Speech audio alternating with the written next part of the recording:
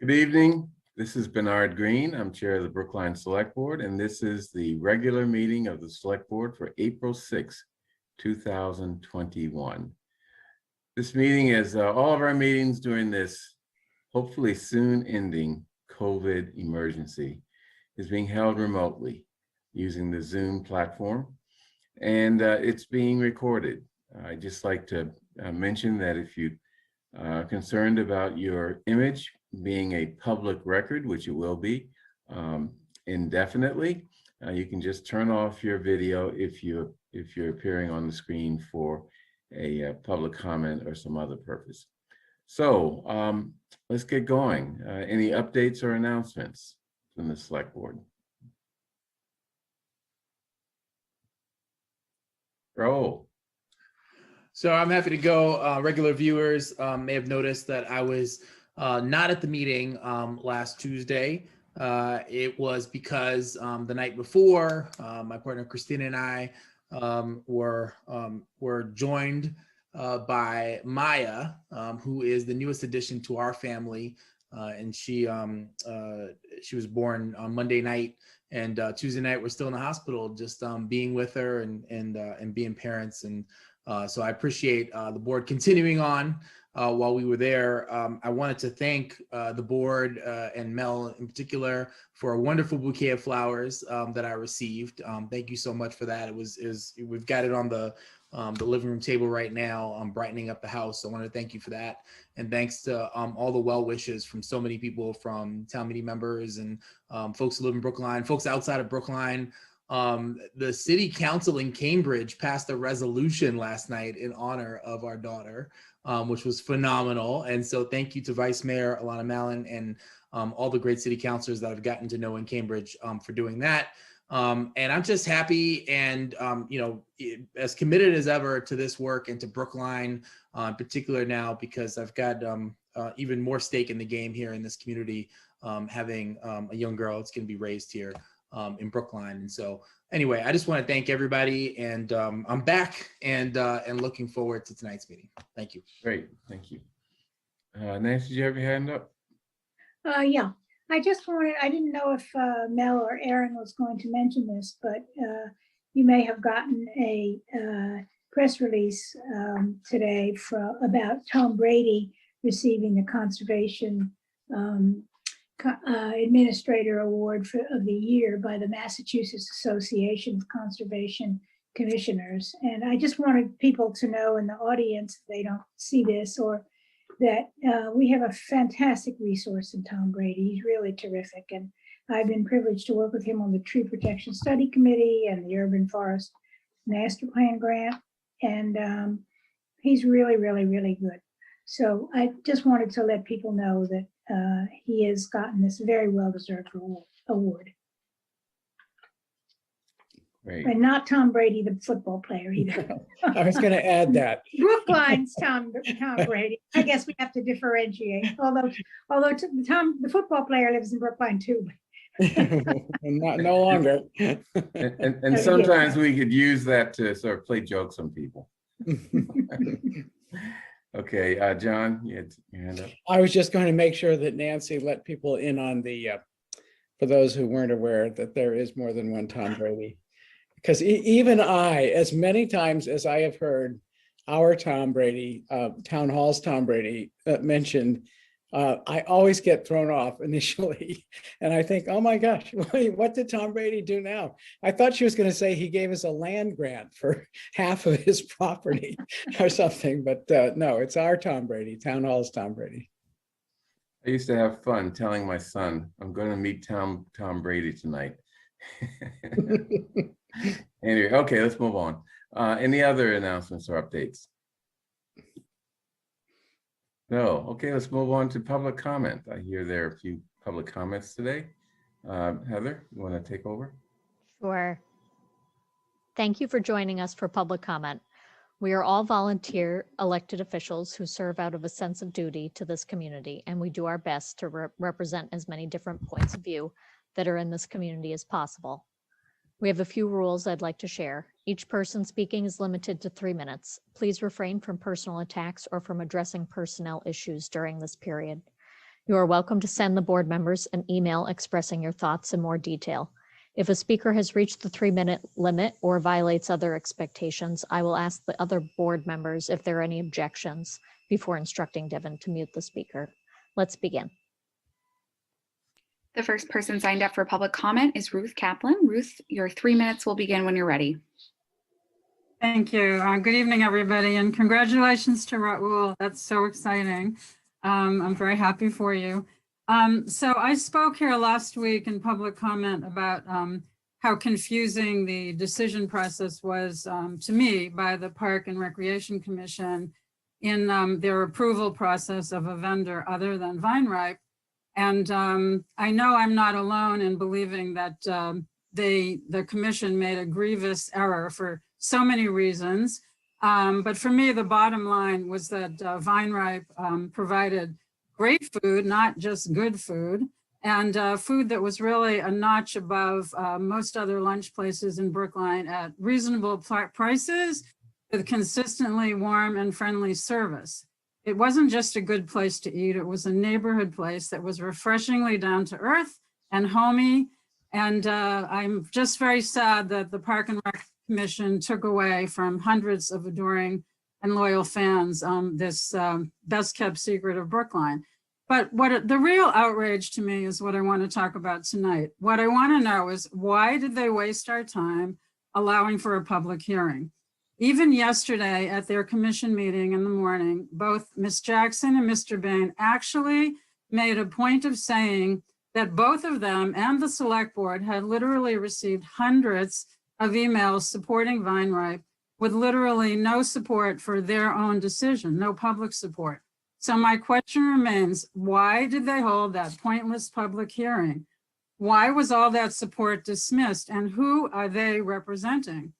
In my mind, there's a fundamental governance failure here. How is it that an unelected and unaccountable board can wield that kind of decision-making authority that completely disregards public opinion? We need to change our bylaws somehow to require oversight by either the select board or town meeting, people who are elected and accountable to the community. In my view, this decision was a travesty, both on the merits and procedurally. The 2-hour or roughly 2-hour public hearing that Ms. Jackson and Mel arranged on May 18th, in my view, was a farce and the kind of thing that makes everyone very cynical about town government. And that's just a shame. You have 30 seconds. Yesterday at their meeting, there was no motion made to reconsider the vote, even though that was on the agenda. And to me, it was, I don't understand why they went through those motions, those perfunctory motions. I honestly don't have a clue. And I hope that this is something that we can think very thoughtfully about going forward in our decision-making process in Brookline. Thank you so much for your time. The next person signed up for public comment is Amy Lampert. Amy, you've been promoted to a panelist, and your 3 minutes will begin when you're ready. Thank you very much. And let me add my congratulations to you, Selectman Fernandez, on your blessing.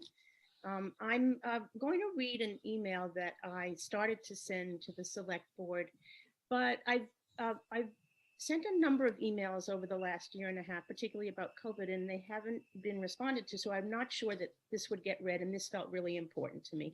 Also on the topic of Vineripe Grill. So let me read.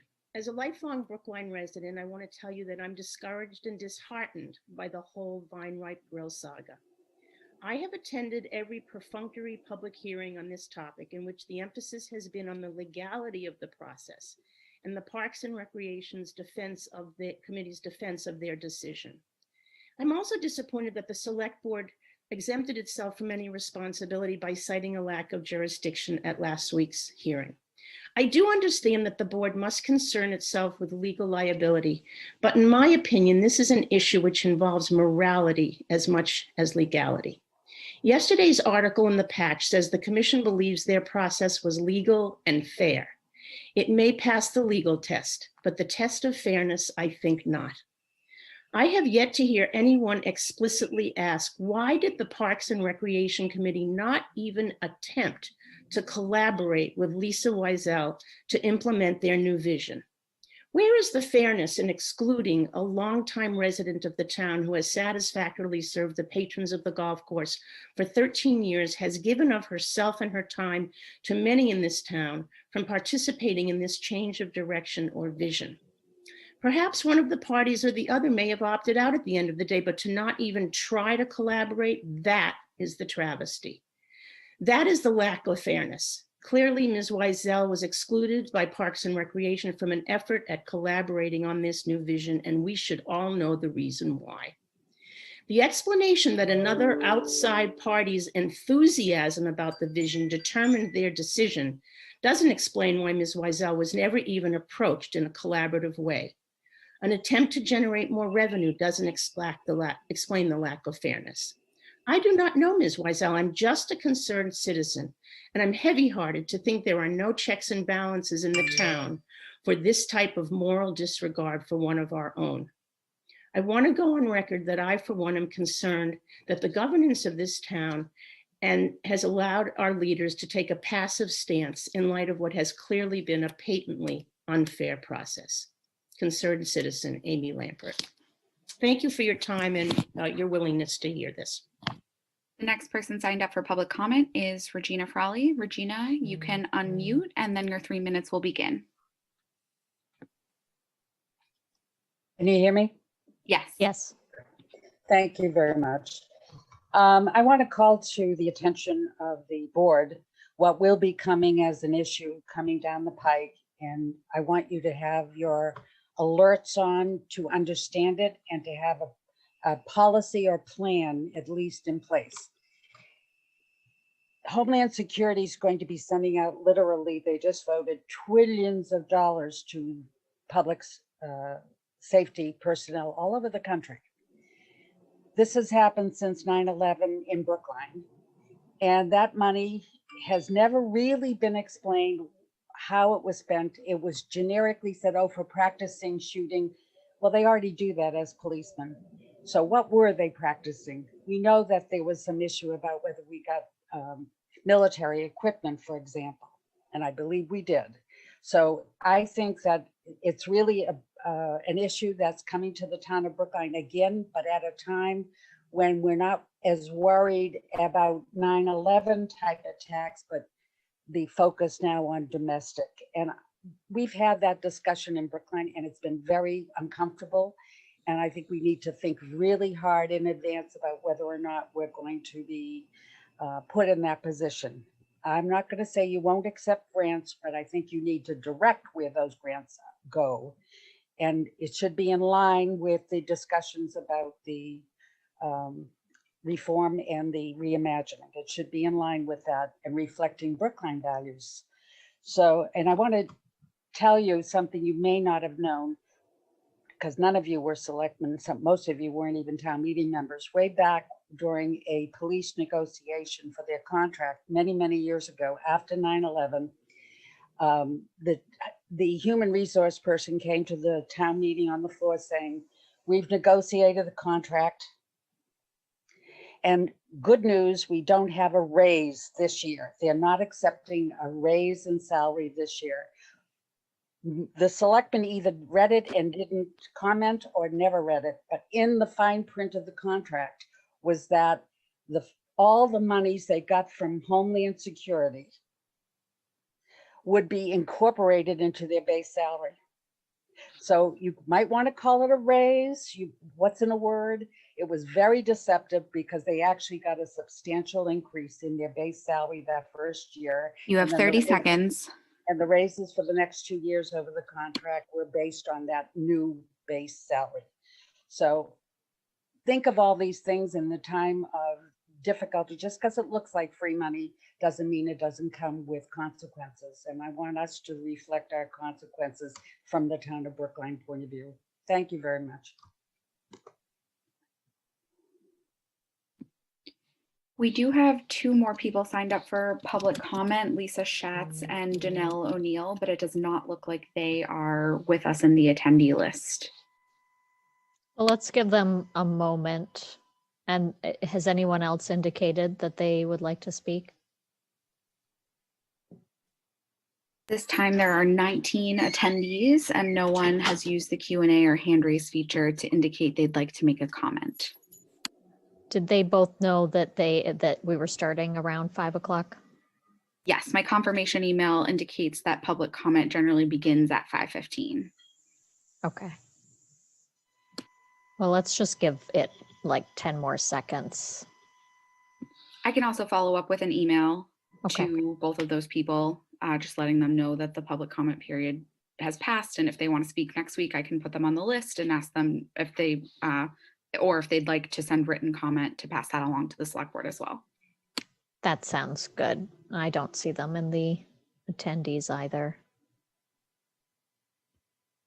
May I just say, just to fill a few seconds, is I'm very interested. I know it's early days with the funds that are coming in as part of the American Rescue Plan, but very interested in the questions that Regina raised tonight. So as we sort of, these funds probably won't be with us for a while, but as we think about, as they start to come in and think about how we might use them, I'm very interested in those questions too. Surprises me from what I know about federal grant money. It is usually never spent on operational costs, and salaries are part of operational costs. So I would be very intrigued to find out what the situation was that allowed that situation. Yeah, and the report of the research of the surveillance committee indicates that that's not the case. We did receive, she mentioned military equipment. We did receive certain types of military equipment, for example, firearms and sweaters and things of that nature. But I think maybe we can provide the board some information on those specific allegations sometime in the future. That would be very helpful. I see Danelle. I see. Wait, before we go, I see Mel. I'm sorry. Were you about to say something? No, I'm just not aware of that suggestion about the collective bargaining agreement. I'm not aware of that. Okay. The next person signed up for public comment is Danelle O'Neill. Danelle, you have been promoted to a panelist. You can unmute and share your video if you're comfortable, and your 3 minutes will begin.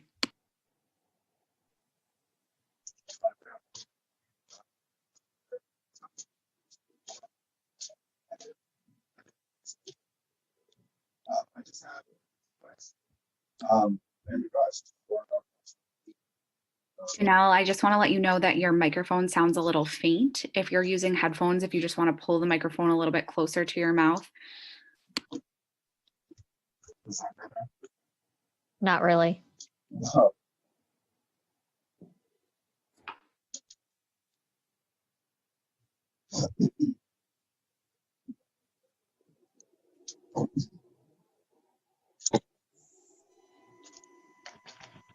Can you hear me? Yes. Okay. Sorry about that. So my concern was in regards to warrant article 28. I wanted the select board to review it a little bit more. I'm in favor of it,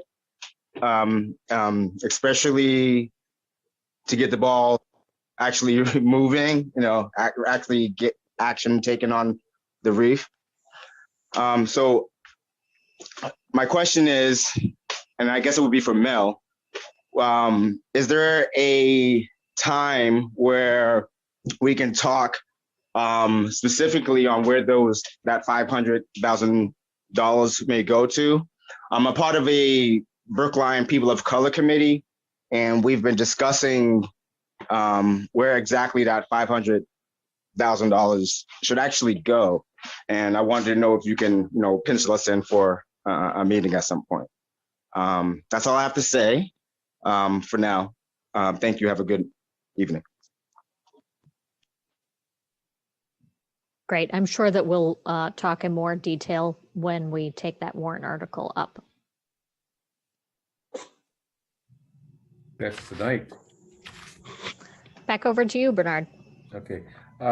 Tonight we're taking it up and we're voting on it. So. Okay, so let's move on. Next, miscellaneous items, question of approving the meeting minutes from, let's see, I think it's March 18, March 23rd, and March 30th. Has everyone had a chance to make comments or edits to those minutes? Bernard, I'll just note that I need to abstain on the March 30th minutes, so if we can take those separately. Oh, I'm Great. sorry. Yeah. Okay, I move approval of March 18 and March 23. All in favor? Nancy, Aye. Heather, Aye. Raul, Aye. John, Aye. and I vote aye. And March 30 minutes, I move approval. Nancy, Aye. Heather, Aye. Raul, Abstain? John, Aye. and I vote aye. Okay, next, item 3B. Question of awarding and executing a contract number PW 2114 for the reconstruction of Columbia Street and Hamilton Road by Fred DeRoma and Sons of Roslindale in the amount of $718,977.27. He was the, or this firm was the lowest bidder out of 7. And I move approval of the bid of the contract. All in favor, Nancy, Aye. Heather, Aye. Raul, Aye. John? Aye. Looks Aye. like- Thanks. Aye. Okay, and I say, Bernard says aye. Next, sale of bonds. Oh, we're getting deeper and deeper into debt, but good debt. And debt at very, very low interest rates. So it's very, very good. So Ms. Franconi, you so lead us through this this era of bondage. Sure. Good evening, Gina Franconi, Finance Director. I am here again this evening to tell you great news about our most recent bond sale. It happened on March 17th.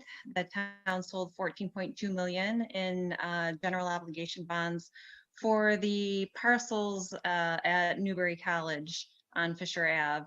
We received 6 bids and the lowest bidder was Robert W. Baird and Company with an average interest rate of 1.889.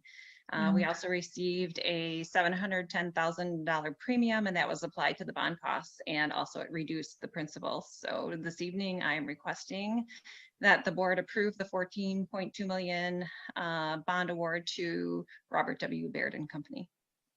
Okay, any questions? The premium explains the difference between the amount of bonds that we're going into debt for and the amount of money we actually need for the Newbury purchase. So, if anyone, Nancy. I would just like to point out that this is, I mean, this is a fantastically low bond rate. We haven't seen this kind of bond rate in a really long time. And I'm sure that it's only because we are a AAA rated community, bond rated community. And it's so important to keep our AAA bond rating. And this is the reason. It really saves us huge amounts of money. And so, you know, I'm happy that our bond rating was approved by Moody's, and I think it's Standard & Poor's as well. Yes. So that happened a couple months ago. So we have it for this whole year. It's done us a huge amount of good. And thank you, Gina, for all your work on this.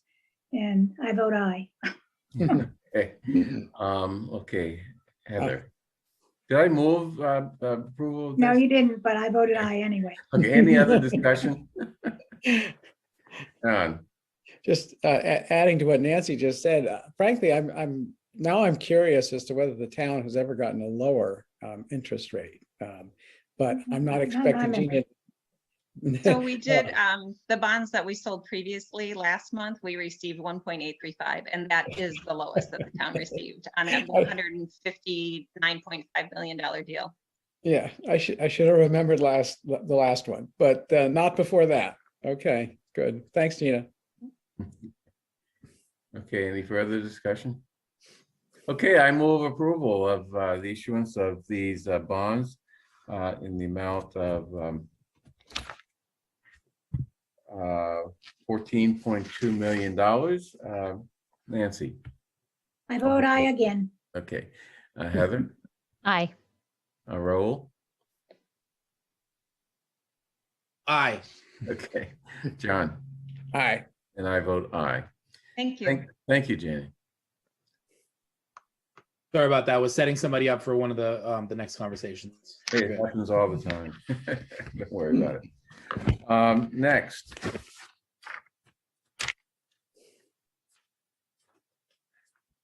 Town of Brookline Housing Authority Working Group interviews. We have interviews for 2 people selected to participate on this working group to look at ways in which the town and the housing authority can work together to maximize resources going to assist the housing authority and their residents, resources from the town to the extent legal and authorized, and from other sources that we have access to. So you want to add anything else, Raul, because you're the representative on this committee? I'll just say that we have Mike Jacobs has joined us as well. He is the BHA Board of Commissioners director and co-chair of this working group. And these 2 positions that we're going to be talking with Kimberly and then Valencia about are the last 2 pieces we need to get going. So we're very excited about these 2 candidates and look forward to introducing them to you. Okay, and I hear that we have 5 minutes for each, so bear that in mind. Do you want to add anything, Michael? No, I just think we should just get going. Raul and I are excited to begin this working group. Okay, so let's start off with Kimberly Richardson. Do you introduce yourself and why you're interested in being on this working group? Hi, good evening. My name is Kimberly Richardson. I am a Brookline Housing Authority resident. I've lived here since 2013. I'm a mother of 8. I am interested in any way I can better work on supporting Brookline Housing Authority residents. Sometimes feel like, and I'm not even sure that's like something that is part of that job, right? But what I know is as a housing authority resident, many of us, I don't know, it feels like we're lost. We're like forgotten people here in Brookline Housing Authority, and that doesn't feel good. And so I want to support in any way I can so the people in Brookline Housing Authority don't feel that way. Okay, any questions from the select board? No. Oh, I'm sorry, go ahead, John. You're muted. Sorry about that. I wanted to say hi to Kimberly and to say that as a follower of the contributors to the Police Reimagining Task Force, she's been outstanding in terms of offering honest and forthright views from the perspective of a Brookline Housing Authority tenant. And I think it's been an education to all of us to get the kind of insight that she has brought to the process. And so I just want to take this opportunity to thank her for that. I appreciate that, Mr. Van Soik. Did I say Van that? Scoik, and thank you for being so. I remember one meeting where you were very careful about the pronunciation of my name, and I thought, well, that's very nice of her. Yeah, I hate to mispronounce people's names, so I was going to just say Mr. John, but thank you. I That's appreciate okay. your kind words. Well, we now call him John because I don't want to mess up his name. Thank you. So you mentioned that you feel like residents of public housing are forgotten people. Could you sort of elaborate on that? What you mean by that, and what do you think this working group could do to address that problem? So let me be, first of all, very, very clear that I'm not sure all the things that the working group is looking to do. And when I heard from my now I call friend Dr. Fernandez, I anytime I hear anything about Brookline Housing Authority, I'm there for it. I'm there for it because I've lived here, and when I moved here in 2013, I sat here silently, quiet. I went to work and I came home. I didn't make waves. My home, it's not a nice place to live, but I choose to live here because I wanted my kids to have the best school that they can have.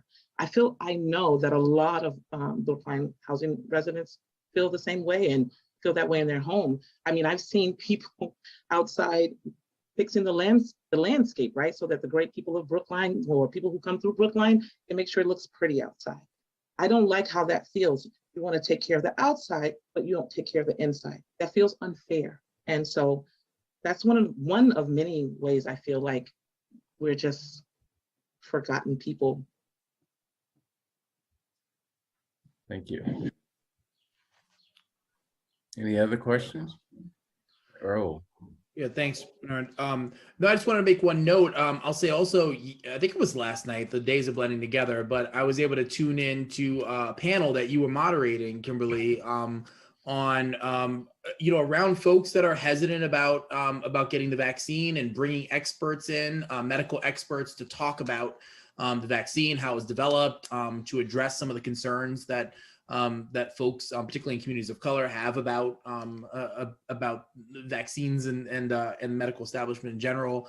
And I thought it was really expertly done. And I think that's one of the ways that I hope you can help us is really bringing attention to some of the issues that many of us in Brookline aren't even aware of around these things. So many people, think, folks are rushing out, waiting in line to get the vaccine.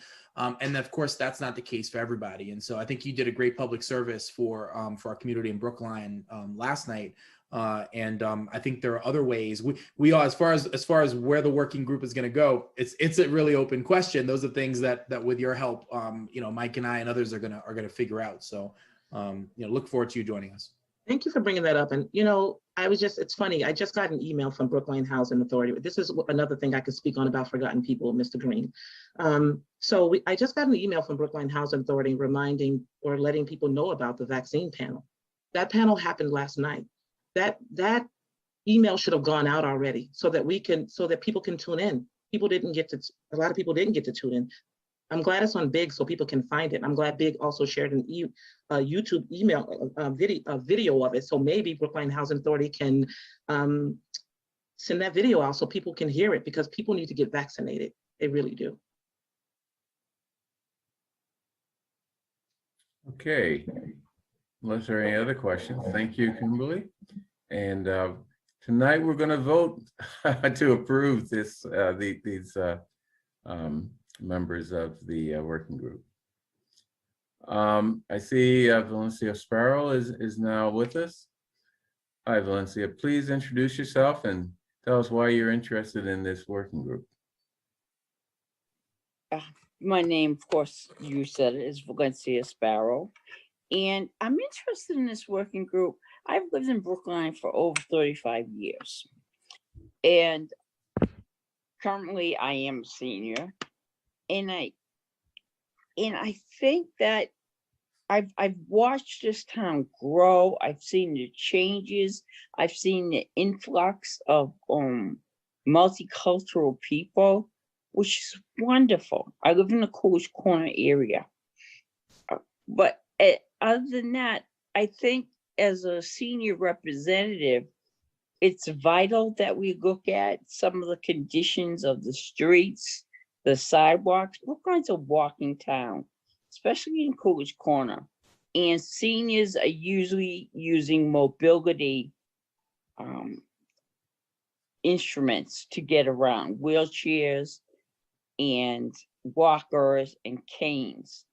And so it's vital that the ramps and the streets, because sometimes they walk in the street or people take their wheelchair in the street, that they're level.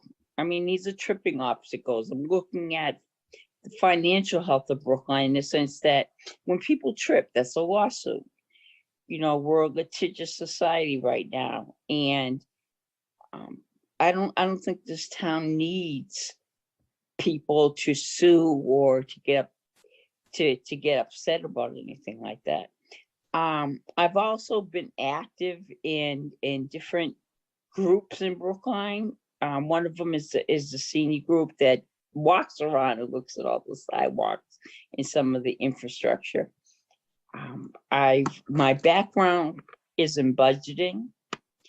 You know, I was a budget analyst for many years. And I graduated from college with sociology and African American African American degree.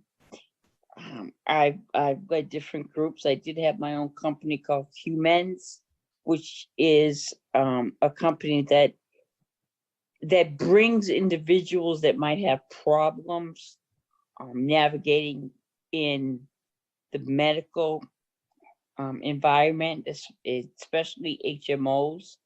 And I've worked with people individually. I've also led a class at Harvard Community Health Plan, but that was years ago. So I just have a general interest in the health of the town of Brookline. What brings people together? How can we include more people into this town? I think this town also is not transitional, but people come into Brookline to work and leave. And these people, they buy products, they have an impact on this town. And what is it that we can do to continue to have these people feel welcome?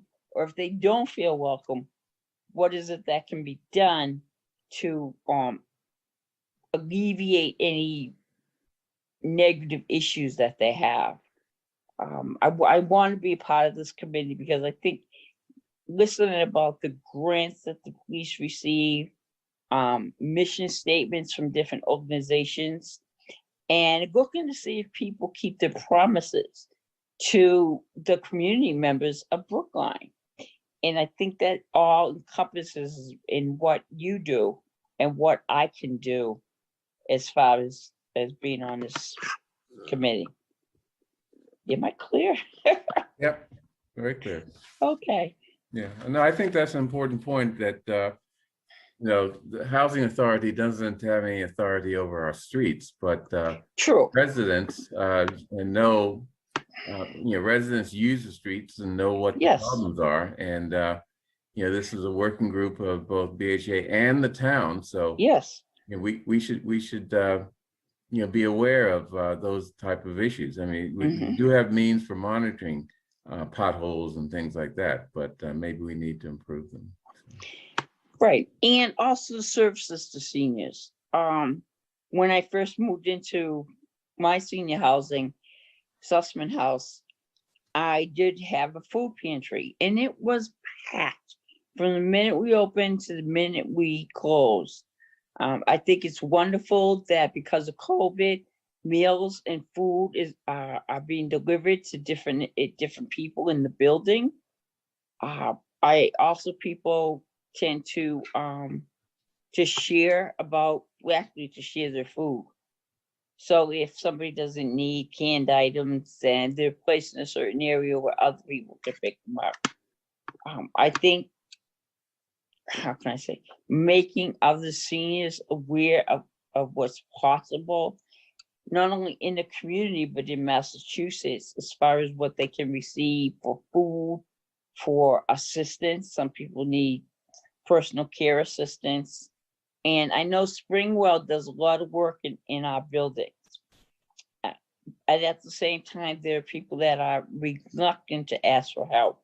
So I think just being a member of this committee allows me to hear what's going on in Brookline and bring it to the individuals in my building and maybe work with the housing authority to make sure that other senior buildings are aware of the different programs that they can enlist in. Okay, any questions from the select board? Or other comments? Nancy. Hi, Valencia. Hi, Nancy. How are you? Well, thank you. And what you think of the services provided by the senior center? And are they involved in public housing? I believe they are, but I want to Yes. hear your perspective. Well, the services given by the senior center, it's a vast amount of services. And the classes, the physical educational classes, and just the community classes that help for community gatherings. I know that there are a lot of seniors in my building and in other buildings that aren't aware of the transportation opportunities with the senior center. And I think that's important because not right now, but in the wintertime, I see people struggling with cabs. And I don't want to talk negatively about the cab drivers, but they're not as attentive as they could be sometimes. And the threat of falling is, I mean, that's a big worry for people in the ice. So there are just different things. I think the senior center addresses a lot of the concerns of the people in Brookline.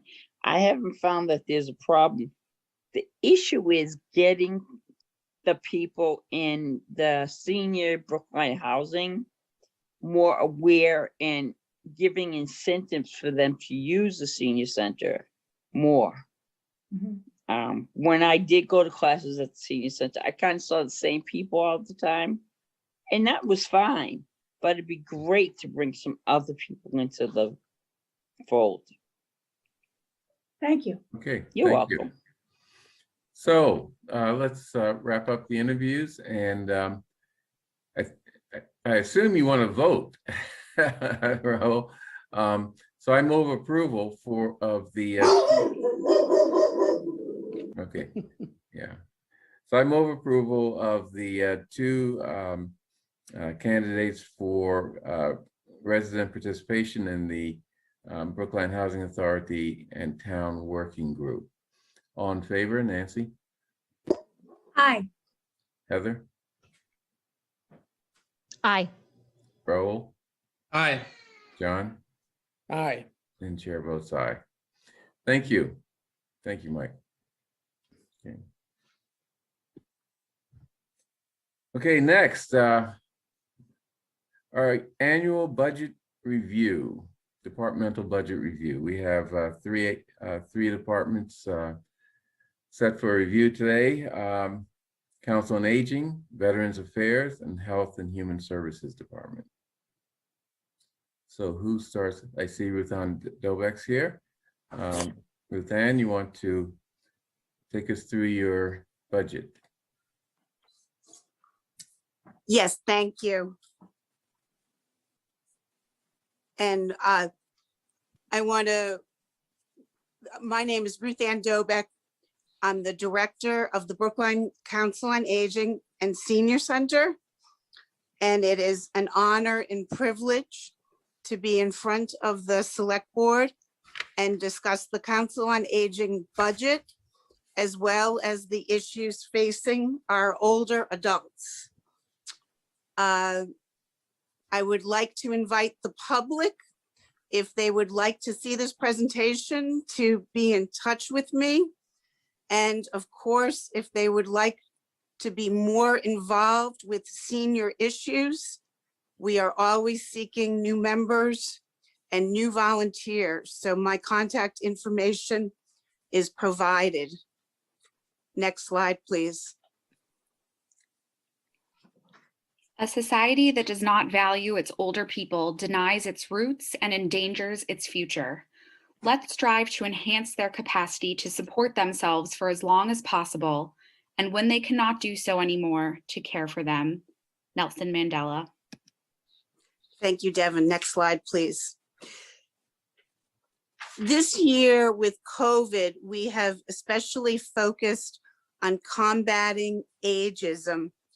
One of our objectives and accomplishments is to reach out across the town to boards, commission, young youth groups, older groups, housing, etc., and discuss the issues of ageism. COVID-19 has placed a special emphasis on how vulnerable older adults were during the pandemic, from the issues facing those in nursing homes to those in the community who were isolated. It has brought special attention to this important ism of ageism. And so that has been a focus for this year and going forward, which we will be spending some time. Whenever we're talking about our older population, we always start with the demographics.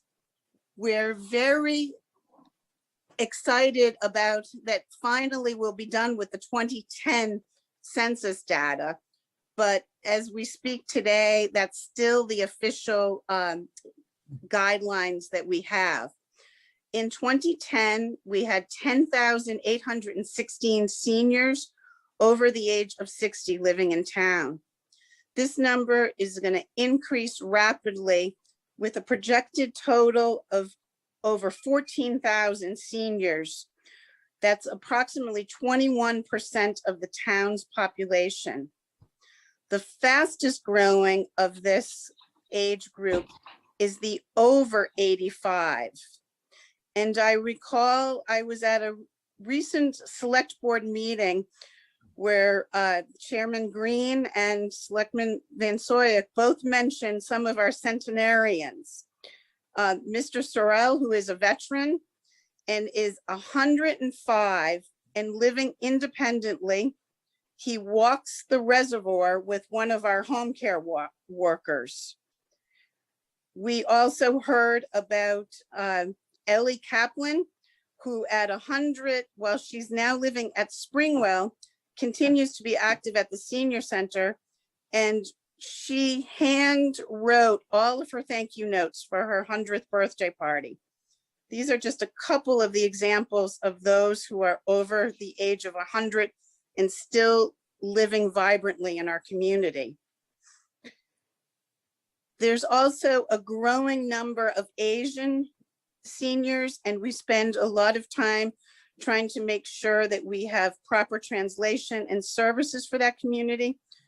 Right now, we're still using the 9% statistic, but again, we anticipate that to be dramatically increasing once we get the 2020 census data. The major issues that the council continues to face regarding housing, home care, aging in place, social isolation, diversity, and maintaining a lifestyle. Next slide, please. Poverty continues and financial insecurity a major concern. Couple of statistics that jump out and are easily understood to see this dilemma facing our population. Approximately 18% of our older adults have an annual income of under 20,000. Imagine trying to live on that in Brookline. Another 39% are under 50,000. This allows us to see the importance of safety net programs, which we are running, everything from assisting people with fuel assistance, SNAP food applications, Medicare counseling, and more. Next slide, please. We're also concerned with the high cost of living. When you factor in what it costs to either rent in Brookline if you're not in a subsidized building, or maintain your property tax and other home maintenance, puts a great deal more seniors at risk for financial insecurity. And we use the UMass gerontology statistics to guide us of showing that the cost of living is so much higher in Greater Boston than the federal guidelines for what is considered to be moderate or low income. And I think that's something that anyone who lives in Greater Boston fully understands. Next slide, please. This year has been a major focus, of course, around COVID-19 and the pandemic. It's amazing that well, 12 months ago, I know the date well, it was March 12th when we had our last program at the senior center in 2020. At that time, we had no online presence, very few emails going out to the senior population. Most of it was happening in our space. We quickly pivoted to be able to provide a wide range of programs online. And again, it's in great thanks to many of our volunteer program leaders who took their classes and made them available on Zoom or in another manner. We did hundreds of wellness checks and emergency contacts for people. Transportation shifted to providing medical transportation and getting people subsidized appointments on various Lyft, Uber kinds of transportation modes. All of this geared us for essential service work. A major focus were around food insecurity programs, getting groceries to our senior homes, as well as non-perishable food commodity. And then we established, once we got the green light back in June for a partial reopening, for a 3-day-a-week grab and go lunch. We see between 65 and 70 different individuals Monday, Wednesday, and Friday for a hot lunch pickup, and even socializing in the driveway while they can't come into the building. Next slide, please. COVID has also increased our need for securing, sanitizing, and keeping all systems in compliance with public health regulations. All of this is both costly as well as staff time. Little things like only one person or a household can be on the van or bus at one time. We're used to having full vehicles running one location to the next. This has meant the drivers can only go to one household, have to sanitize between their trips for medical transport. Similarly, when people come into the building for appointments, there's a great more deal care going for contact tracing information, sanitizing, separating physical distance, and the like. So all of the COVID work has been enormous and costly for both the staff and for all of us. Next slide, please. In addition, our social workers have been functioning in almost a crisis intervention mode. Since we've been remote, they've been providing consultation, resources, support, family intervention, all to keep our seniors in good health and keeping the anxiety and the stress levels down. A couple of examples that I wanted to highlight. Oftentimes our social work cases are confidential, and due to HIPAA regulations, we're not discussing a great deal, but these kind of highlight some of what we dealt with during COVID. This February, right before President's long weekend, on a Friday afternoon, an older man, 85, was discharged from the hospital. And when he returned to his home where he lives alone, his oil burner was down. We were able to get him repairs and convince him that since the repairman was not going to come until the next week, that he should not stay in a house where the temperature was going to be below 0 over the next couple of days. And we got him to transportation and got him to go to one of our local hotels for safety. Another example during COVID has been couples dealing with this issue. And we had a husband and wife who both came down with COVID. The husband is actually the primary caretaker for his wife. And of course, as one would guess, he was the one who got sicker and was actually hospitalized. This meant that a wife with short-term memory loss was now at home alone without food preparation, anyone checking on her. And that became a situation where our social workers were able to get her in-home service for safety until the husband was discharged from the hospital. Next slide, please. So all of this brings us to where we stood with our budget in FY 21, the current year that we're in. And as you would recall, due to the fact that we had reduced services in our building, our budget was cut by 10% for this year. And that was a $92,000 decrease for us.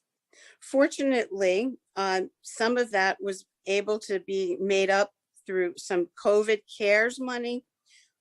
We were able to get a grant from CDBG of $39,000. Again, this was providing some of that grocery service and transportation for food service and food delivery for those most vulnerable and in need. We've also increased our fundraising efforts, and the community has responded very generously and was helpful in making up some of the deficit. And other grants have also been utilized in order to support our basic and essential services. One of the other ways that we were able to get through this year was through not filling some staff in a timely fashion so that we were able to save money. This is not something we recommend, of course, for going forward, but it worked for FY 21. Next slide, please. Our budget request for 22 is $988,600 and some dollars. This represents that we will be restored 72,000 out of that 94,000 that we lost in 21. We'll still be down 22,000 in this upcoming fiscal year. And the 22 budget, we like to remind people with it being so heavily on personnel that again, any of our cuts means a loss of service. The other cut that was sustained in 21 that we're hoping to get back once our doors are open to the public was the long and very well utilized program for low-income seniors who work at the center and receive some stipend for their very hard work. So that is something that we're hoping to, again, pull back into in the future in 22 and moving forward. Next slide, please. There's definitely reason to be optimistic. The last month and a half, we've been working dedicatedly with emergency service and public health in order to get our seniors vaccinated. We've been providing free transportation to vaccine sites and working with both the housing authority and again in public health and emergency services, getting those in housing authority vaccinated. And now we're very pleased that with the Johnson & Johnson shot in hand for our homebound, not just the seniors, but anyone homebound in the community, will be starting next week and providing that service to the community. With that optimism though, one of the questions we get asked all the time is when will public gatherings begin in full swing? And I would like to report that we had to submit something to the town administrator as of March 31st And we went through every service and program that we formerly offered before the pandemic, as well as new offerings. And I'm proud to say that the Council on Aging, as of March 31st, is fully operational. The one limit is that we still are not allowing public gatherings in the building. And again, we're moving, just like all our colleagues across the Commonwealth, with caution and deliberate speed on that. So we're hopeful that sometime maybe the fall will mean that public gatherings, perhaps the summer, if all works out with vaccination rates and COVID, that in-house programming or in the building program will begin again. Next slide, please. There's a couple of long-term issues that I would like to bring in front. You know, we're often talking about some of the short-term unmet needs, putting, as they say, finger in the dike to get through bad fiscal times and looking at what is critical as of today. But there's a couple of issues that are more long-term that I would like to direct the public's attention to as we move forward. The statistic that I often like to cite is remembering that in 2030, which when I first started saying that seemed so far away, and now it is closing in pretty quickly. 2030 will be the year that the oldest baby boomers are over 85. And again, that's the most rapid growth population. They'll be here. And the youngest baby boomers will hit 65 and be in their early retirement years. So that population is critical mass, is fast approaching. And with that, I think the town and the Council on Aging should be looking at a strategic plan for the 2030, for the next 10 years. And what are our needs? Where are the gaps? Where do people want to put their attention for a number of different issues facing older adults? Another issue facing is the fact that the current senior is over capacity and just about filled from morning to evening when we're open with public gatherings and spaces.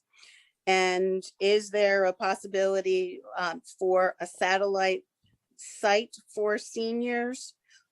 This year, a number of people have brought attention at the Newberry College West Campus site as a possible satellite site. If there's housing, additional housing, if there should be community space for older adults.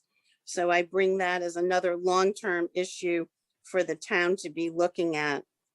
And lastly, around transportation. So much of our transportation is funded through grant programs and various innovative means. And I throw out that there's perhaps a challenge that a long-term transportation objective is a possibility. We look to communities like Newton, who addressed this in the last couple of years. And again, transportation is such a critical need and is going to continue to be something that we need to deal with. So I leave you with a couple of very long-term goals to think about. And as always, I'm here to respond to questions, concerns, or other details that I did not report on. Thank you. Thank you. Any discussion from the select board? Raul. Thank you. And Ruth Ann, thanks for the presentation. You and I spoke a while back, and one of the things we talked about was the social service supports that are available through the COA and Senior Center, and in particular for folks who speak a language other than English. I'm wondering if you can just tell folks exactly how someone who speaks a language other than English is getting support right now, and what is it that you'd like to see moving forward in terms of enhancing those supports? Thank you. We've had a long-term commitment to being able to provide services in whatever language our community members are comfortable and speak and need translation. Usually, and since the Senior Center has opened, because we don't have translation services or enough staff that often will speak those languages, there's a couple of ways that we've dealt with this. One is that we partner with various other agencies to provide that. So for our Asian community, we have a partnership with Greater Boston Golden Age Center, and they provide outreach worker on Monday and translation services, sometimes as needed. And then we also have a relationship with Spanish immersion program that also provides some of those services. In addition, that's some of the group that we discussed who receive stipends from the Senior Center for working with us. So we have a Russian older adult, a Hispanic speaking older adult, and a Mandarin Cantonese speaking older adult who through our program, this grant program, receive small stipends to be able to receive translation services. Again, that's a constant need for the community to be addressing translation, and that is the way that we've been dealing with it. All right, thanks. Yeah, I'll just point out that's one of the issues that was brought up in our conversation around greater support and enhanced support for the Asian community in Brookline is more translation services. And I know the Commission for Diversity, Inclusion, Community Relations is looking, they've got a working group on immigrant advancement. And this is another issue I think that's going to keep coming up for us. So figuring out how we provide those kinds of supports is going to be important. You think about someone, who speaks Mandarin or Cantonese, sort of really being able to come into the center on a Monday to get the kind of support they need and not having the same kind of flexibility that others in our community have. So, I'd certainly support efforts to increase and enhance those services. I'll leave some room for other board members. I may have some other questions, but I'll take a step back. John, did you have your hand up? I did. Thank you. Ruth Ann, thank you very much. Terrific presentation. I'm just going to comment on a few things that struck me during the presentation as a senior citizen myself. First of all, I have to mention to those who might not have done the math, President Kennedy, who some of us remember, from our childhood, would be 104 years old this month. That takes a little getting used to, but that might give you a sense of how many years have gone by since that era, but also a sense of this baby boomer phenomenon of the aging of the baby boomers that Ruth Ann mentioned. And that leads me to the second thing I wanted to just comment on in her presentation. I'm so glad you mentioned strategic planning. And in particular, I just wanted to bring up the term, the silver tsunami, which is, I'm guessing is a familiar phrase to Ruth Ann and maybe to others as well. And she mentioned 2030. I'm just going to add two other statistics having to do with 2030, and actually this is 2035. 2030 is the milestone year, and I'm reading from an account of this, in which older people will actually outnumber children for the first time in history. And the other statistic I was going to mention is that by 2035, their demographers are estimating that 78 million people will be over age 65, 76.7 million will be 18 or younger. So strategic planning is going to be essential. And the final comment I want to make, and forgive me for commenting, but Ruth Ann might want to just comment on what I've said, is that she did say, and I want to underscore, the senior center actually can receive private donations. And so for anyone who's heard this presentation and is motivated to help beyond, deciding how we can find the money in the budget to help, just visit the Council on Aging and learn how contributions can be made to the senior center, because that's actually an important part of the budget for the work that the senior center does. And I'll just leave my comments at that. Thank you. I definitely agree with your first one around the demographics. It's something that we're well aware of and want to make the whole community as aware that you just said that this is definitely the older adults are here to stay. And we really need to be addressing their needs in a very systematic and strategic manner. And thank you for the plug for our nonprofit. And I'm reminded that I did not give the usual statistic that I cite, which is that 70% of our funding comes from the municipality. The other 30% is most definitely through federal, state, and private donations. We have a very active nonprofit arm, the Brookline Multi-Service Senior Center Corporation. Usually you'll hear us saying, come to our autumn benefit, which is our biggest fundraiser of the year. But that is the arm that accepts donations, and the community has responded in COVID. I want to thank everyone for being generous, but let's not let down our guard and continue to support us. Nancy?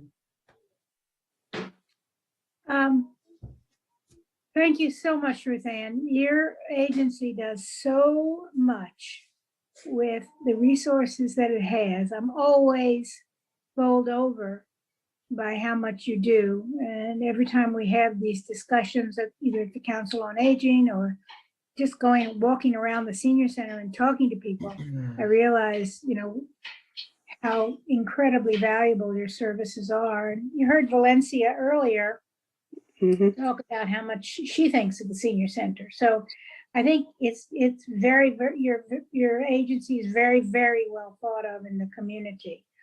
I'm mostly interested right now in not only how we increase your budget for the future to meet the needs of the growing senior population. And I think you're right. We need a strategic plan about this. 20+% of our population are seniors.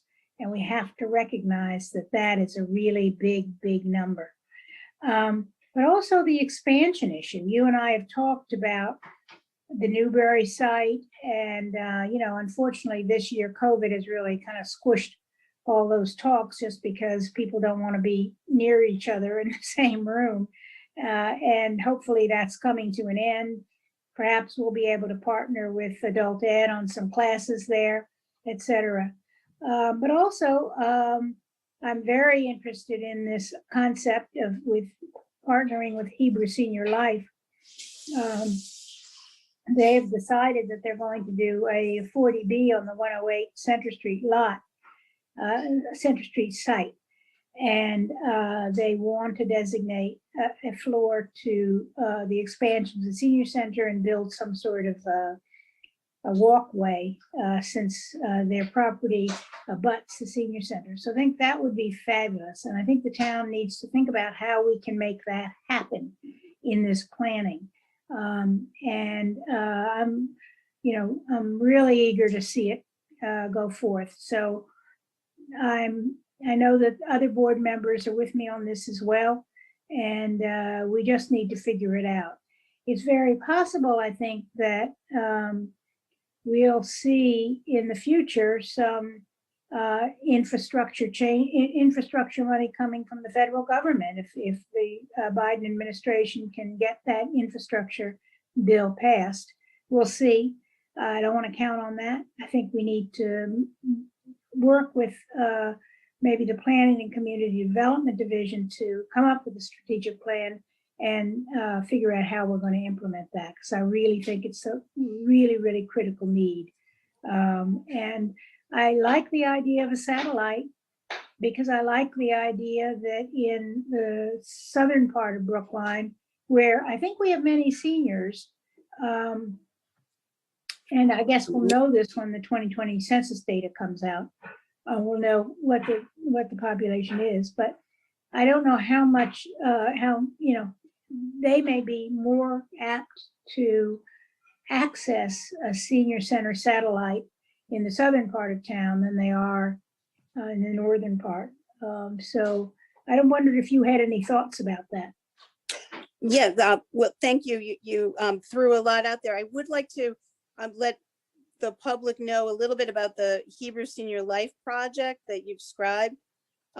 They have a proposal. It's the in between 100 Center and 112, which is listed at 108 Center Street. Currently, it's a Victorian house that they own. And they're proposing an affordable housing on that site. And in it would be, if there is private fundraising available, we're seeking donors and other possible funding sources through private means for 5,000 additional square feet for the senior center expansion. This site also would provide a cafe kind of for some snacks and meals, outdoor space for recreational and sitting, some gardens, some green space, and much needed classroom, maybe 2 additional with that 5,000 square foot that could be used from everything from exercise to again, classroom. Most definitely there's a need in the South Brookline for either a satellite site, or one of the other concepts we call it is a senior center without walls. If we can't have an actual building, it means bringing our programs out. We've done well with working with the library in Putterham, but that's actually a small site and doesn't have enough room either. But we do provide a book club there, some exercise class, and seniors were playing mahjong and bridge and some other social games at Putterham. But all of that is most definitely something that needs to be considered. And you're absolutely right. The South Brookline does have a growing demographic of seniors, both who have lived there long-term, but as well as growing in aging in place there. I thank you, Nancy. I did also want to just underscore how much we're dependent on volunteers.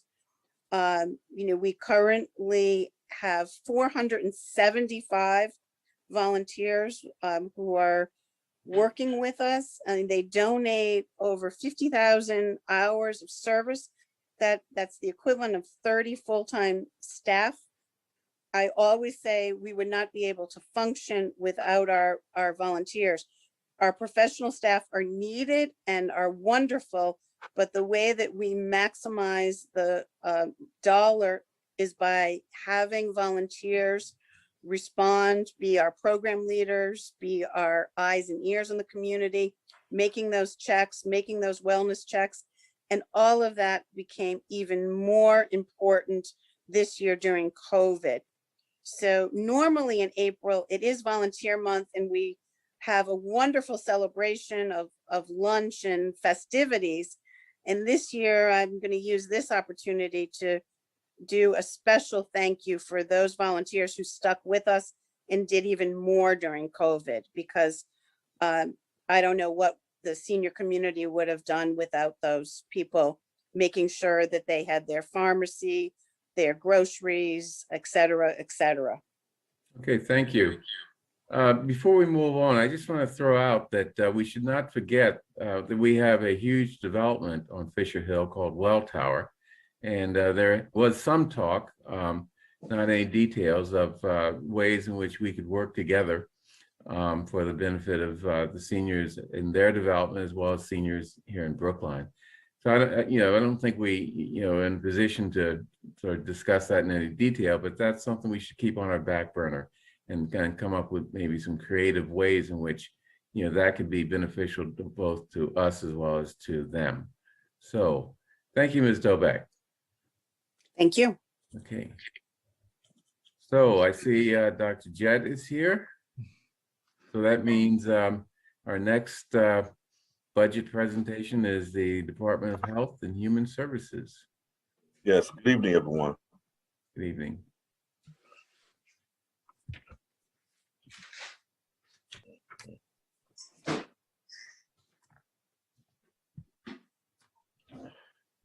Well, I'll try to be very brief as possible.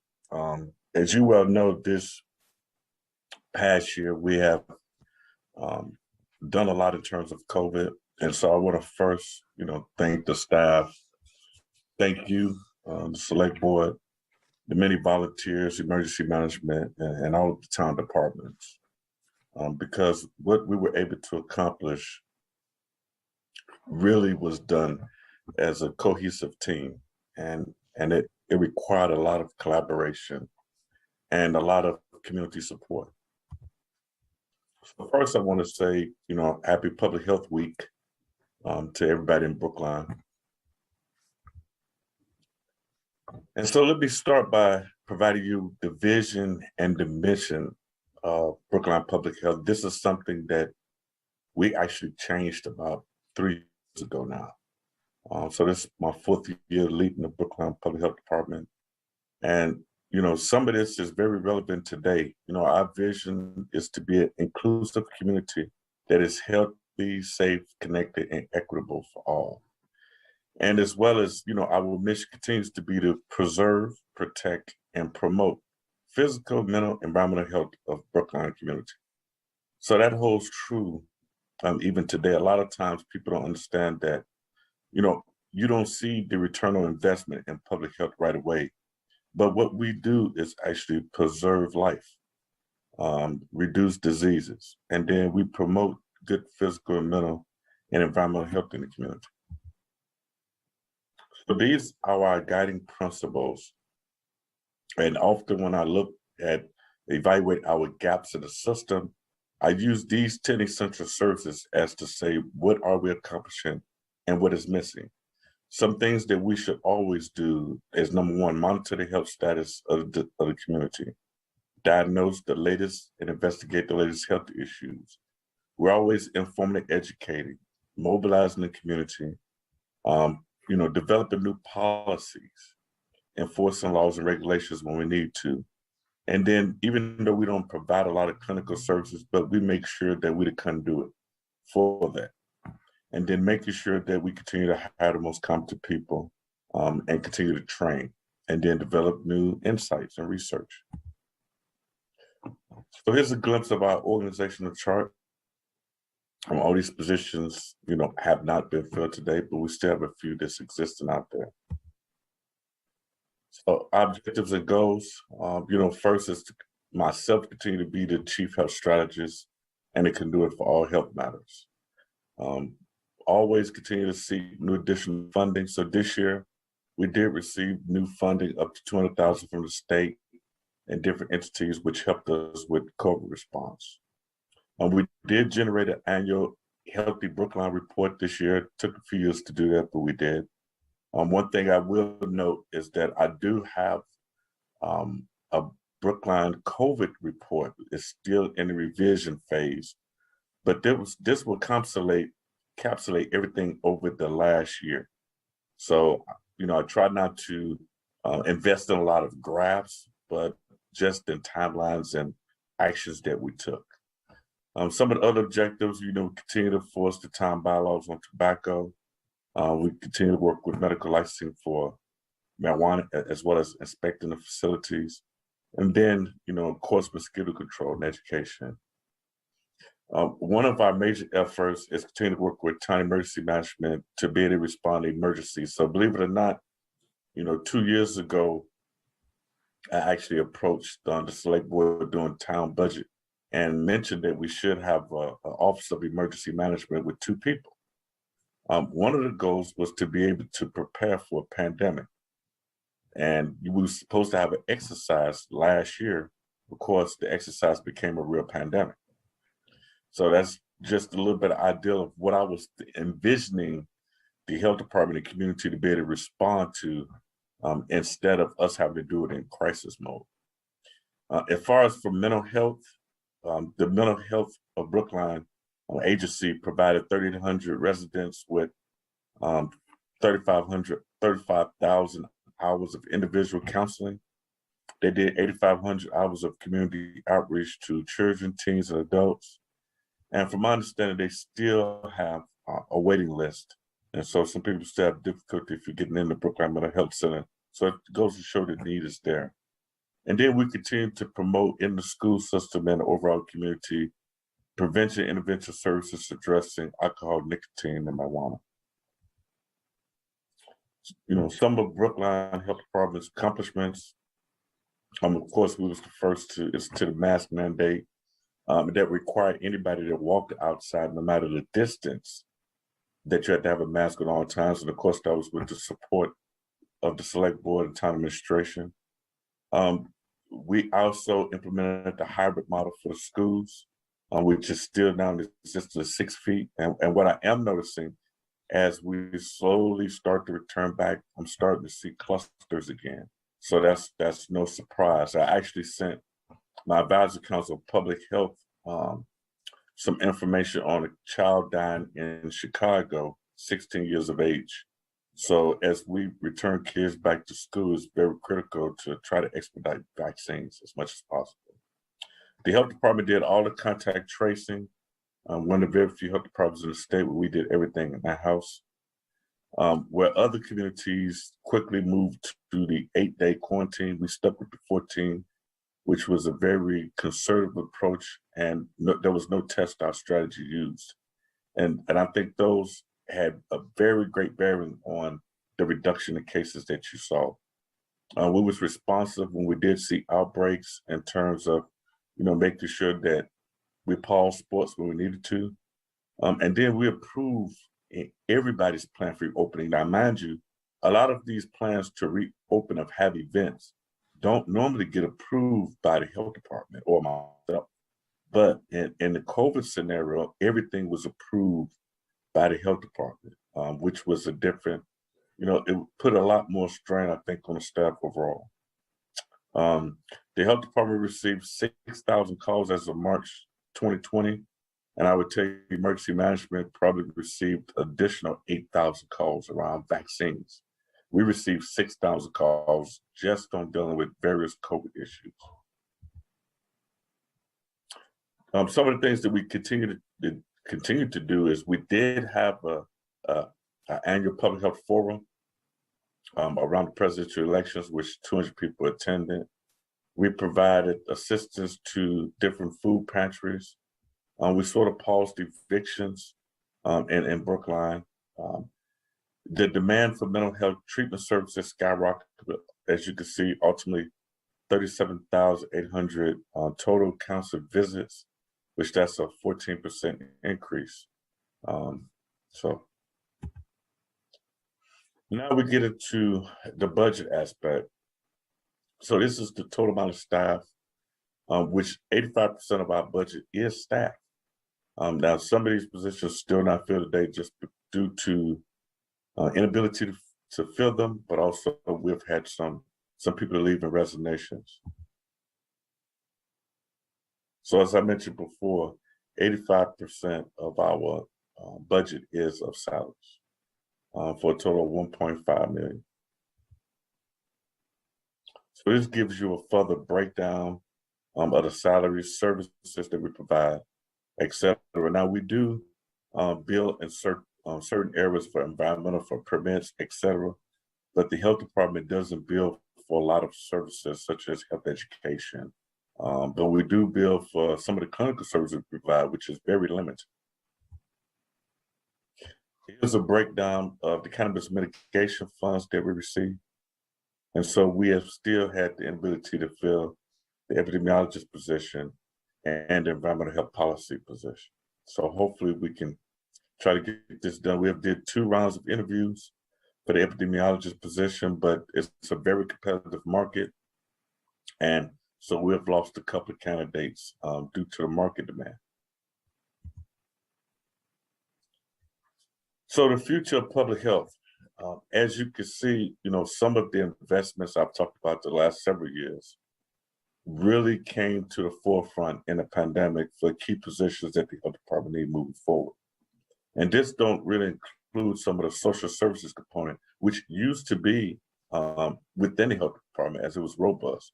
But communications and public relations person, it became one of our Achilles until we hired somebody, and thank God we did hire somebody, to be able to speak on some of the public health, just to put out press releases and set up if we needed to do interviews and be able to arrange that so it didn't fall on my internal staff to do it, which really don't have that expertise. The next phase is, in order to address some of the gaps that the health department has and the community, we really need to move toward doing a community health needs assessment and an improvement plan. And with those phases, that leads us into redoing our strategic plan and applying for accreditation. Now, what the accreditation process does is it allows us to see what the standard of a health department should be and what is the appropriate staffing model you should have based on population size. So there should be a methodology that we can look back at, 5 years from now. How do you allocate a budget to the health department? Just because you don't see the services or the return on investment right away, it is similar to police. It's similar to what you see for fire. It is a preventive service that keeps the community safe. When you don't have that staffing model in place, then you don't have a guarantee that the work of public health is being done. And that's something to be very critical of and moving forward to the future, because as you begin to look at now adding these social services component, when the years come when there's budget cuts, if you cut these programs again, those gaps will still exist. And so as I go further down, one of the things I know we need is we only have one person that's in community health education. That should be a 2 or 3 person team within the health department. And it educates not only within the school system, which we don't have, but also for a broader community. And then the creation of looking at some of the community-based issues that have arisen due to a pandemic. So these already existed in the community anyway. Some of this was part of what Dr. G's office did that was part of the health department, because we did have clinical psychologists within the health department that work with the community. So we're sort of missing that component as robust as it can be. Then I still show this picture because I like, this was one of the first years I came and we were all in one building. So some of the faces are slowly changing, but it still, I want to thank everybody for the support. And I was very brief, so I can open it up to questions for everybody. Great, thank you. Any questions from the select board? Roll. Thanks, Bernard. I'll just start. I deferred a little bit in the last conversation, so I'll just say briefly on the last conversation first. Just a couple things for us to consider as we move forward. I know there was a piece about the TNC funds, which are those funds from Uber and Lyft. That seems to me like that's going to be very slow to recover. Probably is going to lag just about everything else in terms of folks feeling comfortable hopping in Ubers and Lyfts, even if they feel comfortable sitting outside at restaurants. They might not do that. And just thinking about the impact that that might have on anything that's funded through there, including senior transportation. The other thing I saw there, and this is a question that I'm gonna ask Dr. Jett to weigh in on, is around an increase in cleaning services there at the senior center by about 11K, which is great. but also the senior centers are going to open for a while, hopefully soon, but maybe not for a while. There might be some savings there. And also we got this recent guidance from the CDC around the odds of contracting COVID from a surface being 1 in 10,000. It doesn't mean that we don't clean surfaces anymore, but the sort of the pattern that we've been in with respect to disinfecting, like large scale disinfecting on a day-to-day or week-to-week basis. We need to keep clean, but maybe not spend as much as we have been on disinfecting. I don't know, Dr. Jett, if you think any differently about that. Give me 1 second though. This is the last thing I'll say on the COA budget is I know there's been a lot of conversation about trying to cover the costs that Ruth Ann mentioned in her presentation. I wouldn't be surprised if we saw a budget amendment at town meeting to that effect. And so I would just encourage us to be a bit proactive about seeing if there are any increases we can make now before we end up sort of haggling over a budget amendment at town meeting. So I just want to throw that out there. So Dr. Jett, that question around cleaning, what do you make of the recent guidance by the CDC? Is that the right guidance? Is that going to impact the way we do things locally in Brookline? Well, I'm sure Mr. Kleckner is probably laughing because I told people a long time ago that we didn't even clean surfaces for Ebola, and that had a 50% fatality rate. And it was only, even I remember in Africa, I had a lot of soldiers scared because there was substance that was on these pallets. And I told them, I said, you probably won't contract Ebola that way. Let it dry out in the sun, ultraviolet light, kill it, and bleach it. So several months ago, I talked to the building department, Charlie Simmons, and I talked to Matt Gillis to slow down the process of cleaning surfaces because I knew it was a 1% chance of 1 in 10,000 opportunity for somebody to contract it from the surface. So I knew that a long time ago. But to me, it was a good promotion for people to clean. So you saw more hand washing, hand sanitizing, and cleaning of surfaces than we have ever done before, which is great. Now, on the high side of that, if you clean too much, then, simple germs people can contract that, and that could be dangerous. One of the studies that I've noticed recently is that people in third world countries are not as likely to contract COVID because they are very germ resistant, because they have a higher immunity, because it is a certain amount of uncleanliness. So that's just something to think about. And they have a certain amount of immunity because of the environment. So you have a low rate of death. And I can see that. America is becoming too clean. We should still be cleaning, but probably more so in hospitals, right, where infection rate is probably higher. So I can tell my wife that Dr. Jett said, don't clean the groceries when they come in the house. Yeah, she probably have to worry about that one. I've been saying that Wash for the a long produce, time. but you don't have to worry about produce, washing of course, out. right?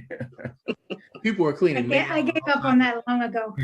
Yeah, we wanted to be safe. So but it's good to know. And I'm curious to know, just to think about what impacts that's going to have on all the, obviously we were cleaning town hall before. It wasn't like we weren't cleaning at all. We started cleaning things. We were cleaning things before, but at the level we've been at and the cost that, the amount of money we've been spending doing that, we may want to revisit that in this budget. The other thing, Dr. Jett, I just wanted to ask you about was, I noticed there was a nod to some of the proposals that we brought forward through the Brookline Forward proposal. I saw youth and family services in there, and some as a sort of forward-looking. This is an area where we think we need to grow. Can you just talk a little bit more about those that aspect of what you think we need as a community moving forward? Well, so one, I've been talking to the school system and probably Mary Ellen and a few other people now for a couple of years, because one of the things I noticed there was a gap is we provide 2 social workers to the school system, but it's only in high school. So some of the issues I saw occurred in elementary school. So by the time you get to high school, it's too late. And so I had proposed that they probably need a couple of social workers in every school. So I think that's a gap. One of the other aspects too is I have to go back and look at the report, but there's a lot of unhealthy behaviors in our annual Healthy Brookline report that we really need to begin to address. It's still around marijuana usage, alcohol usage, mental health, binge drinking. So some of those stand out. We don't have a robust program to deal with that event. Yeah, it seems like mental health in particular is going to be one of those areas that where folks have been impacted, obviously by COVID, but how long those impacts are going to last and how they're going to manifest themselves, whether it be sort of unhealthy behaviors or something else, is something that we may need to have our eye on. Yeah. Well, first, I would say mental health has always been underfunded as well. So there's always been issues, not just in Brookline, around the country. And I predicted years ago, when people came back from Iraq, you would see one of the greatest hits in soldiers, and we have. Now, with isolation and quarantine, I have talked to, even in the last week, grown men that said, I had to get out, I started to lose it. That does have an impact. And I remember, being isolated to a certain extent, even at war. You have four walls, you don't have the ability to do anything that's normal. That does have an impact unless you have a release. And there's only so much you can do with mindfulness exercise. Thank you. Yeah. I also saw some of the work of my Police and Reform Committee in your report. And you mentioned that the department previously had I don't know about robust, but it had a significant human services component to it. Is there any real reason why that can't be reinvigorated? It clearly is needed. In whatever form it takes, we need to increase certain services to particularly vulnerable people. Is there any reason why your department can't accommodate such an increase? Yes, we could. Other than finding people to hire, which is always a problem. Funding is key. Hire more staff, and and I always back everything by data to support it. And so I think we do need to still do a groundswell on support for surveys and focus groups. And some of the unusual suspects to show up at the focus groups to really find out, like some of the things I heard with BHA, and how people felt about living in BHA, why people have moved to go to the schools. So some of that needs to be flushed out more. I've went to the properties of BHA. I advise all of you to take a visit and visit some of the homes.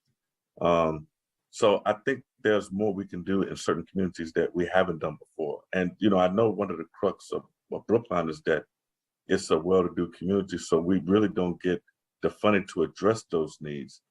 But I think, with some of the funding that I see coming down from the White House administration, we have an opportunity to change that. Nancy? You're muted. Sorry. Thank you for everything you've done this year, Dr. Jett, for keeping our infection rate relatively low compared to our surrounding communities. Our rates per thousand are much better, both in infection rate and deaths. So I attribute that to your vigorous contact tracing and also the mask mandatory mandate that you imposed in the beginning. And I think those two things have been very, very important. And I want to ask you about the contact tracing. As you know, because I consulted you about it, I recently was exposed myself to COVID from a person who doesn't live in Brookline. And, went ahead and quarantined myself and got myself tested, even though I was fully vaccinated. It's been so unclear as to whether, you could end up being a carrier if you're vaccinated. The CDC seems to suggest no now, but I didn't want to take any chances. But I had my own experience with contact tracing from the state, in that they called me 2 weeks after the exposure. And, I thought that was kind of late because if we had been in the surge and I wasn't aware of it, or, I could have been going around spreading it.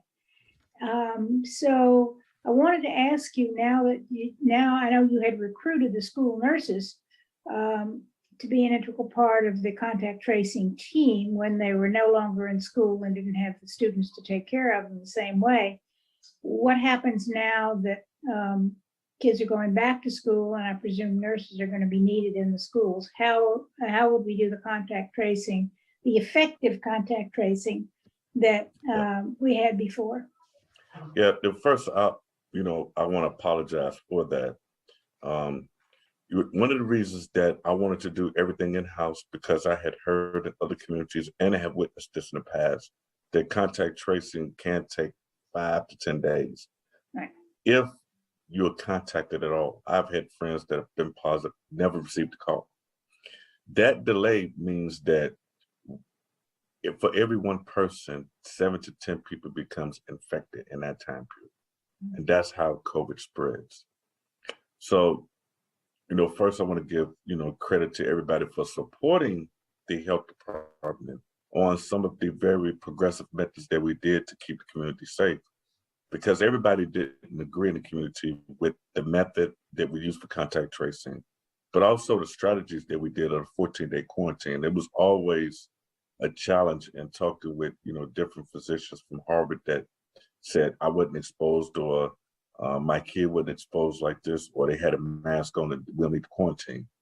So, moving forward, we working with the Contact Tracing Collaborative of the state. And if there's an outbreak scenario in Brookline, I meet with them every Wednesday and we discuss it. So I know we have little clusters right now that's going on in daycare facilities. We've probably had recently 3 cases in high school. So I know immediately from them when that occurs. And they contact me if there's any exposures immediately and let me know. So they pretty good with that. That's what'll happen in the future. If any cases happen in the school system, the Contact Tracing Collaborative alert me and they alert the school system. And then if there's an outbreak, then myself, my nurse, and maybe environmentalists would do the investigation.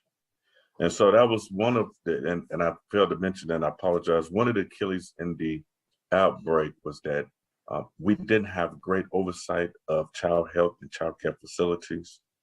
We didn't have great oversight. And what I mean oversight is inspections and policies in place in order to properly regulate nursing homes. So moving forward, child health is going to expand, and we're actually going to hire environmentalists, epidemiologists, and the nurse, or all 3 would be a cohesive team that will go in on site for childcare, because we have so much contact tracing going on in child health that just providing education to directors is no longer it's sufficient for us. Even in years past, myself and Pat Maloney would go do norovirus outbreaks because our child health staff at that time couldn't do that. But the other Achilles is nursing homes. And as you see, we continue to have deaths in nursing homes. I really want to bring that to the forefront and address that in the future, because I think that's going to be Achilles long after us. And I think we should do something about that. That was one of my Achilles this entire time in dealing with nursing homes. And, I was frankly upset at time to time to see that I had no control on preventing death in a nursing home when I knew something should have been done. And so I don't want that to exist anymore in Brookline. Not on my watch. Okay, unless there are any other questions. Thank you, Dr. Jett, for the president. I'm sorry, someone said something? Oh, John, I'm sorry. You're down in the lower end of my screen. Okay, I promise this will be quick. And it has to do with something that was announced just about a week ago, which is very welcome, which is homebound seniors can get on a list for vaccinations in the home.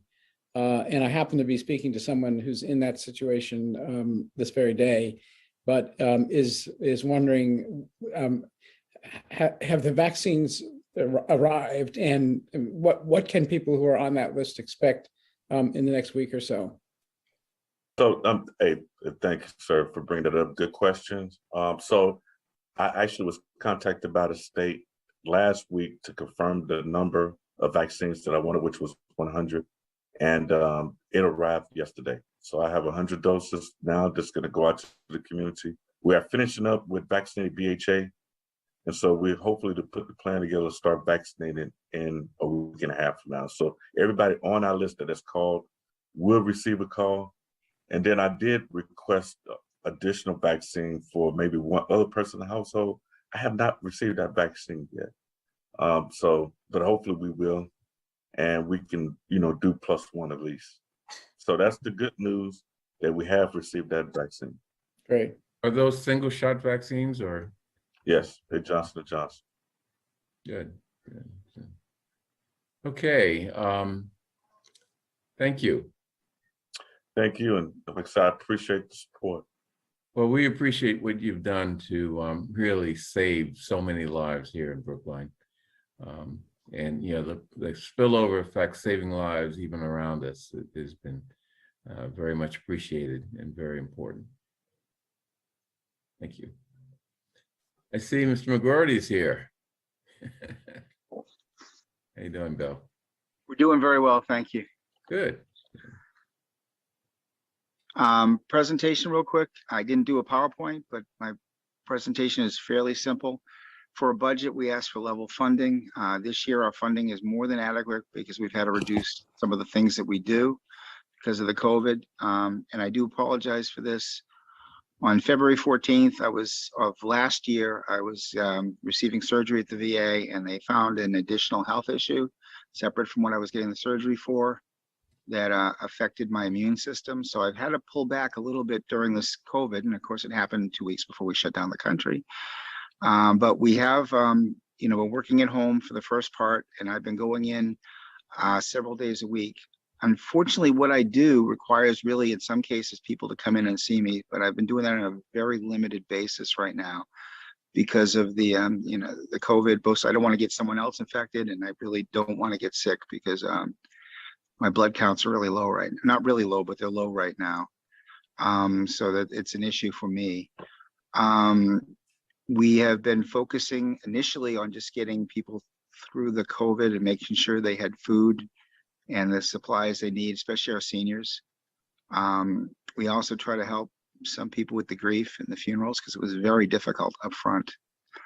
People, a married couple who were seniors would get the COVID, and one spouse would need to be hospitalized and the other spouse may pass, and that other spouse is completely isolated from their family. It was difficult. Initially, at the beginning of the COVID, we saw a surge in people requesting financial help because they got unemployed, and there was difficulty getting unemployment because of the overwhelming numbers. That's leveled out quite a bit. What I'm seeing right now is a big increase in children of older veterans who are homebound, who can't really afford the amount of care they're getting, looking for aid and attendance from the Veterans Administration. And we've been trying to help people as much as we can through that. I'd like to laud my assistant, Claudia Leone, who's comes in with me every week and has been working hard. And, and it's not easy. We've had to shut down twice because we had people in the office that had exposures until they come back with a negative test. Knock on wood, we haven't had any issues. See what I got. Claims right now. We have adapted pretty well to working at home. We've been assisting people getting the VA with the vaccinations. The VA is doing a really good job. They initially were just doing veterans, and they were using the age limits, but they tended to lower the age limits before the states did, which is really laudable. Not every veteran is in the VA medical system. You have to enroll in it. And initially we had veterans that wanted to get in mostly for the shots, and they weren't in the system. So we were filling out a lot of applications and taking it in. Usually I could get it done in a day or two, but because it's their staffing requirements and then the number of people not working there, it's taken longer. The VA recently changed their system so that any veteran who can present that they are a veteran, whether in the system or not, can get a vaccine. And now they've opened it up to spouses and caregivers. I was at the VA last Tuesday and it was going amazingly well and very seamless. So I'm very proud of them, despite the problem they had initially with some of the vaccine at Jamaica Plain. 115 has been going very well. Couple comments, Mr. Soro, that you spoke of earlier, the senior center spoke of earlier. I know him very well. I also know his son, who's a Vietnam veteran. His son told me that his biggest problem at 104, he's complaining he's starting to slow down now. Which I thought was great.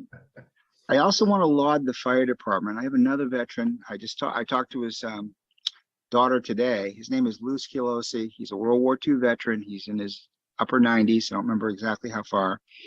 He was in the same patrol boat squadron as President Kennedy during World War II. I can say very honestly, he's one of the kindest men I've ever met in my whole life. He takes amazing care of his wife that has health issues. And recently he got stuck. He had because of his own health and their age, they put an outside elevator to get to their home because it's elevated. And he got stuck. And the Brookline Fire Department came in and did an amazing job for him. And, you know, consistently in all the years I've been with us, I can't tell you how many veterans who were in wheelchairs and fell down or had other issues who lauded both our fire service and our EMS. So I just want to put that out there as well. We've had a lot of challenges. I had one veteran that right at the start of the COVID took a massive stroke. His wife, English is a second language, and she's having some struggles because he did a lot of the things that she has to do now. And they have 3 young children. So our family's been supporting, our office has been supporting that family as closely as possible. And that's really all I got right now. I just open for questions. Hey, Bill, we really appreciate what you do for veterans. The way veterans are treated in this country is a disgrace. But here in Brookline, we really step up and provide the type of support and services that make their lives a little easier and show them that we appreciate what they did for their country. So I want to give you a shout out for that. Thank you. And veterans have all the problems that we talk about here in this town of vulnerable people. Everything from hunger to homelessness to health issues to you name it. And fortunately, we have a host of services. The Veterans Office just being one that can intervene and make their lives easier, and in some cases get them back on the road to recovery. So thank you.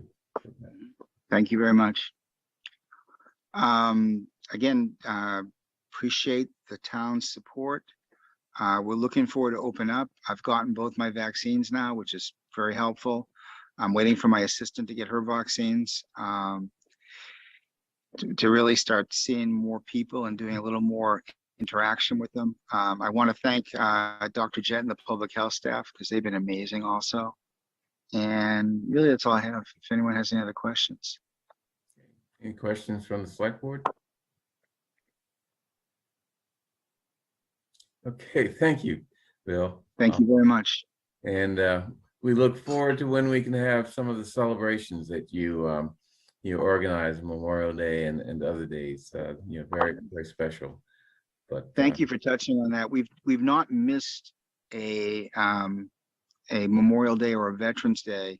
What we have done is scaled them back a little bit to make sure people are safe. And we haven't done the collation that we do at the Veterans Hall because I just don't know how to do that safely for people. Yeah. I don't anticipate, but things change a lot, but I don't anticipate doing it for Memorial Day this year, but I fully plan on doing it for Veterans Day. Good. Okay, thank you. Thank you very much.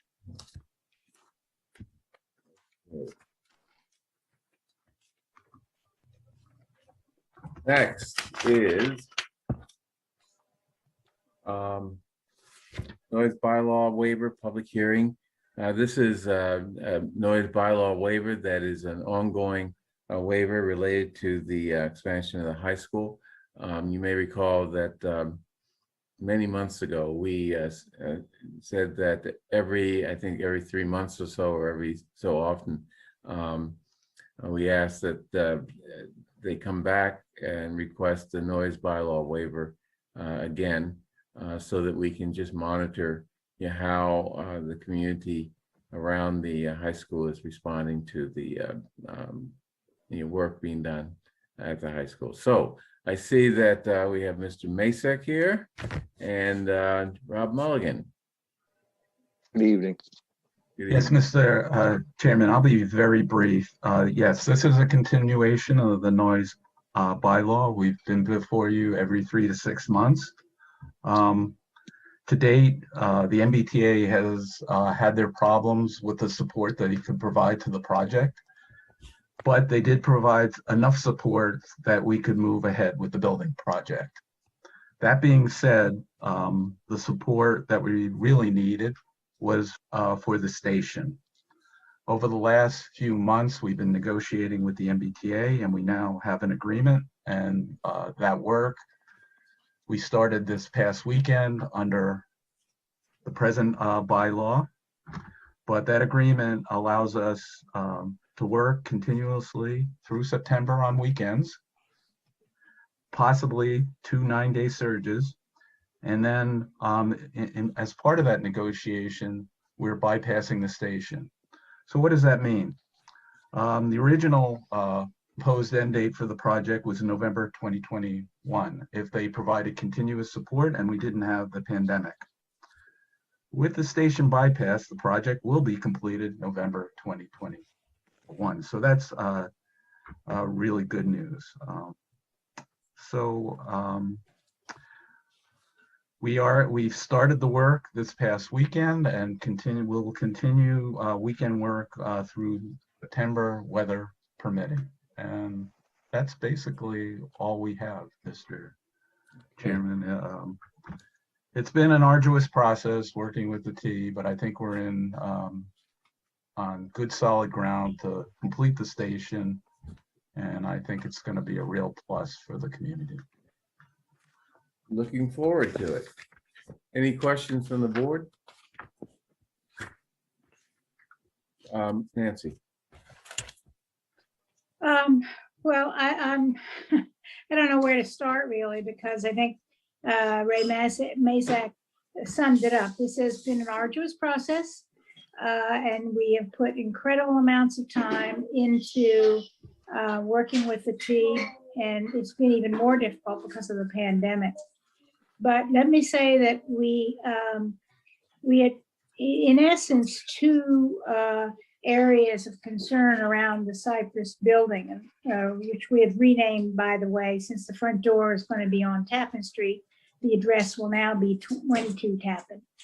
But at any rate, we needed to, as you know, span the T-tracks and have an overbuild with a tunnel and a train going through.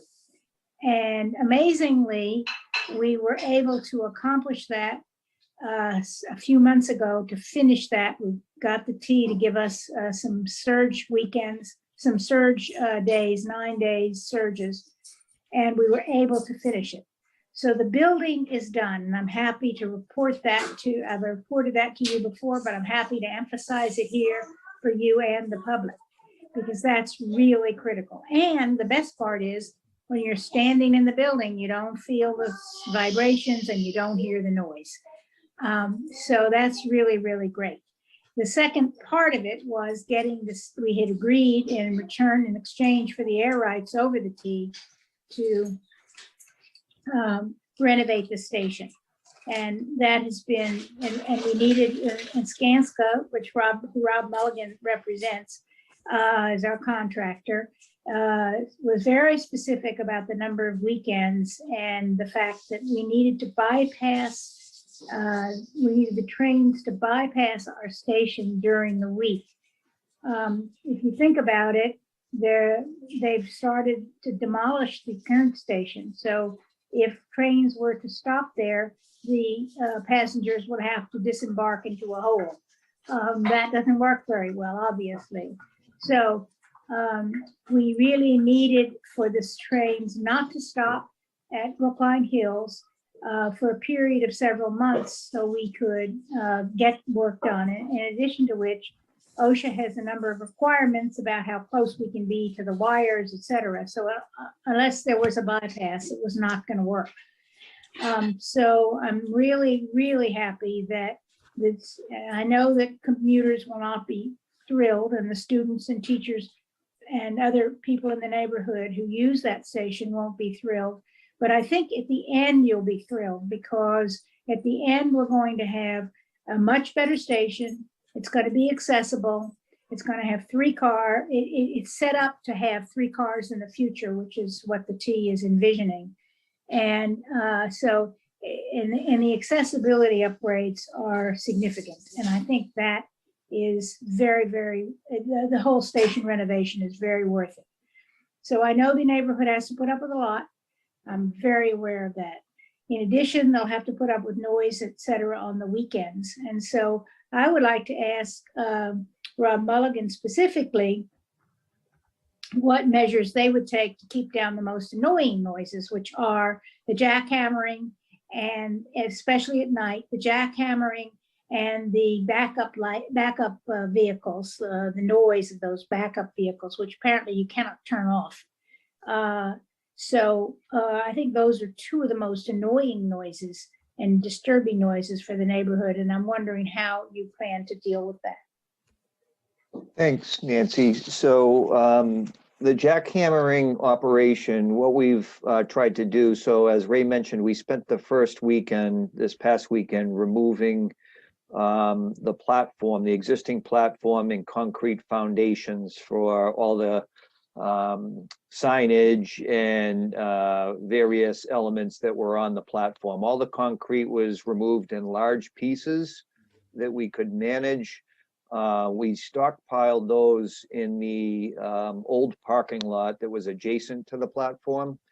And the crews are going to break those up during the weekday, during normal work hours, actually starting tomorrow, into manageable sizes that can be loaded on trucks. So instead of jackhammering them in place and taking them out in smaller pieces, which would have been noisier and more disruptive at night during the weekend for the neighborhood, we took them out with decent sized pieces of equipment, and we'll break them up in the parking lot during the daytime and use the weekdays to load the materials out for disposal. As for the backup equipment, I know it's an OSHA regulation. It's a safety hazard for the workers working around the equipment. So it's something that we need to make sure that the workers along the tracks on the weekends at nighttime are protected from that equipment.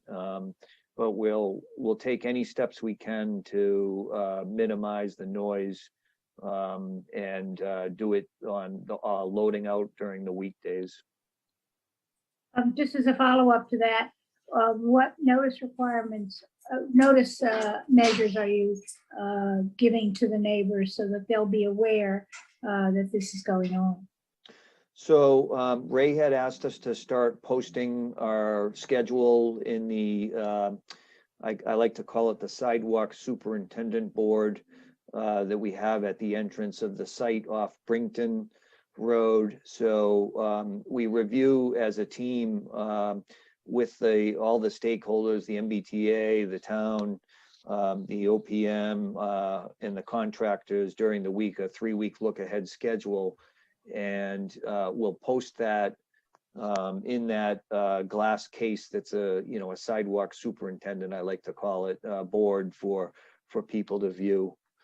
We have been contacted by a couple of butters, one specifically at 25 Brington Road this past week. And one of our project managers has reached back out and went and met with them and spent some time going through the schedule and what we have going on. So we would be glad to speak with the abutters at any time. We also had another abutter over on 98 Cypress that was concerned about some noise, and we tried to work with that individual to make some provisions for some sound absorbing structures to control the noise that was reverberating in the direction of his house. So if situations, those are more specific situations, come up, we'll be glad to meet with folks and be a good neighbor during the difficult time for them. Raul. Sure. Thank you both for being here. I'm wondering, you provided this really helpful calendar for us in our packet, which sort of talks about the different stages of the work. I'm wondering, for those folks that are maybe thinking about when's the best time to plan some time away from the area. If you can tell us, is there a particular stage which is going to be the noisiest, the most disruptive to the neighbors that folks should think about and maybe plan for? Excuse me, before you go, Heather, could you take over for a second? Because I have to go deal with something. Thank you. Okay. So the majority of the work happening in April and May is we'll be going in the next couple of weekends to excavate the grade down to what we call subgrade. We'll start putting conduits and electrical grounding in. We've also got a subsurface structural support system. It's called helical piles. It's done using fairly small equipment. It's not like pounding concrete or breaking it up into pieces. So, but quite honestly, noise for neighbors is everyone has a different level of tolerance for noise. You'd be surprised that a humming noise from a heater at night can really be agitating to folks. And it's not like a large piece of equipment that's running back and forth up the tracks.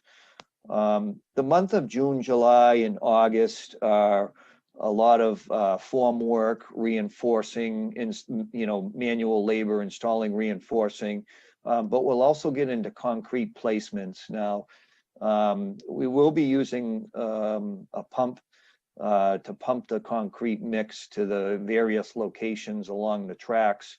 So most of the trucks for the concrete placements will be, over in the north side of the tracks by the future plaza area, which hopefully will not be super disruptive. But those activities will be going on through mainly June, July, August, and September. The pounding and breaking up of concrete, we're trying to take care of during the daytime, but there will be equipment that we call high rail equipment that operates on the rails, moving back and forth along the platform at night, supporting the workers. And is it an incredibly loud operation? I don't think so with respect to other construction techniques. However, if you are sensitive to equipment in general, it could be agitating. I'm not sure that adequately answers the question, but it's all based on the tolerance level of the individuals. Yeah, I appreciate that. I think I mentioned something like this before, but I think maybe it'd be a nice gesture for the neighbors in the area, since it's been such a big, important project and a long one, of course. To do some kind of tour when the project is complete, and light reception for folks that have been very patient with, again, a really important project for the community. I think that'd be a nice gesture for those neighbors. So thank you. You didn't miss much, Bernard. I heard it. I just had to find a cough drop. Sorry. Just want to remind everyone that this is a public hearing. And it looks like there may be some people interested in asking some questions, since I see one already in the Q&A. Okay. Kevin, who do we have who wants to speak? Luciana Shaknick in the Q&A asks, what is the best way for residents and neighbors to get in touch with Rob Mulligan or anyone in charge of BHS construction? Would you like me to answer that and Yes. type it up? Yes. Okay. I will give her my phone number. Well, you can put it in the chat box. Yes. Ray, why don't you cite it now for the public, anybody who's out there, just the phone number, so that they'll have it. Ray Masak, M-A-S-A-K. I'm the project manager for the building department, and my phone number is 617-799-9484. And I do respond almost immediately. Thank you. I'll even type it too. Good. At this time, there are 33 attendees, and no one is using the hand raise or Q&A feature to indicate they'd like to make a comment. Okay, well, let's close the comment. Thank you, Ray, for giving out your phone number. And I can attest to the fact that you do respond. So people should know that they have a question or concern, that they will get a quick response. So any further questions from the board? Otherwise, I will move that we approve the noise bylaw waiver request for Skanska USA Building, Inc. for work at the Brookline High School expansion project. I guess we should mention that the times are from April 22nd, 2021 to December 8, 2021. On weekdays from 7:01 p.m. to 6:59 a.m. and weekends from 6:01 p.m. to 8:29 a.m. So that's a what's 8-month waiver. I assume that the work is sort of winding down, so it's not going to be as big a problem as it has been in the past. If we can make an improvement, we will. And that's our objective. Okay, good. Okay, I move approval of the noise bylaw waiver. All in favor? Nancy? Aye. Heather? Aye. Raul? Aye. John? Aye. And chair votes aye. Thank you. Thank you all. Okay. Okay, next item, Policing Committee Task Force. Recommendations of both the Policing Committee and the Task Force. Recommendations from both the Task Force on Reimagining Policing and the Policing Reforms Committee. Let's see, how do you want to do this, Raul? I have 4 recommendations that I'd like to present that we have more or less reached common ground on. And I know that there's one piece of it that you want to have a discussion on, but why don't we start? Devin, could you put that stuff up on the, or my slides up on the screen? Okay, that's the cover page. If you're printing it out, eliminate the first page so you don't use up your color ink. Okay, next slide, please.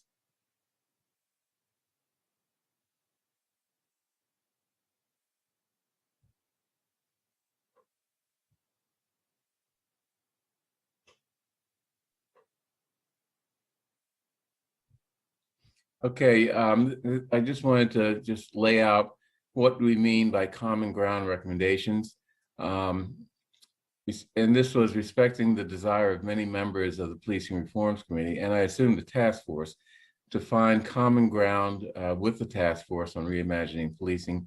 The committee agreed to seek agreement from the task force on 4 recommendations where our committee reports overlapped. Me and Raul had discussions, and the Reform Committee's recommendations on these 4 items were revised to satisfy some of the concerns of the task force. And then the task force at its April 2nd meeting substantially accepted the recommendations from the discussions between me and Raul with some adjustments. Most of the task force comments, but not all, are incorporated into the below recommendations. Remaining open issues can be discussed and resolved, hopefully, by the select board. These 4 recommendations, plus a 5th procedural recommendation, will be presented for a vote tonight. Next slide. And those are the 4 so-called common ground recommendations, which we'll go through one at a time. Next slide. Okay, the first one is the Police Commissioners Advisory Committee, which is a proposal of the Reforms Committee, which would be to set up a standing committee of the Select Board that would basically strengthen the Select Board's ability to act as so-called police commissioners, which is to say providing effective civilian oversight of the police department. Other things that this committee would do would be to assist with monitoring and recommending changes to the policies and procedures on an ongoing basis. As things change, the need to change policies and procedures will also change, and this is something that they can do. Right now, when the police department was coming up for accreditation, I worked with people in the department to go through the policies and procedures, and we made some significant changes. And then when reaccreditation came up, we also worked with them on the policies and procedures. But that way of handling the policies and procedures of the department, which is something that the Select Board is responsible for doing, can be greatly enhanced by a committee like this that would be the ones that would bring to the Select Board's attention issues that they find in those policies and procedures. It would also make it easier for complainants to file with the police department, the diversity office, the Select Board, or the PCAC, any complaints they have. We get very few complaints, probably an average of 5 or 6 a year. There is some speculation that that low-level complaints is due to the fact that it may be a hassle to file a complaint. People have other things to do. And since most of our complaints have to do with rudeness or discourtesy, there may be a hesitancy to go to the trouble of filing those complaints. So this committee would to some degree mitigate that problem. And also with the new civilian feedback form, it can monitor some of the comments that are coming in from the public that may indicate people's dissatisfaction, but but in a way that they're not willing to go to the hassle of filing a formal complaint. So this would be a way of helping people to come up or present their complaints or concerns about policing in Brookline in a way that is helpful and easier for them, as well as helpful for the Select Board in working on those complaints and addressing the issues that they represent. It also would be a committee that would basically interface with the public on policing issues, meaning that it's a committee that the public can come to with concerns, ideas, or what have you. And through public hearings that they will hold and other outreach, will be an opportunity for the public to have more access to both the Select Board and through the Select Board to the police department with respect to issues that may be out there. So that's basically the reason for this PCAC. It's a way of making real the Select Board's role as civilian oversight of the police department. I understand that Raul has a motion that he'd like to make with respect to this. So you want to speak on that? Sure thing. Thanks, Bernard. And I'll say, I just want to start by saying something more broadly about the PCAC itself. I've talked to Bernard, we've been working on this for a little while now. And this was one of the areas that I identified early on that I think the Reform Committee was doing some good work on. And that through our conversations, we might be able to reach some more common ground and start to improve on. With that said, there are two things that I'm thinking about right now. One is I think we've got something good here. However, I think we need to hear one, an opportunity to hear from more members of the community on this. But two, the other piece is I really would love to get some feedback from folks that are chairing oversight boards in communities, maybe, not many, but in communities around the country that might be able to give us some feedback. What I don't want to do is make the same mistakes that some other oversight boards have made, which is creating something that we think sounds good, but then in practice may not actually accomplish what it is that we want to accomplish here. And so I remember talking with Bernard about this before. I don't know that work has still been done to get that kind of feedback on this proposal. Of course, this proposal has been in flux for weeks now, if not longer. And so now that we have a final or depending on what the board wants to do here, close to final version, I do think it'd be helpful at this point to revisit that suggestion that I'd made before, which is to have people who have been doing this work for some time take a look at what we've put together and let us know whether or not it's going to accomplish what we intend for it to accomplish. So that's one thought. The other thought, and this is, to me, this is so something I think about the PCAC is that it's not all about civilian complaints, but civilian complaints, of course, is an important element of it. It's about policy. It's about making sure that that there's some oversight with respect to a wide variety of policies that the police department is putting out and practices that they engage in on a regular basis. But the other part here around civilian complaints really is important because as Bernard, I think rightfully said, we don't know how many folks might give us, we call them complaints. I call them feedback on how we might improve policing in our community if there was a lot more faith in the process itself. And so with that, I'm going to be sort of proposing an amendment to this, which is, or a separate vote, however you want to take it up, which is that we actually move the IAO, that is the Internal Affairs Officer, or the investigation itself, to move the investigation of complaints against police officers from the police department to the Human Resources Department.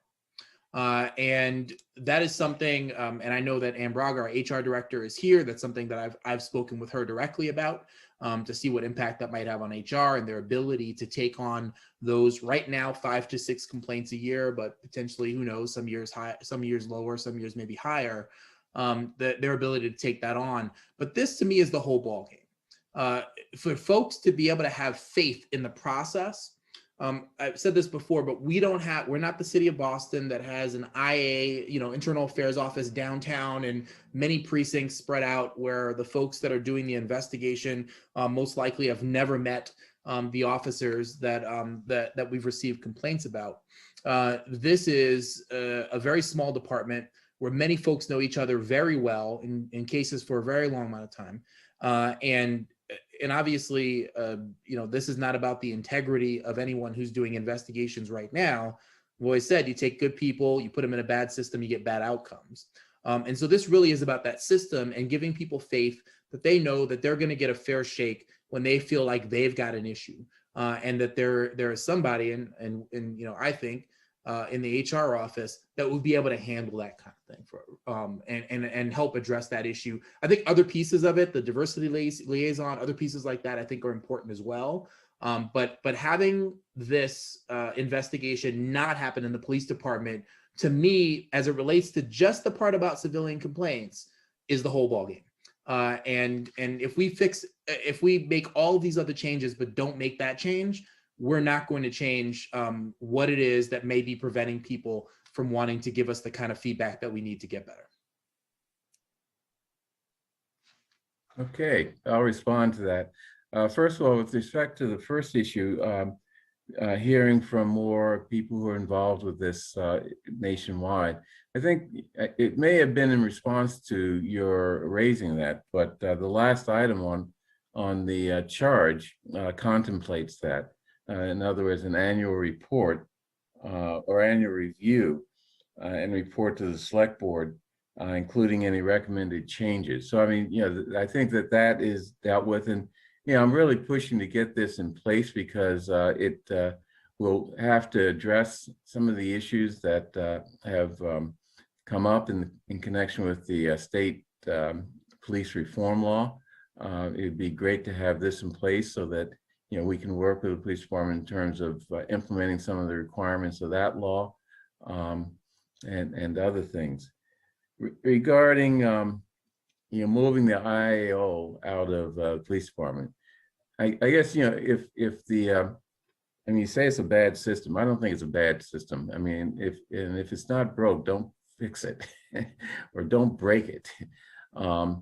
There are reasons for keeping the IAO, at least temporarily, or at least, for the foreseeable future. Things, of course, can always change. But, is it really cost effective to create a new position outside of the police department for, the few number of complaints we have? Since that person really has to be more than just a HR person, has to be, trained in the type of nuances of police work and, and the issues that come up and have to be addressed, as an internal affairs person. And secondly, in the testimony that we received at meetings of our committee, we were warned that separating that function from the police department, can have some negative consequences. First of all, that the police department, particularly at the high levels, would have less of a feeling that they are responsible for carrying out the results of investigations. And if someone else is doing it, there's less likelihood that you can get the type of buy-in that we need in order to take the results of our investigations into the area of making policy changes. And, I think that, another thing that I think is particularly important, you say that you want to make sure that there's credibility from in the community. That credibility is from is something the select board has to have, not the police department. They have to have credibility, but the main credibility is, our credibility. And one thing we don't want to do is to have this committee not aligned with, in terms of, common purposes, et cetera, with the police department. And moving investigations out into a separate agency, I think, undermines that desire for alignment. So that's my response. Yeah. Yeah, I would just say I can't. We do have the HR director here, so we have someone that can speak to what this might look like if it was taken on by the HR department, at least in principle at this stage. Yeah. I don't know if she wanted to weigh in on that. Yeah, that. she can weigh in. But by the way, we have discussed something else, which I do agree is something that makes sense, and that is, and this requires negotiation, as would this, your proposal. I think this negotiation would be a lot easier, and that is moving the internal affairs officer out of civil service, which would mean out of the union, and make it a deputy superintendent position. That makes sense in just so many ways. And I think that, if we do it right, like we moved all the captains out of the union into the deputy superintendent positions a few years back. We can do it in such a way that it will not be a difficult negotiations with the union. I think that's a good idea. But it's not something that can be done overnight, but it should be done. And none of this can be done overnight because so I just want to get this committee up and going, and we can address some of the other issues in that annual review. Yeah. Does Ann want to say something? Or it looks like John has his hand up too. You're muted. It looks like Ann. I don't want to jump ahead of Ann if she has something to say. Hi, this is Ann Braga. I'm the HR director for the town of Brookline. As it is currently established, obviously, internal affairs officers within the department and also within the union.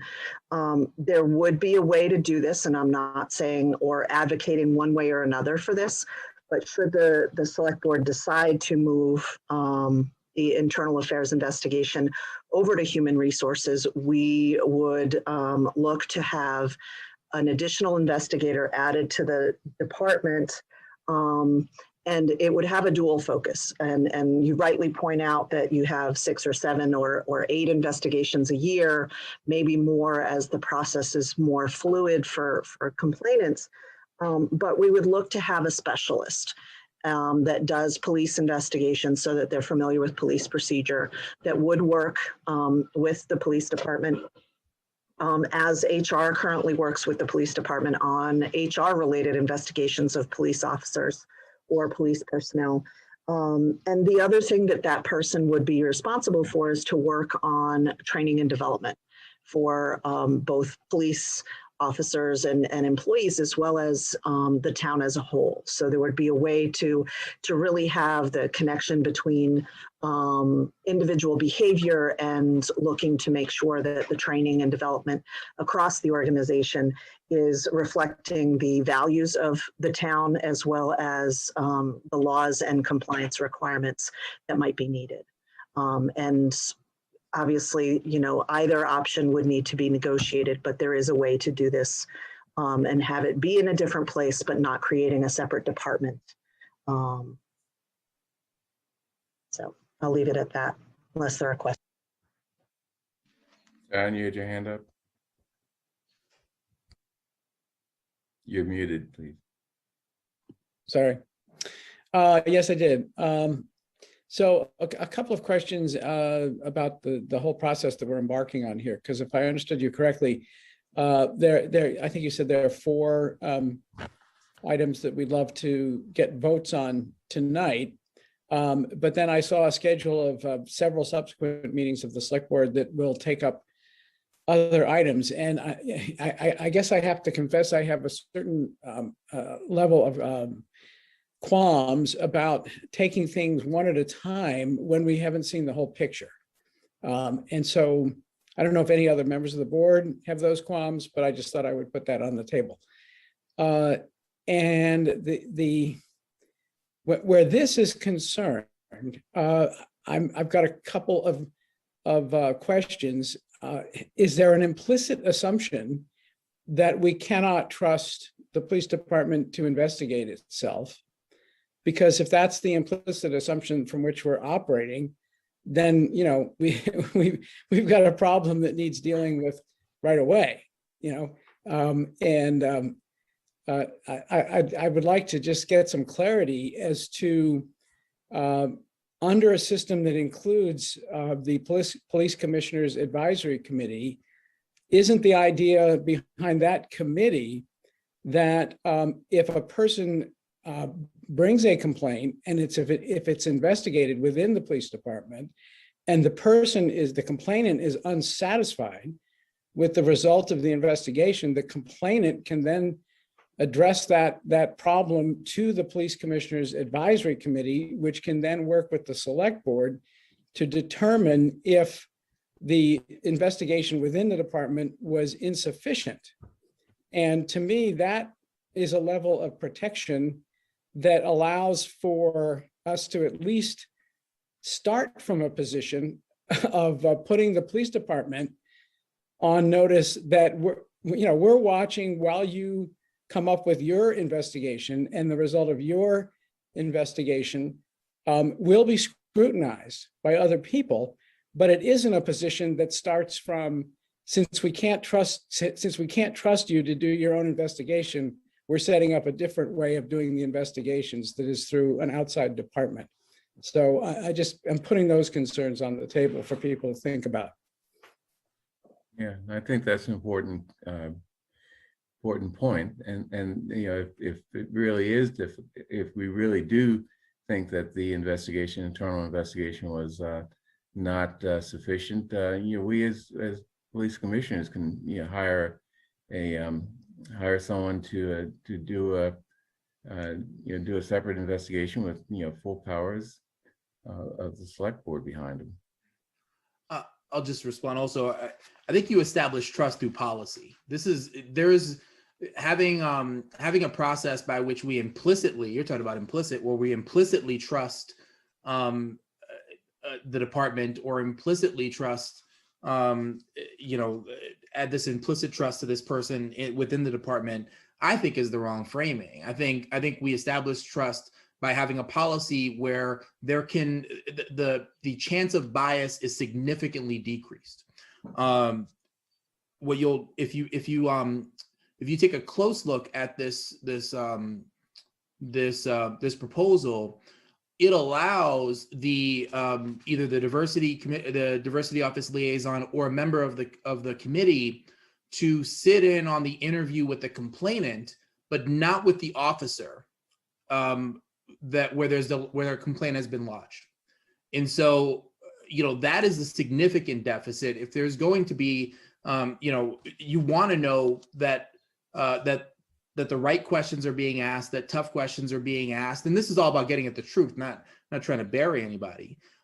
You want to know that's the case. And that's one area where the PCAC will have no eyes, will have no ability to know what's happening in that particular space. And please correct me if I'm wrong, but that's, after our conversations and my reading of this, that right there is limited. And so that's a significant deficit, I think, as it's currently constructed. Yeah, I think that's a function of, the fact that, what is that? I mean, that was something that we struggled with. And the concern is that, this is a problem that would provoke a response by the union. Although I'm not, I don't think that's a huge issue. But the bigger problem, or the bigger issue, is that we can't start from distrust if we have no basis for that distrust. We have a internal affairs officer who does a very good job. If you read his reports, they're thorough. They're detailed, they're well written, and they get at what the facts are in cases where that's possible. In many cases, it's just not possible to make a definite decision one way or another. But unless you're starting from the standpoint that you don't trust the current system, I don't know why we have to make this type of change. And I don't think that that's a valid way of or a valid approach with respect to this police department, which this board and this town has worked for like decades to turn into something that is trustworthy, that we can count on, that it is responsive. So I mean, so suddenly we don't trust and we think that there's something wrong, that the system's broken. I mean, I just don't buy that.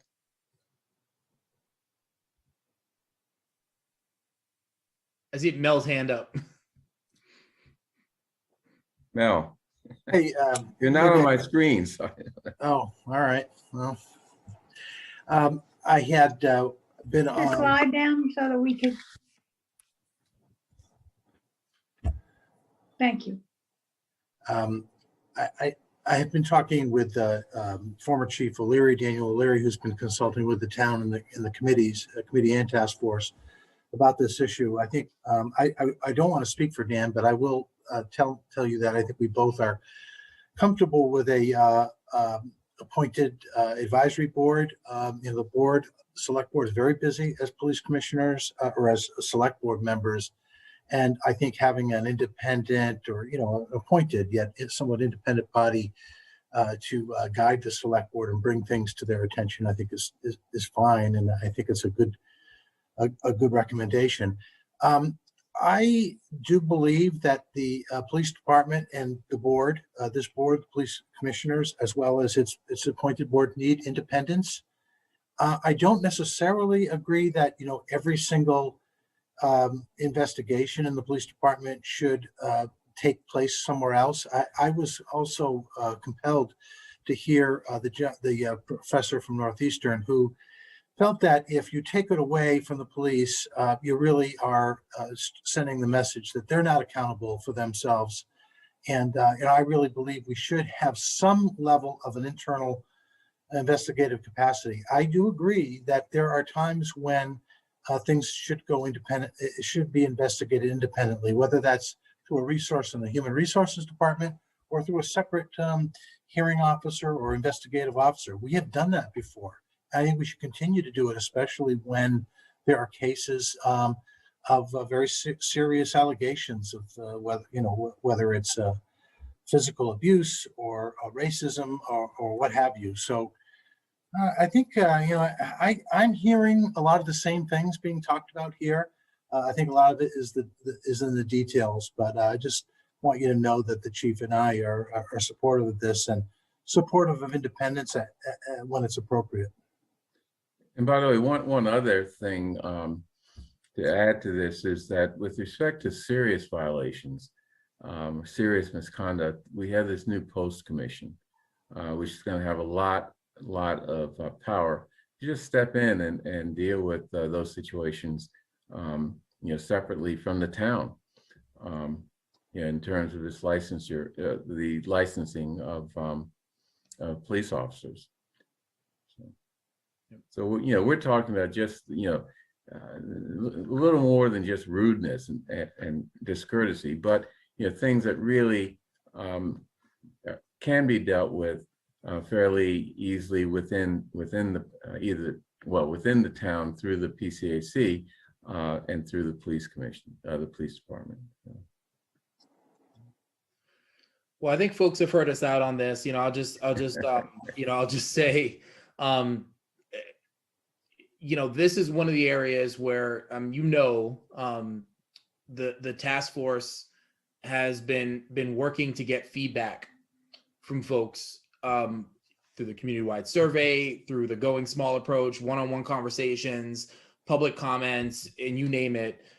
This to me is, if you want to have a process, we cannot, this focus on, why don't we just trust the police department? Why don't people trust police departments? I mean, there's a mistrust of police departments throughout the country, and yeah, that extends to Brookline. I don't know that's. I mean, there should be no question that in anyone's mind that there is, particularly in communities of color and other communities, that there is a distrust here, as and a lack of willingness to believe that they'll get a fair shake when they make a complaint against a police department, Brookline or elsewhere. I think that one of the things that we can do here is try to give folks a little bit more faith, and let them know that that they're not necessarily, they don't have to go to the police department to make a complaint and have a complaint investigated against police officers. You got to zoom out a little bit here and just know we can do all the other things, and I think it'll make us better if we do all the other things. But if we don't do this, what I'm suggesting, what the task force is recommending here, which is to make this shift, then I don't know that personally, and I know you're not going to like me saying this, but personally, when folks ask me, do you think I'll get a fair shake through this process? I want to be able to say yes, and the way that I'm going to get to yes is by making this shift. And so that's what I'm going to say right now, and I'll leave it there. Well, you need to get to yes by looking at the data and looking at, what actually goes on in our department, not some other department. I mean, Right. Well, that's unfair. I'm sorry, that's unfair, Bernard. Yeah. I don't know what data you're talking about. I've read the same, at least the time that I've been on the board, the same reports that you've read, and I've had a different perception on them. I don't think it's going to be a good use of my time to talk about the reports that we've gotten from investigations in the police department. And by the way, anyway, it's not going to be a good use of my time or the board's time. But leave it. Okay, leave it. Let it be said that I have a different perspective on that, Okay. and I don't think it has anything to do with data. Yeah. Fair enough. So I'll try to wade in. Yes. On this. Weigh in. It doesn't, I can definitely understand where both of you are coming from. I think there's a way for you both to be talking about things that, you've both seen and you feel are real. But I don't know whether or not I'm completely on board with shifting us from the way we're doing it now to a completely different way. I think that there might be a middle path that may get us to the end result that I think Raul wants to see. What I would like to see is for this advisory board to be appointed. And at some point, if they feel like the investigations are not being conducted in a way like, they keep hearing from people or something doesn't smell right, over time, I would like them to raise serious concerns that I think we as a select board, a functioning operating select board that meets every week when no other select board in the Commonwealth meets as frequently as we do, we just don't have the time or the capacity to really drill down. So I need to hear from this advisory board that they're starting to see a pattern that the investigations are not done in a way that they need to be conducted. And then I might be able to get around to the idea of taking away from the police department and giving it to the HR department. And again, the last item on in the charge is contemplates exactly that. I'll just say it's there's a question that I raised with Bernard that came up at the task force meeting on Friday, which was, how do we know, how is the PCAC going to be able to determine whether or not it was a good or bad investigation? And based on what is written in its current charge, it's impossible to know how they're going to determine if it was a good or bad investigation. It's just not. So the only thing that one could say is, the diversity liaison or the committee member said, well, they didn't ask them about this or that. But again, they're only viewing one side of the investigation. They're only viewing really just hearing the complaint now, and that's it. And so they're not actually seeing any of the investigation that's taking place. They're just seeing the interview from the complainants. And so I don't know how they're going to be able to tell us whether or not it was good or bad. That's what you're saying makes sense, Heather. I just don't know that 6 months from now or a year from now, we're actually going to be able to know any more than we do today about whether these investigations are good or bad.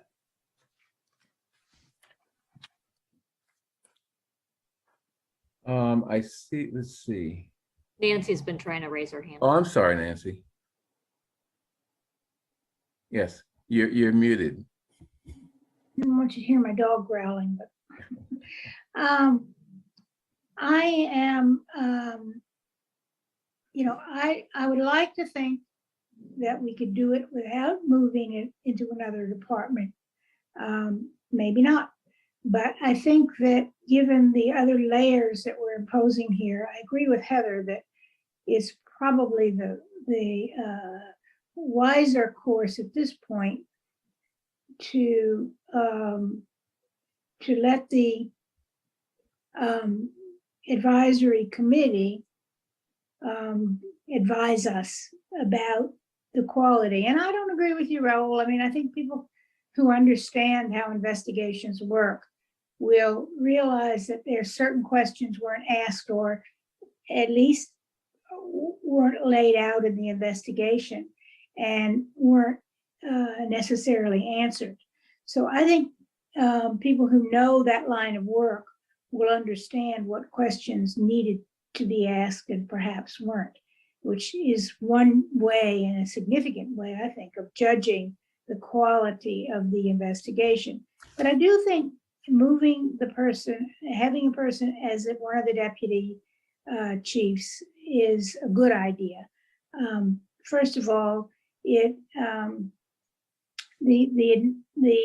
structure of the police department, the chief and the deputies are responsible for making sure that we have a well-trained police force, that police officers behave in ways that that the community expects them to behave, and not in ways that other places.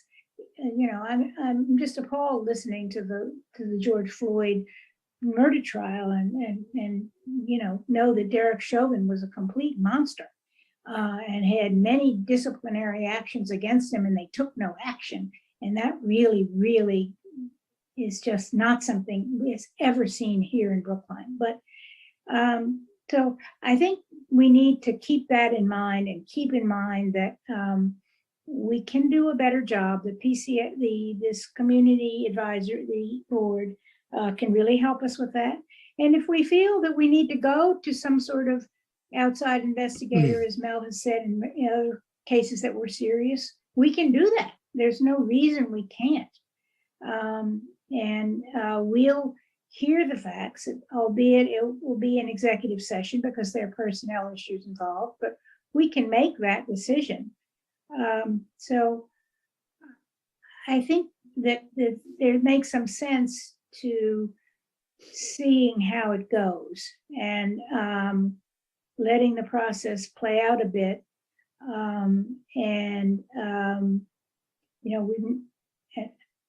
I'll drop it there. I mean, I agree with Heather essentially. Okay. John, I see your hands up. Yeah, excuse me, with the chair's permission, I just wanted to raise a question of fact as to, the distinction that's being drawn here as to the diversity consultant, or the diversity liaison, excuse me.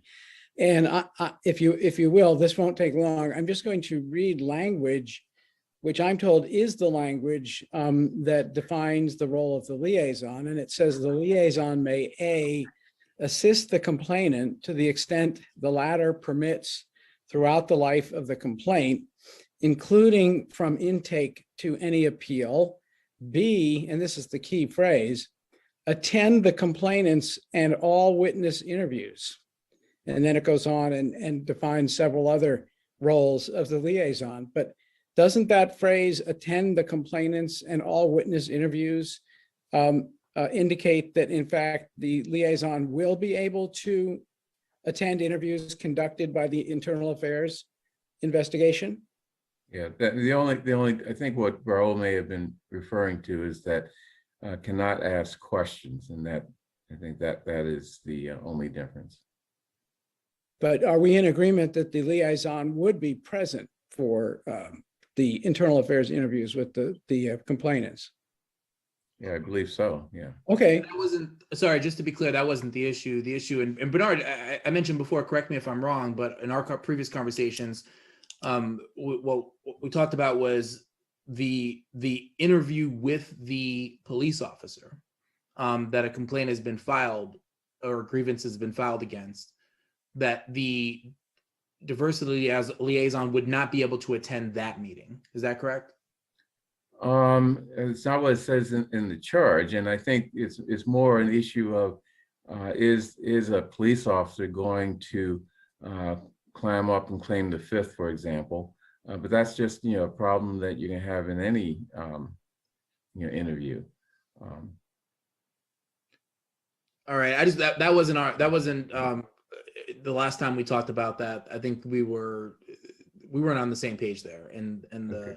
I think it was some issue with the union, or I don't know what it was, but that we wouldn't be able to have a member of the committee or the liaison, a member, if you see in the charge, a member of the committee can perform that function if we either don't have a diversity office liaison or they're not available to do this, that they wouldn't be able to participate in the part of the investigation that involved interviewing the officer.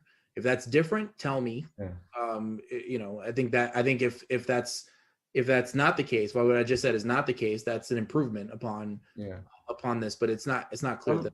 Yeah, I'm looking for Michael Zurab, who really is the person who should speak to that, and he's not here. Yeah, I mean, the way it's written is the way it is. They will be able to participate in all witness interviews. Whether a officer is going to say, "No, I don't want you there," I think is sort of a problem we're going to have. The officer is not a witness. The officer is the party that a complaint's been filed against, and those are. I imagine witnesses was written to mean the plain meaning of witnesses, which are people that were party to the event that a complaint's being filed about, not that were witness to an event that the complaint's being filed about, not the person where a complaint's been filed. So I think we need to clarify that. Yeah, I'd appreciate clarification on that as well. I can imagine people saying, well, the officer himself or herself, is a witness. And so that's an interview that the liaison could attend. But then I could hear people saying, well, not really, the officer is the person being charged. So I could see it go either way. Well, I mean, but he's still a witness. I mean, to what happened. He's being charged, but he knows what he saw, what he thinks he saw. So we want to know that. Yeah.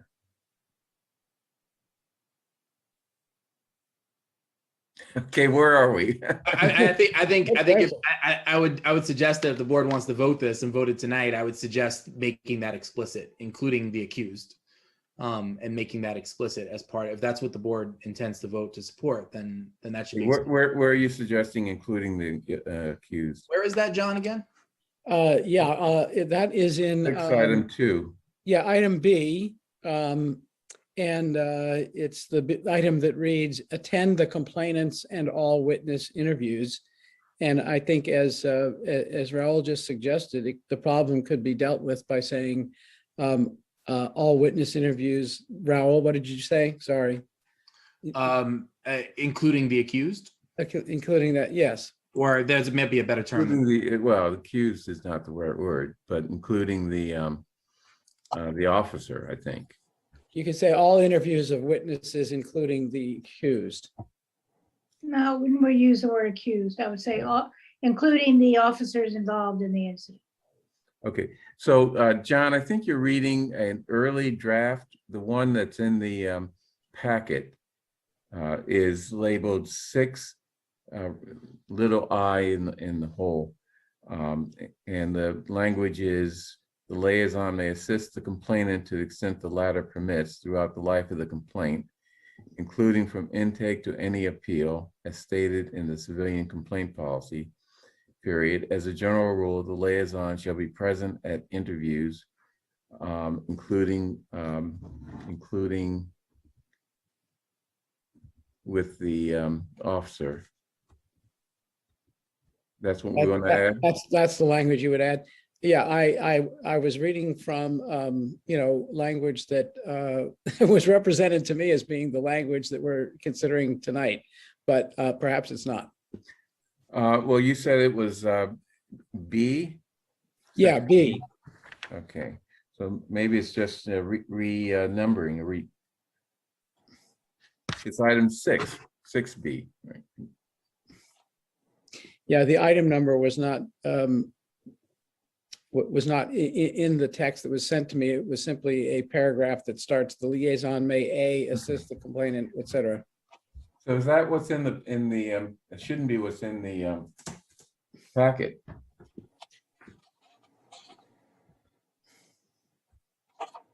In the packet, it looks like this is the section that we're referencing starts on the bottom right corner, page 126, and then goes on to page 127.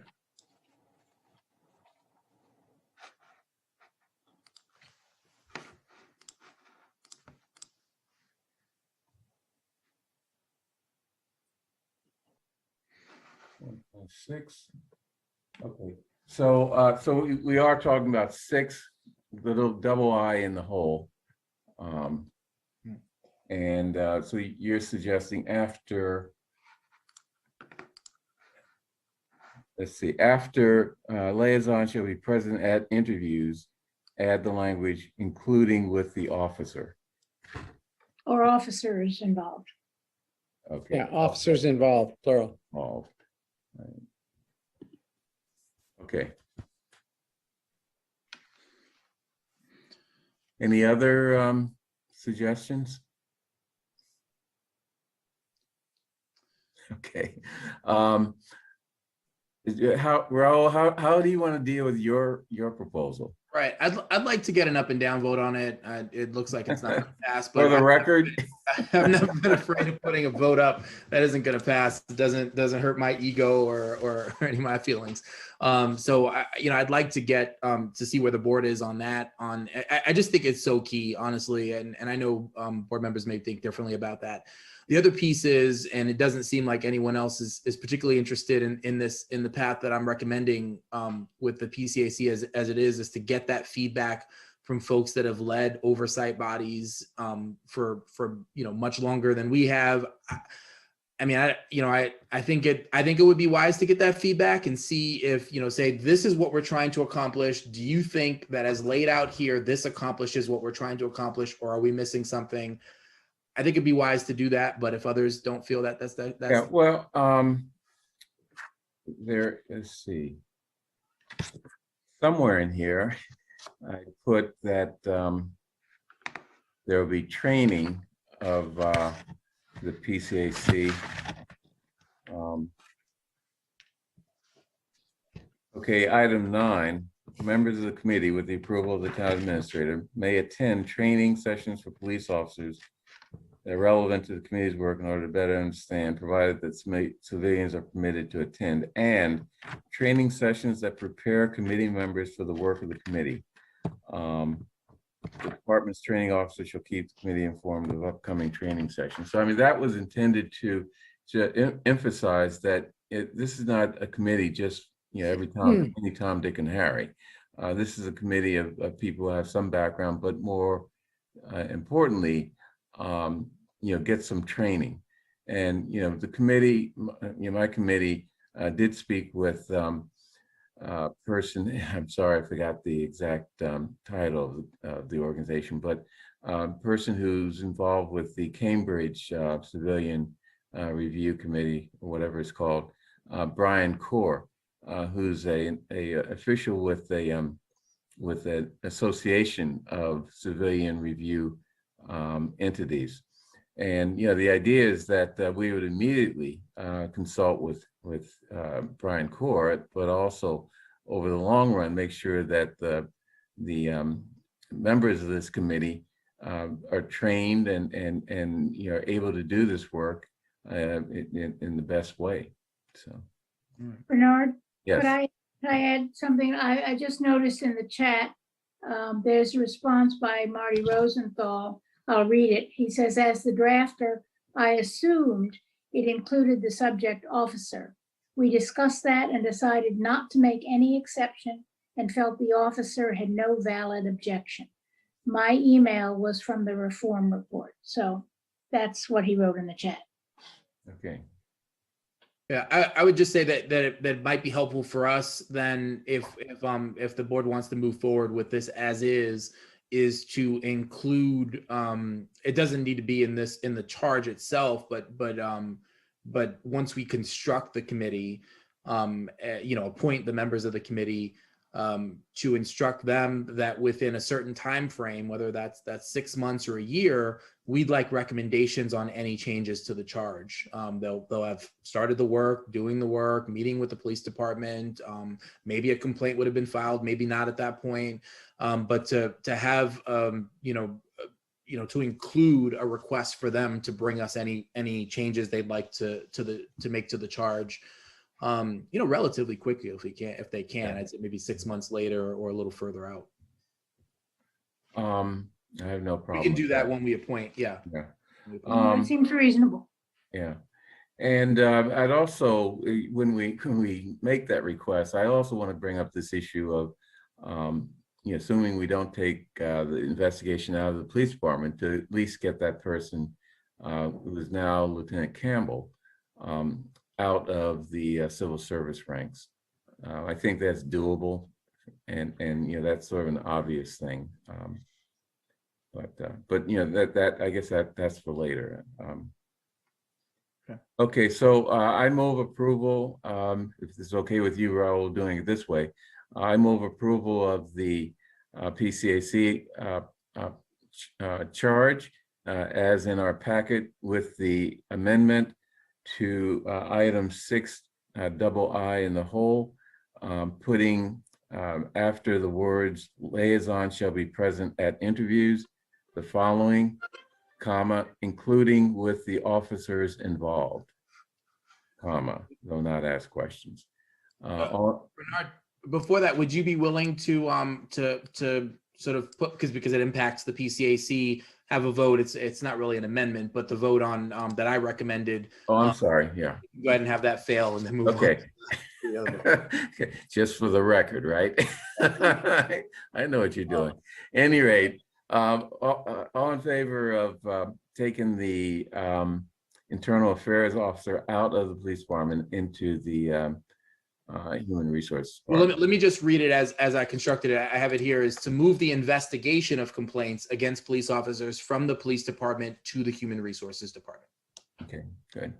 All in favor, Nancy? No. Heather?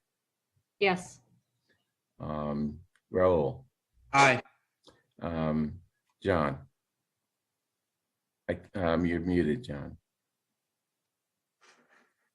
Apologies again. No. And chair votes no. Well, you got 2 votes. Okay. Okay. Moving on, can we get back to the slide deck? Well, we need to take the vote on the PCAC, right? Oh, I'm sorry. Okay. It's only 8:11. I'm still getting tired. Okay, now I move approval of the PCAC as amended. All in favor, Nancy? Aye. Heather? Aye. Raul? Aye. John? Aye. And chair votes aye. Okay, we got one thing done. Yeah, I'll just say one quick word, and that is, I'm here to make progress, and so I think the PCAC is progress. It doesn't have everything that I think I want, the task force members want, and that some folks in the community want, but I think it is progress of where we are now. So going ahead and supporting it. Yeah, let me just say I really appreciate working with us on this, which people in my committee demanded, and I think your committee too, and I think a lot of people in the community sort of expected us to work together, at least on some things. And we're not going to agree on everything, but we have to have a commitment to try to find common ground where that's possible. And I think we did it. I appreciate that, and I think the community is going to appreciate that too. I also I'll make the point that I made again, which is that if it's not going well in 6 or 8 or 10 months, we can change it. Yeah. Okay, can we get the slides back, Devin?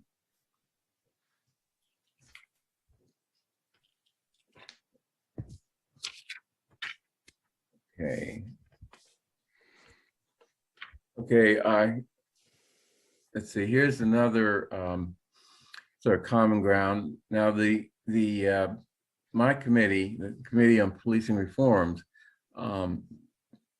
looked at the existing crisis response model in Brookline, and determined that it's a good model. It needs some changes, needs some improvements, but that it works for Brookline now, and it would work better with just a couple additional tweaks. But we're willing to agree to accept the idea that the CAHOOTS program from Eugene, Oregon, something that we can look at and see if it offers something that would be useful for Brookline. The Cahoots program at least started out as dealing with the huge homeless issue in Eugene, and I think it's Springfield with the sister town. Apparently, they have the largest homeless population, I guess, per capita in the country, which surprises me, but I've never been to Eugene. So, but they apparently do other services in addition to services for the homeless. Here in Brookline, we have, I think, the homeless population is about 11 people. Those are people who typically will have mental health issues as well, because in Brookline, we have a lot of resources to enable people who become homeless because they're, for example, kicked out of their apartment or whatever. We do have resources to provide housing for them. And of course, we've been talking about, one of those resources over the last few meetings, and that is the what do they call it? The houses, transient houses, anyway. So, so we agree that it'd be good to give Cahoots an opportunity to present their stuff, and the process for doing that is putting together procurement. Apparently, it does not need to be a full RFP because of the cost that's anticipated, but a procurement to give them an opportunity to tell us, why it would be helpful to get a consultation with them and then do the consultation. Raul, you want to explain it better or differently? No, I'll just add, as you indicated, the Cahoots program provides a wide variety of services, and this is certainly, we have a very small unhoused population in Brookline, and that they can be very supportive to that population in Brookline. But the impact would be much wider for any number of situations for vulnerable people and people in crisis, where Cahoots, a civilian-led model, could really help in those circumstances. I've mentioned before the Denver Star program that's been very successful in its launch, and so yeah, so we're on board with this. I think it in the reading here, it's a little muddled whether or not I think Cahoots may not be able to do everything that's being asked here. I mean, Cahoots is going to work with us to figure out how their model might be adapted to Brookline, but I don't know within the scope of their consulting services that they're going to do this larger holistic review of all supports that exist in Brookline or should. And so it may be that, and I see that, and which is important after Cahoots, consulting services by Cahoots, and if it is deemed appropriate and useful with another entity. I think it'd be likely this board member should know that maybe another entity to help address those other issues might be necessary. Okay. I see Mel has a hand up. Mel, do you have your hand up? Okay, Mel. Again, I'd like to weigh in on this one. This one was obviously a very strong recommendation of the task force. They're very intrigued by a program like this, as I think we all are. And we'll find out whether it's transferable or it can be amended. I also agree that we may have to consult with someone else, although I think we want to ask Cahoots if we're going to consult with them. I think we should ask them as much as we can, but I think the focus with this one would be the crisis intervention system. So anyway, we're very supportive of this, and as I've said to the task force and others, I wouldn't worry about, that it's not going to happen. I think there's some concerns about the procurement process or whatever. We'll be very transparent about this. The scope of work will get approved by this board, and I'm assuming the board will want to appoint some sort of advisory group or some group of stakeholders that will help work with Cahoots and any other consultants that we hire. Okay, yeah. And let me just add, I put in the packet, just for people's information, I asked Elizabeth Childs, who used to be the Commissioner of Mental Health here in the Commonwealth, to just put together a document that laid out what our current crisis system is here in Massachusetts, and so identify what she thinks are gaps in that. So that, hopefully that will also inform Cahoots, when we do the consultation with them. But we should be aware that we have a lot going on here in Brookline and in Massachusetts. It's not perfect, and there are gaps, and maybe this is a way of filling some of those gaps. So, any further discussion from the select board? John, and let me just add, this is something we agree with, or agree on.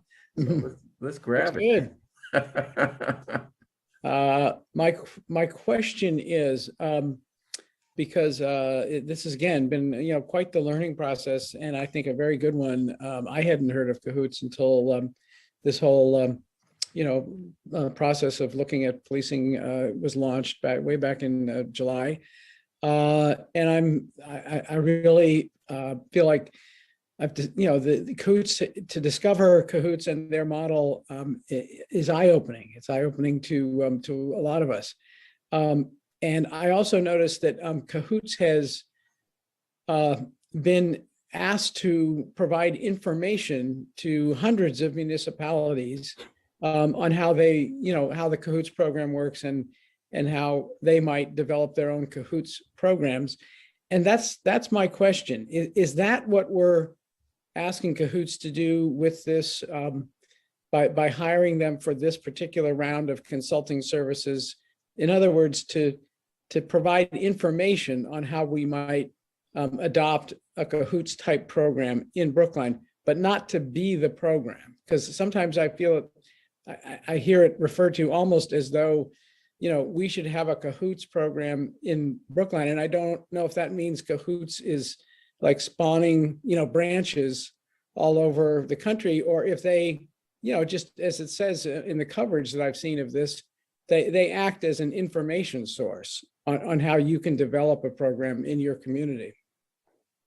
That's a good question, John. It's the latter. And so it's up to, they after, for many years now, they've gotten a lot of folks saying, we love what you're doing there. We'd love how to, love to figure out how to make something like that possibly work in our community. And so Cahoots has built out this consulting model. There's someone named Tim Black, who we met with through our work and the task force, and essentially what they do is exactly what you're talking about. The good part of what you're talking about is not just try to sort of figure out how we put this square peg into the hole that is Brookline, but really engage in a dialogue with them about what it is that they've seen work where they are, but also in all the other communities that they've worked with, and what might work in Brookline. And then ultimately it's up to us, and this board especially, to decide how we move forward and what elements of that we bring into Brookline and what elements we think just don't work here.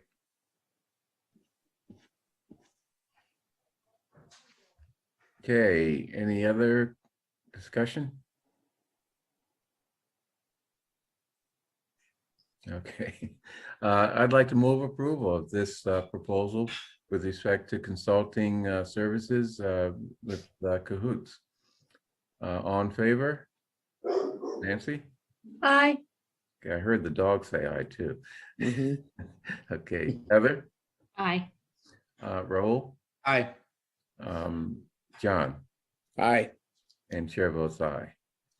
Okay, next. Okay. Yeah. Okay.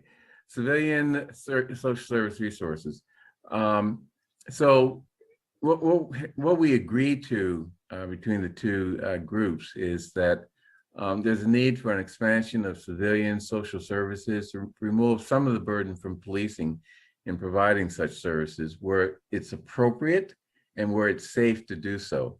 One of the, I hate to say benefits, but one of the things we've learned through the COVID experience is that there are a lot of things that can be moved to telemedicine, to other things that don't involve police or anyone else necessarily out there on the street. And I don't think that's part of this proposal, but that's one thing that comes up in connection with it.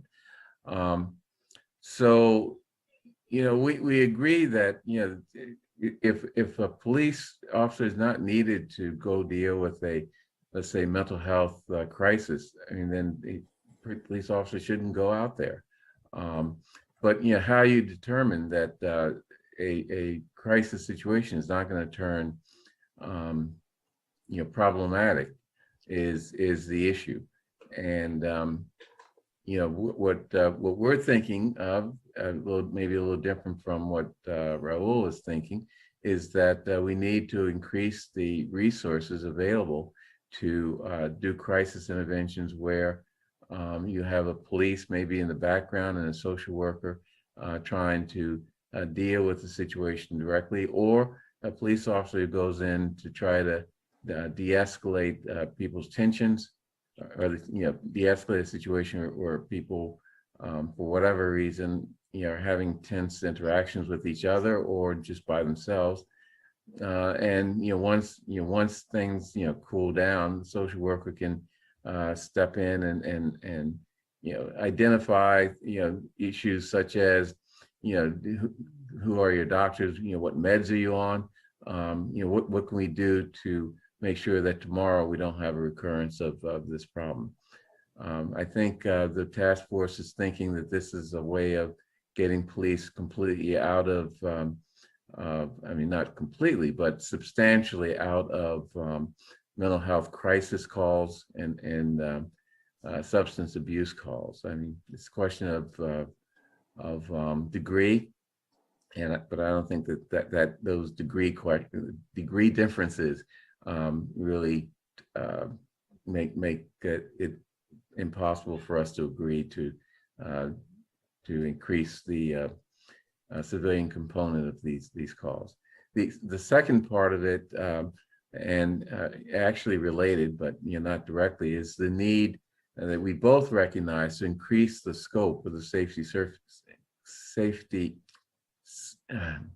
scope of the safety net services for vulnerable populations in Brookline. So the way that's phrased is that the committee and the task force herewith presents to the select board their alternative draft organizational charts for how the additional staff and services would be implemented, and recommend that the town engage qualified consulting services to assist in determining the best way forward. And our revised organizational chart is in the select board's packet, which includes putting additional resources in the Department of Health and Human Services to actually create a human services division that apparently we had at one point, but that sort of disappeared over time, as well as provide additional resources in the diversity office and the police department with an additional social worker, which in my chart I put in the health department, but may likely have to be in the police department because of grant conditions, and we hope we can get this paid for through a grant. How do you want to discuss this? In a certain sense, we're basically punting to the town, getting some consulting services to look at, what is the best way forward to achieve these two goals. I have some thoughts, but I saw Mel's hand go up. Yeah. Okay. For us, what I think the two pieces there were muddled. So I think the first part, Bernard, of your comments were related to the thing we just voted on. And so our proposals here around social services are not around focusing on crisis services or anything like that. Although I know that some of what you've got there is our proposal as task force has been focusing on especially youth and family services, immigrant refugee services, expansion essentially of the town's engagement with social service supports and enhancing those supports in Brookline. The thing that I've got teed up, and I think it ended up in the packet somewhere, but I had teed up for, my understanding is we're gonna sort of take up votes on this. Maybe we're just sort of having a preliminary conversation about these social service proposals, but was to actually, here it goes. To move, if folks would like to move forward with the Brookline Forward proposal, this is what we'd like to see. We understand that in this budget right now, we're not going to be able to fully build out a new department to address the social service needs that we outlined in our task force report. And even if we did have the money, that it might still be wise to figure out exactly what it is that we need, right? And we know that there are needs, but to figure out where if we're going to create X number of positions, where they might best be utilized. So our proposal is actually to hire a cabinet level administrator to lead a community engaged study of Brookline's social service needs and to present a staffing plan to meet those needs. Another way to go would be to hire a consultant. I'm certainly recommending against that in this regard, because I think what the board can do is say, no, we recognize that, as even the reform committee, which has it under Health and Human Services, recognizes that there's a need to put staff into this space. But if we're going to do this, then I think the best way to do it is to hire the person who's going to lead the effort. We've seen this happen elsewhere. Somerville, for instance, is starting a racial equity office, and they're hiring the director of the office to then engage in the community and figure out exactly what resources they need. At Boston University, this is become sort of the way we do things. We hired Dr. Ibram X. Kendi, who is building out the Center for Anti-Racist Research and has been hiring based on what they need. And we hired Dr. Maria Erb to build out a new Center for First Generation Student Success. We know we need it. Let's hire the person who's going to lead that effort going forward, not a consultant who's going to come, set it up, and then take off, right? So instead, to hire the person who's going to lead that effort. I've mentioned before, we're not, there's some areas where we're not very dogmatic in terms of, things like titles, whether it's a commissioner or a director or something else. We're not particularly dogmatic about that. But we do think that we need somebody at a cabinet level who is, who's not just going to lead this effort in the department, but is going to be a thought leader around social services specifically for the town of Brookline. So there you have it. Okay, any thoughts from the select board? You know me. I sure do, John. But I don't want to jump the lines. Anybody else got their hands raised? I didn't see. I am thinking about the department heads who presented to us tonight. Ruth Ann Dobeck from the Council on Aging, and Swanee Jett from Health, and Bill McGordy from the Veterans Affairs Office. And, I keep thinking how, for the possible exception of Bill, the other two department heads were very, very clear as to what they feel needs to be added to their departments in the current budget. And Swanee in particular spoke of how he has, taken a look for quite a while now at social services as presented through the school department, and has been working with the school department to try to get them to bring those social services down to the lower levels, lower grade levels, because he feels that, it's stronger, if not strong, in the high school range of kids, but perhaps needs to be strengthened or in fact, even created in some of the lower grades. And given that, I'm a little perplexed at the notion that we need someone to come into the town's organization structure from outside to then determine what we need and how we should be delivering services. Because I sort of feel like we've got some very talented department heads right now who know what they would add immediately if we could provide them with the resources. And I just am trying to figure out, how do we let them be part of this and not just turn it over to either a consultant or to someone who's brand new to the town hall organization structure and is going to start from ground zero, when these other department heads have been viewing the issues day in and day out and have a pretty strong grasp already of what they need.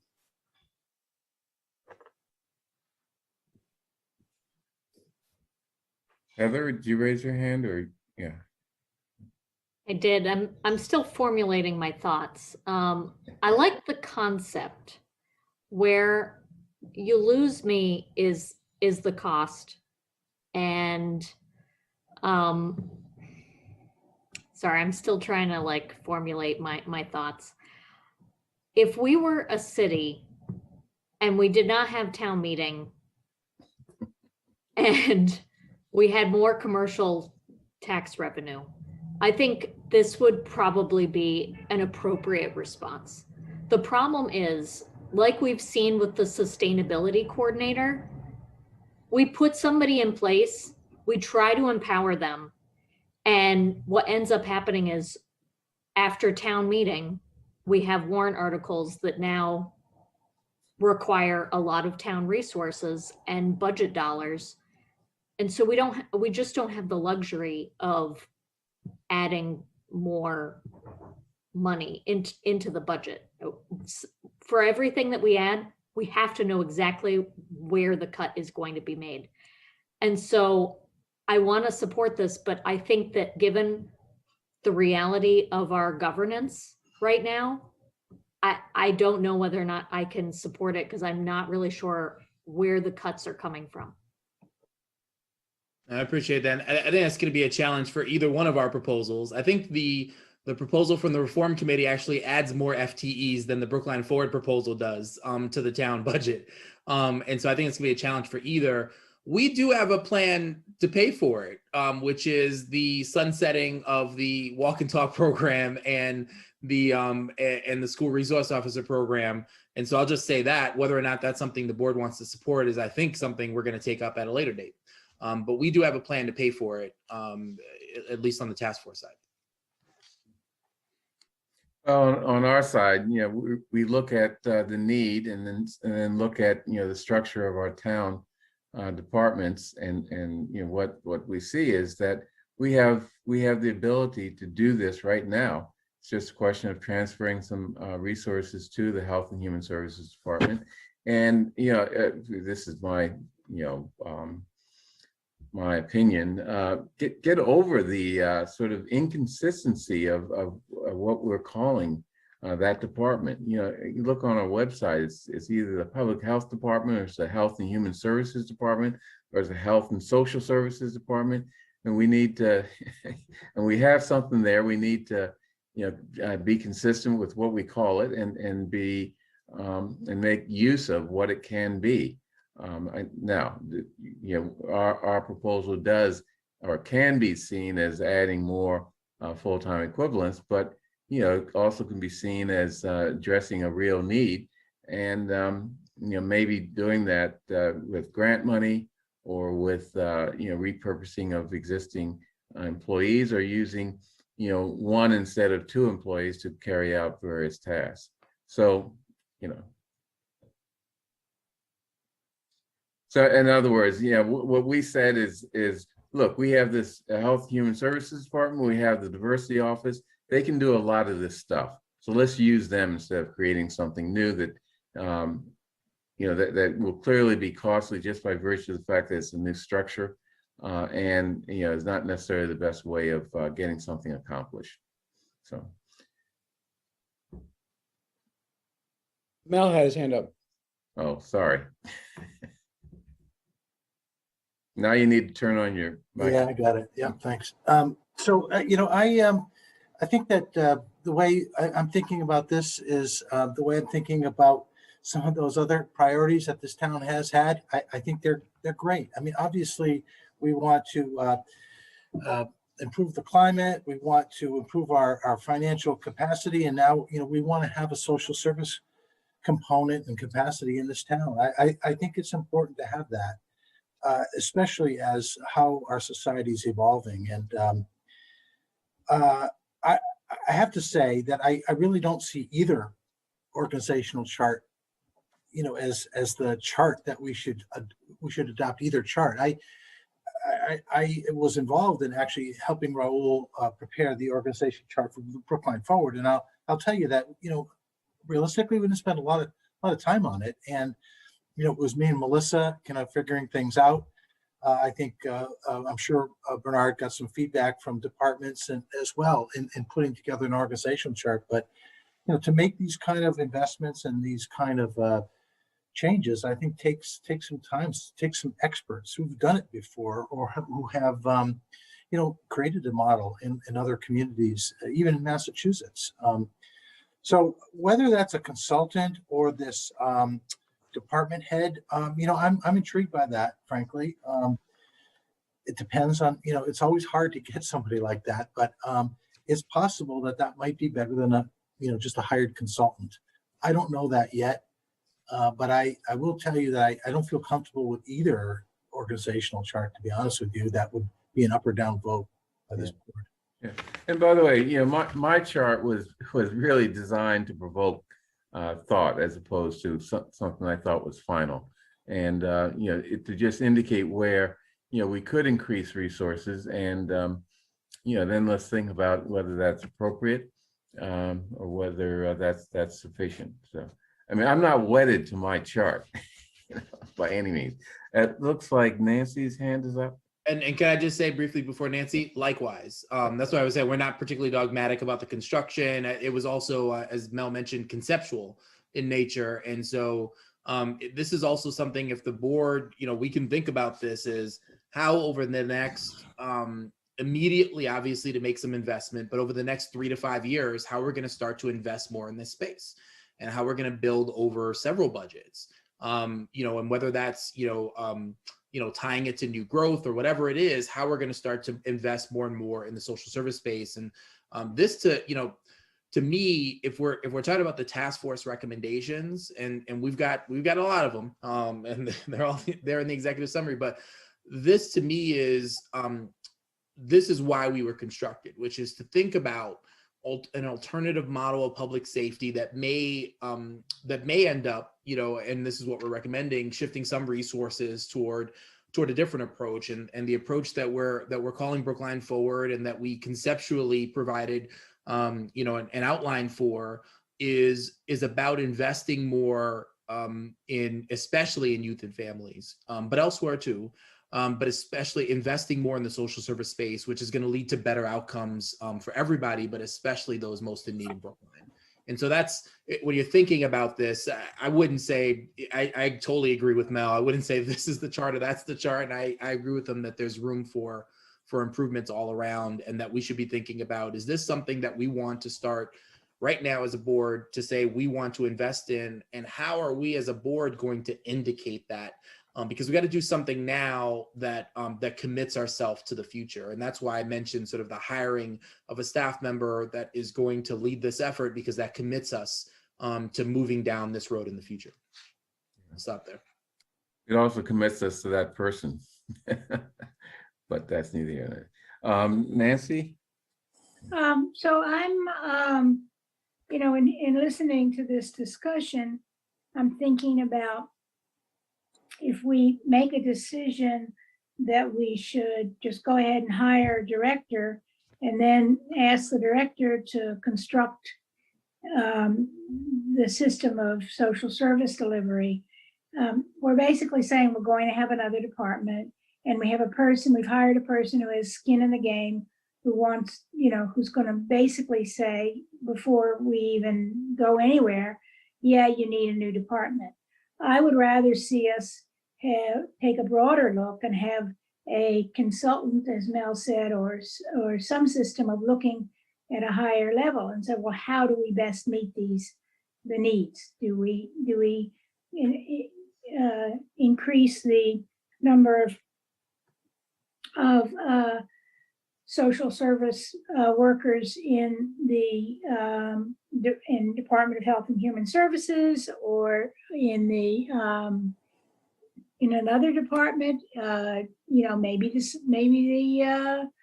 the senior center, maybe, et cetera. So I really think that we need a lot more thought on this. I think we're, this is going in the right direction, and that we need more. I think COVID is especially unmasked layers of need, and we need to pay attention to that. But I'm not sure that establishing the department, having a director, means to me establishing the department, and I'm not sure we need to do that. I think that maybe we want to put that money instead of in a director into the social service people, the deliverers, the people who would deliver the social services, whether they be social workers or psychologists or any other person we deem to be able to do this. Hey, let me suggest, the way this is written actually tracks what we've been saying. So I think, if we put in the word conceptual between draft and organizational charts, and then, vote that we recommend the town engage qualified consulting services to assist in determining the best way forward.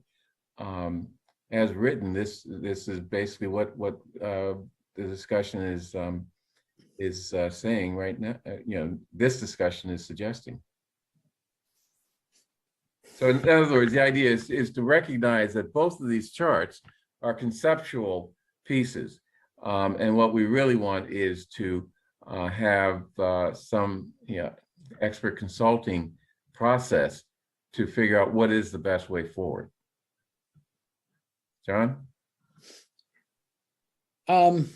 Yeah, I'm sorry. I just keep coming back to this same concern over why we think a consultant or a newly hired head of, Health and Human Services or Commissioner of Health and Human Services would know better than our own department heads what is needed.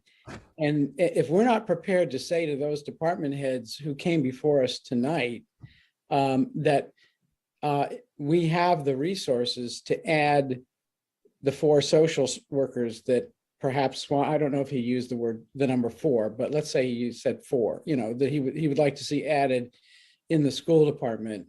And if we're not prepared to say to Ruth Ann that we can add, 2 social workers, let's say, or maybe add a social worker to Annabelle Lane's department within the police department. If we're not prepared to say tonight that we have the money to do that, why would we then be hiring, an expensive department head on the premise that they're going to build a department that we've already said we don't have the money to afford? When our own department heads already in place who live these problems day in and day out are telling us exactly what they need right now. So that's the question I'm hung up on. But the other thing I wanted to say, which I didn't say before, is didn't we just, on the vote prior to this one, vote to engage a consultant? And the consultant, it sounded to me, is going to do something like what we're saying in this particular segment. We would ask a consultant to do. The consultant, as I understand it, is going to look at our existing police department and social service networks and advise us on how we might approach meeting the social service needs in the community in a different way. Yeah. So if we already took that vote to have Cahoots be a consultant on this, are we now adding a second level of consulting on this? It's beginning to sort of strike me that we're creating duplication of something that I'm not even sure we're prepared to deliver on once the consultant work is over. Hey, let me say this. I mean, the 2 things are really different. I mean, the Cahoots piece would be really focused on crisis type situations. I think, we're talking about here just general social services. For example, services to assist the refugee and immigrant community deal with social programs here in Massachusetts. things like that. So I think that they are different. But I think what you said about the departments having already knowing what they need is a good point. And maybe if I can suggest a change to this, change or add to consulting services the words "or departmental working groups." I see Mel has his hand up. I know it's complicated. Well, I just want you to know, I have a lot of faith and trust in our department heads, but I think what's needed here is a more holistic view. So, yes, if I wanted to say how many social workers do you need in the Council on Aging department or in the health department, or I'd get answers, but I don't know, I need some help to decide, what's best for the overall town, and how do we invest our money appropriately and prudently, given what we've got going now, given, what goes on in Massachusetts. So I definitely need some consulting or some help. I'm going to say I don't oppose Raul's idea. You'd have to really find a unique person to do that kind of work. But whether it's that kind of person or a consultant, that's what I need to create an organization. I just couldn't rely on individual departments to put together that broader perspective. Okay, so you suggest I not add or departmental working groups? Well, I mean, no, I think working groups, right. But I wouldn't rely on that solely. No. I'll just add too, and I know this is it, folks. I hope that back in when we voted, I think it was in July, to create these two groups, that folks weren't under the impression that we were both groups were going to come up with recommendations that didn't cost anything. I mean that's not realistic. That wasn't realistic. I think what I'm seeing, even the other thing too is that there is an opportunity here, and if board members are not willing to entertain shifting resources from the police department to accomplish any of these aims, then yeah, it's going to be difficult to imagine where we're going to squeeze and a certain number of positions to address these social service needs that both groups have identified, that need to be this void that needs to be filled. We at some point have to have that conversation about whether or not this board is willing to make that shift in resources, and that's what we've recommended. So it's I just come back to, we're not coming here hat in hand saying asking for donations to cover the cost of this proposal. We've got an idea of the way to pay for it. It's just whether or not this board is willing to support that idea. And if it's not, then I don't know how we're going to be able to do much of anything other than sort of chip away at this problem over many years.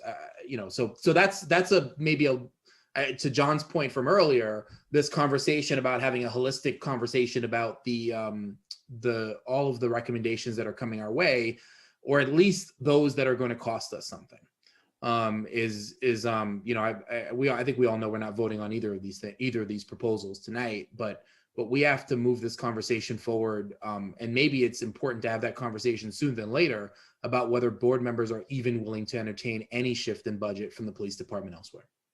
Let me just say, I'm not willing to entertain any shift of any budgets or any department's budgets on basis of principle. I think that many people in town, just as a matter of principle, want to reduce or defund the police department and use the money for whatever good purposes they have.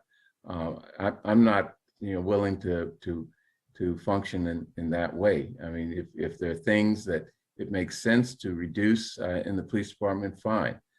But just as a matter of principle, I mean, why the police department as opposed to, I don't know, DPW in a certain sense? I mean, it's really, I don't agree with that.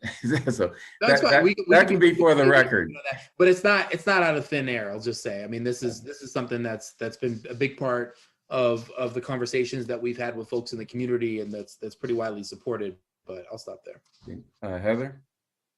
I would be more open to discussing this once we know what's happening with the SRO and walk and talk programs, which I believe we're engaging with the school committee and the housing authority on the status of those programs.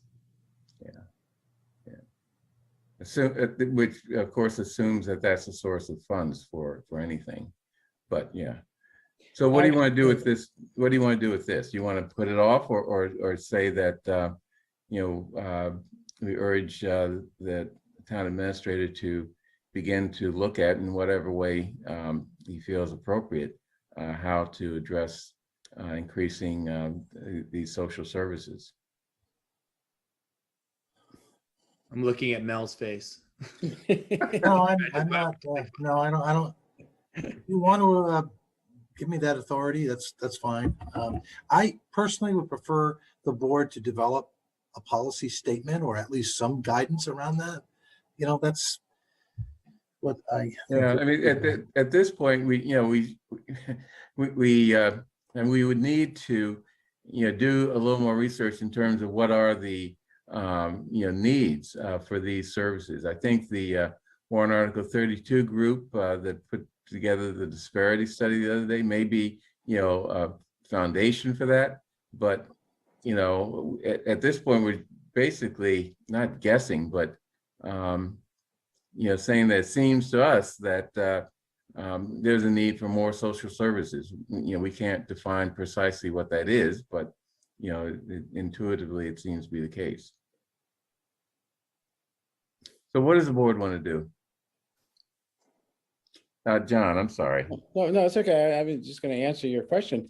I think we should put this off. And I think Mel has a good suggestion, which is that we need to develop some kind of a policy statement and some kind of guidance on this.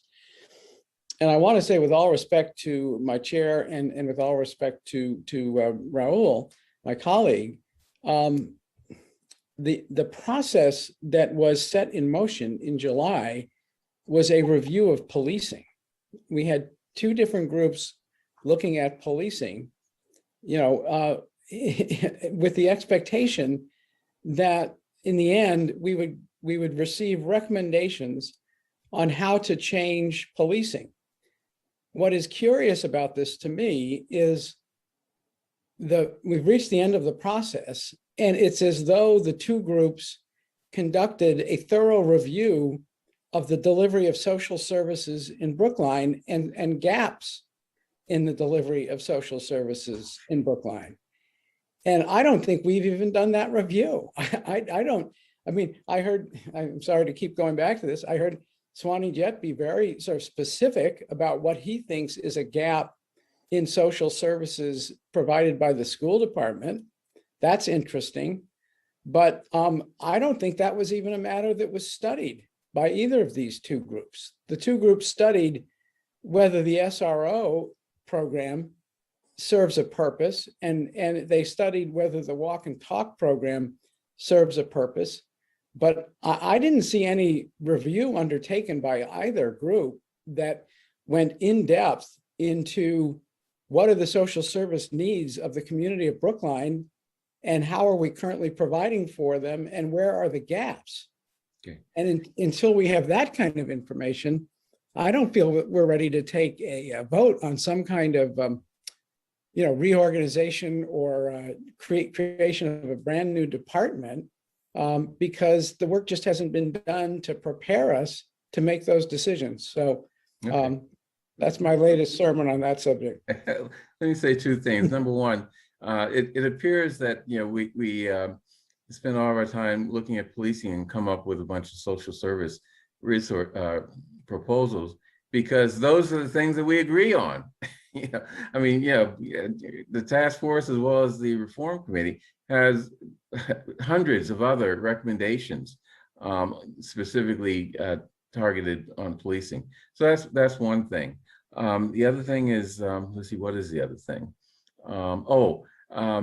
We have our group has, and I think the task force too, has done research into this stuff. As a matter of fact, in the packet, there is a document that I had Elizabeth Childs put together on Brookline's current crisis response model and some proposed fixes, which, you know, is based on, you know, research into, you know, the amount of calls, crisis calls the police department receives, the amount that could be characterized as sort of wellness type calls, and those are, you know, otherwise characterized.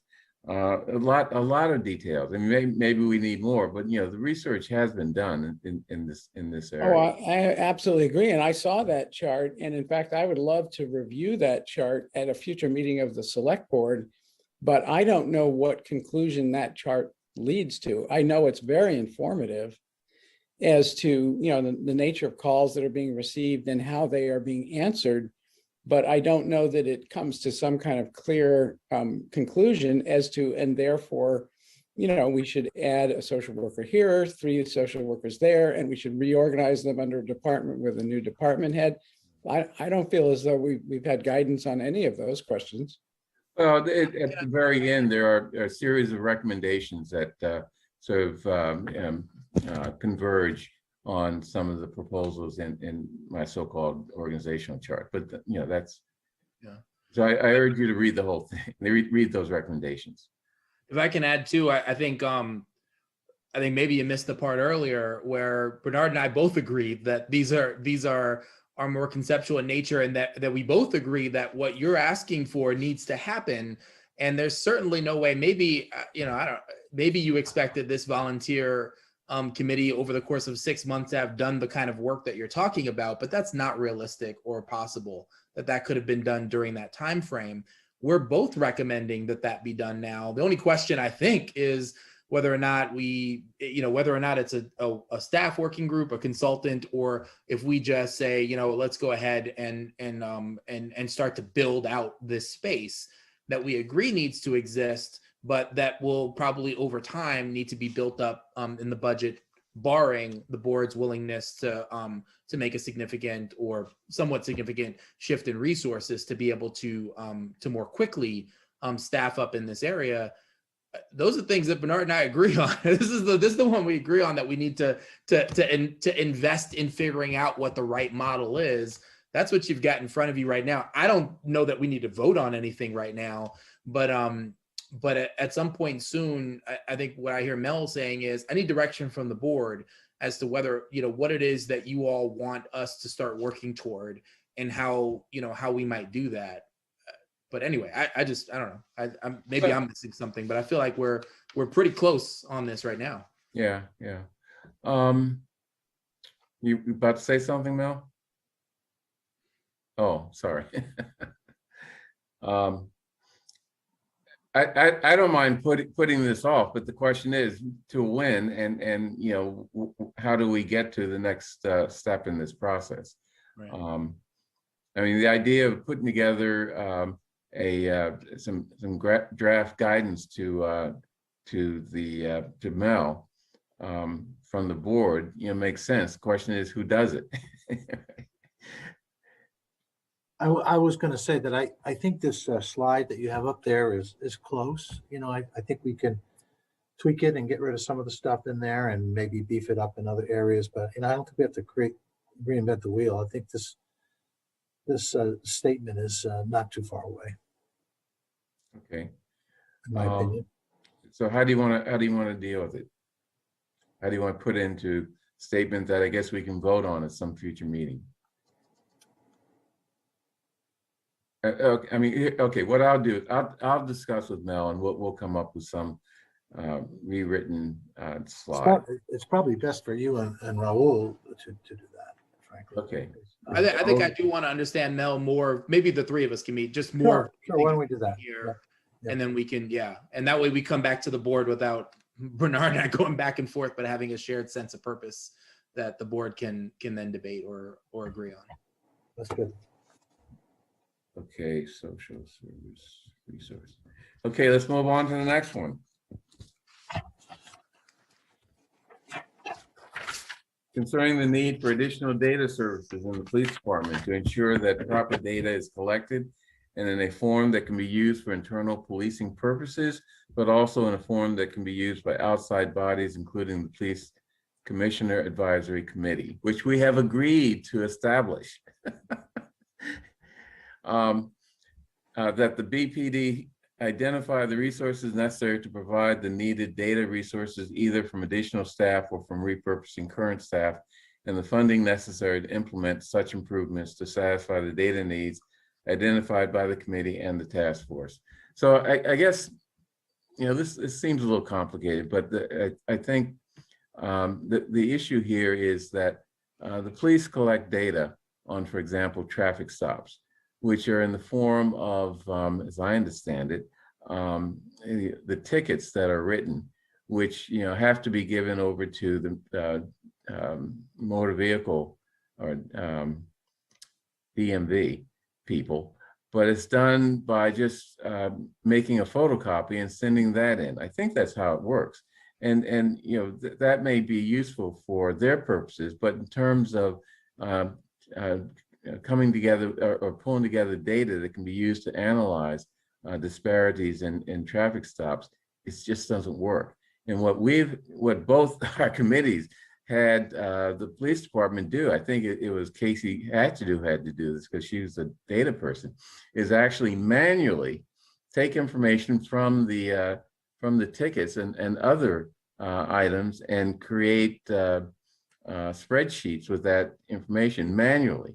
I mean, that's just not a way to do it. So, you know, we're suggesting that we need to look at, you know, how we can automate that or you know, provide the resources to do that in a more efficient way. And, you know, I don't know all the technical details, but apparently there is some software that is being considered that can help, and the state is changing their requirements with respect to how tickets are processed through local jurisdictions into the DMV. So I mean, I don't have the answer to this right now, but we do know that there's a need to improve on the way the data is collected by the police department so that it's not just useful for the police department and the DMV, but is in a form that's useful for analysis by outside entities like the PCAC. Yeah, I guess the only thing that I'd add to that is, you know, I'm very interested in the department. Well, two things. One is that I'm very interested in the department engaging deeply in using data to identify areas for improvement. And that, you know, with regard to racial bias or anything else.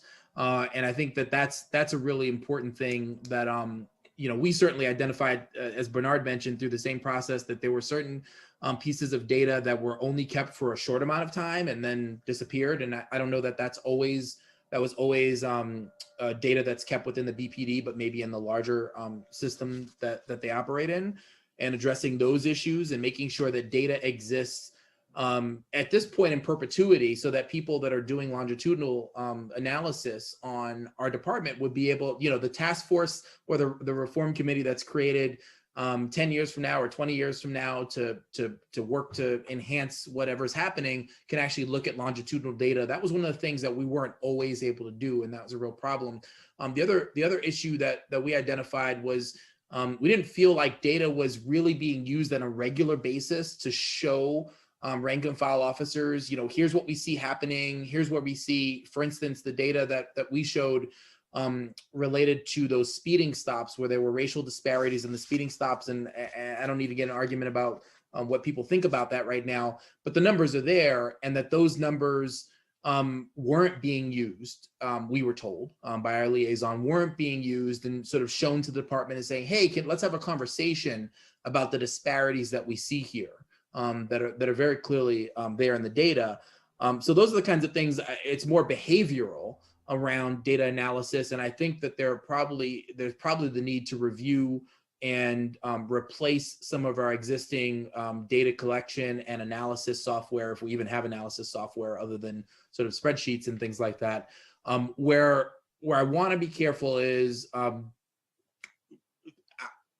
unless it's absolutely necessary and there's no other way around it, I don't see myself supporting adding an additional staff member to do this. I think there's an opportunity, especially with the vacancies that exist, especially in leadership, to hire someone who has the expertise to do data, and I'm not talking about complex data analysis and regression and stuff like that, but to do the kind of data analysis and reporting, transparent reporting, especially that we think is needed in the department, to be able to retask a position to do that is what we support.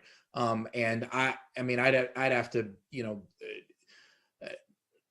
they'd have to, for me at least, a really compelling case that we should be adding additional staff to the department to do this. This is a thing a department should be doing, a police department should be doing, and I don't need to use it as an excuse to sort of expand the department. I think that using additional positions, this can be done.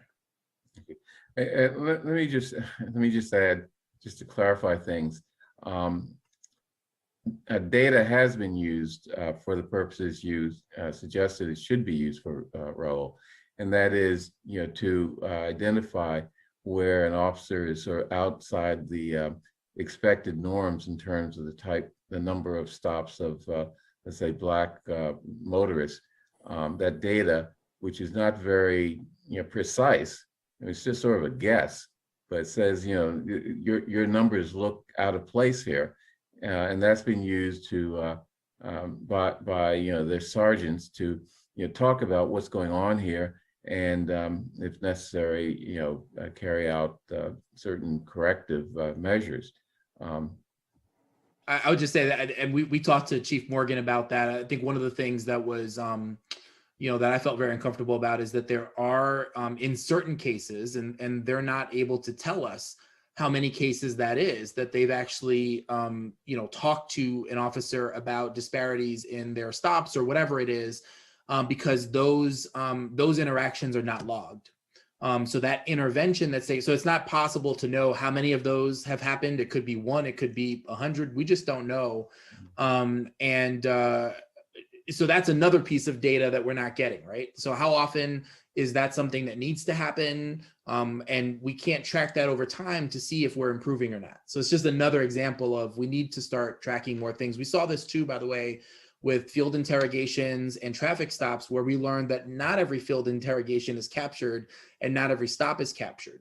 And we spoke clear. We said, we don't think that if someone was stopped on the street and the officer says, there's nothing going on here, we were asked to stop this person, nothing going on here, we don't think that person should have their name and, asked to show their ID and do all, they should be sent on their way, but that the officer should still be logging the fact that a stop was made. Because when folks look at the annual report and they see the number of field investigations or interrogations that were taking place, they think that's the entire number of people that were stopped by Brookline officers last year.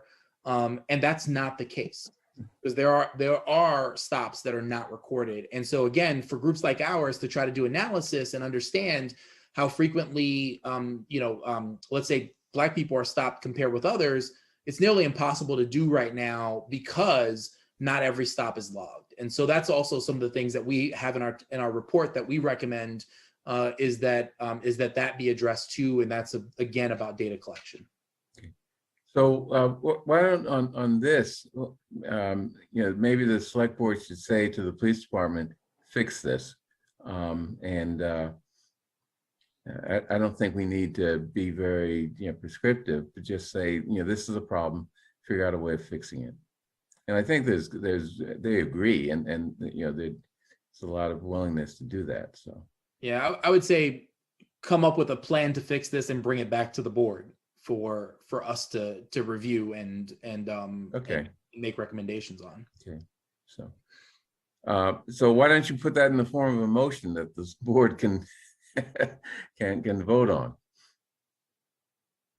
I think what you have here, that the BPD identify the resources necessary to provide the needed data resources, either from additional staff or from repurposing current staff, and the funding necessary to implement such improvements to satisfy the data needs identified by the committee and the task force.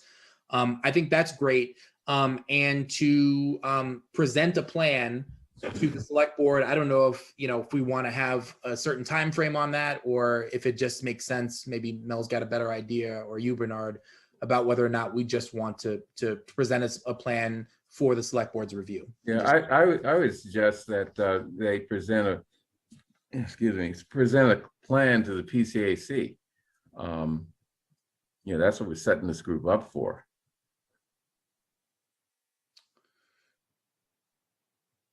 Not against it. I just feel like the board should weigh in on this too, but I'm not against that. I mean, do you want to say for presentation to the select board? Present a plan to the PCAC, who will present to the select board. Yeah, I think that makes sense, because that way we get the plan from the police department, but also the feedback from the PCAC, which may or may not. They may think this is the cat's pajamas, or they might think that maybe it needs some kind of improvement, and we hear from both. What other board members think about that? I'm open to that. Okay, good. Oh, okay, let's vote on it. I move I move approval of the following: that the BPD identify the resources necessary to provide the needed data resources, either from additional staff or from repurposing current staff, and the funding necessary to implement such improvements to satisfy the data needs identified by the committee and the task force, and present their plan to the PCAC with requests that the PCAC report to the board. Okay, all in favor? Nancy? Aye. Heather? Aye. Raul? Aye. John? Aye. And chair votes aye. We got another thing out of the way. Now let's get to the fun part. Okay. What I call non-common ground proposal of policing reforms committee regarding school resource officers and walk and talk unit. So what? Just briefly, Bernard, I thought we were going to vote on those 4 tonight and then schedule the other items for later. Am I wrong about that? Yeah. No, I think, but I wanted to deal with this one first, because that's the first scheduling issue, and that is, when we take up the walk and talk and. Oh, we're just talking about scheduling now. Yeah. Okay, my fault. So this slide says that, of course, you can read it. So we're basically going to defer to June 15, 2021, any vote on the SRO and walk and talk unit, so that we can obtain from the school committee and the housing authority their input, and based on, specifically based on information from stakeholders, appropriate stakeholders, and we list the ones that must be included. So on the next slide is what will be done if this is voted up, and that is, upon a positive vote on this recommendation, the select board shall write to the select board chair, that's me, shall write to the school committee and the commissioners of the Brookline Housing Authority, requesting that they consult with the appropriate stakeholders and send the select board the results of those consultations and any proposals they may have for consideration by the select board in their role as police commissioners. So, that's the way we get those, that response. So the vote is, to defer our vote on those 2 units until June 15, and to request that the school committee and the housing authority do their research and get back to us with what they found. I guess I'll just add that this is for the school committee members and BHA commissioners listening right now. It's June 15th at the latest. You're welcome to I know that the school committee, for instance, a subcommittee of the school committee is taking up the SRO role as early as I think next week. There's going to be a subcommittee meeting on this. We'd love to see action taking place at the school committee and at the BHA commissioners. I know the BHA commissioners already had 1 meeting about this and continuing to move that forward. And my understanding is that this is intended as sort of setting not quite a deadline, but at least a date by which we hope that they're able to wrap up their work so we can make some decisions ourselves. that Well, right? they have to wrap up their work way before June 15. I mean, at least I would a hope week. so, yeah. Yeah, because we have to review what they prepare and digest it. Right. Okay. Okay. Any other comments, Sis? I will just note for the record that that we talked about this at our Friday task force meeting. There were some concerns that that date is after the election, and that it allows board members to avoid taking controversial positions before the election. I am literally just stating that for the record. Okay. And that's it. So that it's been said, but. Otherwise, here we are. If you want a statement for the record before the election, I'll give it to you. Okay. Or give it to the members of your committee who want it. Anyway, so why don't we vote on this, which is 2 parts. Vote. I mean, we'll vote, just one vote, but it's 2 parts of the question, and that is deferring our vote to June 16 and then soliciting a response from the school committee and the housing authority. Just being clear that it's Tuesday, June 15th is what's on our packet. Did I say something else? That's 16, but it's 15. Yeah.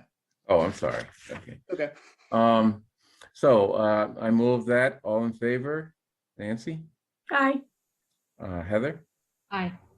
Raul? Aye. John? Aye. Chair votes aye. Okay, so that's the end of my slides. Yeah, the other thing I'll just say is I'm going to on the timeline itself. I'd love it if we're ready, and what I'm going to do is actually I know Devin and I talked about this, but is take the recommendations that we have that are still outstanding in the task force report and fashion them into votes for the board. I'm going to try to figure out how to arrange those. We're not going to have them all on the same night, of course. But, I know we've got lots of other business to do. One of the issues that we have is we've got this task force, this group of people that have committed. They actually initially committed to be with us until the first week of February. And now they delivered a report a month later. Both of our groups needed more time to get our reports done the first week of March. And here we are in the first week of April. And the task force is still there and still meeting. I would at some point like to have a sense of when I can send these folks back home. They're not quite sequestered, but I know that they have other things that they've given a great great amount of time and made a really great commitment to the town to do this work. The way that it's set up now, because these votes are being scheduled so far out, is that we have one of 2 choices. One is say, all right, thanks for your work, we'll take it from here. What we lose there is their ability to provide feedback to me as the chair of the task force as to whether or not they support a certain change that comes up, which they inevitably do in our discussions. And so I don't necessarily want to do that because I think it's important. And of course, all our meetings are public. I could still get feedback from task force members if there was no task force, and I wouldn't have to do it in public view, right? So I don't want to get rid of the task or end the task force at this point. But at the same time, I'd like for us to move forward on some of the recommendations that have been there for a while and don't necessarily need, unlike maybe the SRO and the walk and talk, recommendations where we do need to hear from the school committee and by extension, the public and the BHA and by extension, residents and BHA properties. Other recommendations where that's not necessary. The board has had the report since the first week of March. The board's had the report for a month. And we had a draft report even earlier than that. I'd like to start moving maybe a little bit more quickly than I see on the tentative dates for these votes on the areas where we should be able to make some decisions. So I don't have a proposal right now, but I'm going to work on that and get that maybe to Bernard and Heather for the next agenda setting meeting and sort of propose, here are some areas where I think we can maybe make some quicker work before, for instance, the next scheduled conversation is not until April 20th. So I'd like to maybe do something, if we could, next week on some votes that maybe are less controversial, although who knows with us, we can make anything controversial. But I'll make some proposals is what I'm saying about how we might be able to have a more accelerated schedule than what I see there, because I really do want at some point to let these folks go and to allow them to work on other things.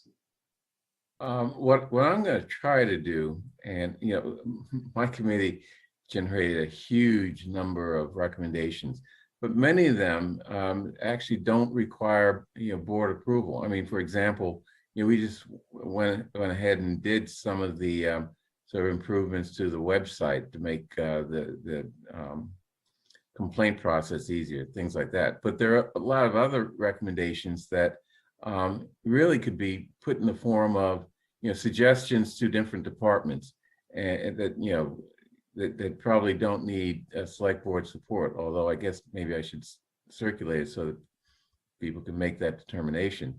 But we have a lot of what we call recommendations that are really suggestions on how to make things more efficient. So maybe we can get rid of a lot of ours that way. I'm not sure. I don't know what I'm thinking. So. Well, I'll take a look this week, and I'll get something to you all. I see Heather. Well, just keep in mind that the next 4 weeks we're competing with budget and town meeting warrant An articles. election. I mean, we still have like 15 warrant articles to go over after this conversation. Yeah. I'll say I'm open to special meetings where we it's, again, we all have things going on in our lives, and it's not easy to do that. But if it helps, I'm certainly open to that. Okay. Okay. What's next on our agenda? Let me find my agenda. Okay, we have some warrant articles. Yes, indeed. Pardon me? Yes, indeed. Okay, warrant article 4, closeout. This should be easy. Let's see. Elton Elperin. That was my fault. I'm just promoting a couple people early. Melissa will be with us shortly. Oh, okay. Melissa, good evening. Article 4 is an annual article, which essentially asks departments to indicate the status of their capital accounts. You should have 2 reports in your packet. One is for revenue financed accounts, and the other is for bond financed accounts. The departments have gone through the exercise and indicated the status of all their appropriations, their special appropriations, and the recommendation is for no action. The comptroller will take action based on the markup on the reports. Okay, any discussion from the select board before we have our hearing? Okay, let's have our hearing. This is a hearing on warrant article 4, closeout of accounts. Devin, is anyone raising their hand to speak? This time there are 36 attendees, and no one has used the hand raise or Q&A feature to indicate they'd like to make a comment. Okay, let's use that as an opportunity to close the hearing. I move no action on warrant article 4, close out of accounts. All in favor? Nancy? Aye. Heather? Aye. Raul? Aye. John? Aye. And chair votes aye. Thank you. Okay, next, Article 18, preservation. A little more than preservation, I think, isn't it? or sometimes a little less. Well, I'm Elton Elperin, Chair of the Preservation Commission, and I'd like to give a short presentation on warrant article 18, how it came about and what it is.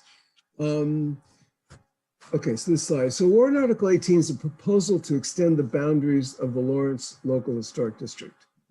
Process that led to this warrant article began in August of last year when the Preservation Commission heard an application to demolish the structures at 116 Colchester and 295 Kent Street and imposed an 18-month stay of demolition. This is because they're in a National Register district. This application caused a great outpouring of comment and concern opposed to demolition from all over Brookline, but particularly from within the local immediate neighborhood. Those neighbors have organized themselves to request that the Preservation Commission submit this warrant article that would add 7 properties to the Lawrence Local Historic District, including 116 Colchester Street and 295 Kent Street. Next slide. Okay, the existing Lawrence LHD. In the first decade of the 21st century, the expanding economy and Lawrence neighborhood's proximity to Longwood Medical Area, Boston, led to renewed pressure, development pressure and threats to numerous historic buildings. Thus, in 2011, through the town meeting, the Lawrence Local Historic District was established as a tool for addressing these pressures. These are the houses for which demolition was applied. 116 Colchester on the left, 295 Kent on the right. The residential area north of the existing Lawrence LHD now faces similar pressure, resulting in the demolition applications that gave rise to this effort to extend the LHD before that 18-month expires in February of 22. A representative from the neighborhood will speak during the public comment period on how the neighborhood organized after the August hearing and determined that they wanted to become part of the abutting Lawrence LHD. At our December 8th, 2020 public hearing, the Preservation Commission accepted a petition by the neighborhood to act as the study committee for the proposal and submit a warrant article to the spring town meeting. The Preservation Commission is very grateful for all of the work done by the neighborhood to create the proposal. There's currently over 93% property owner support within the boundary extension, and that includes, surprisingly, the owner of 116 and 295 Kent itself. Aerial view. So this aerial view shows the block in question. This highly trafficked and visible block long section of Kent reveals a pattern that's familiar in rapidly developing urban communities in the late 19th and 20th century, where the large estates that originally formed Brookline have been demolished or subdivided to serve small-scale development. Kent Street between Longwood Avenue and Colchester retains its historic streetscape and architectural integrity, which is nearly unchanged for the last 85 years. All the properties built between 1870 and 1935 maintain landscape settings with building placements and setbacks from the street that are uniform, creating a streetscape appearance that's rhythmic and consistent, and a great pleasure to walk in. And it is a major thoroughfare, of course, to the medical area, and so a lot of people walk this street. The range of types with consistent settings is also seen below Longwood Avenue, that is in the existing LHD. And so extending the LHD, that existing LHD, seemed the most appropriate means of creating one rather than creating a new separate one. We'll look at the houses concerned that want to become part of this new LHD. 287, this is proceeding up from Longwood Avenue, 287, 289 Kent Street. The 295 Kent, that's subject to demolition. The 116 Colchester, the next house, similarly.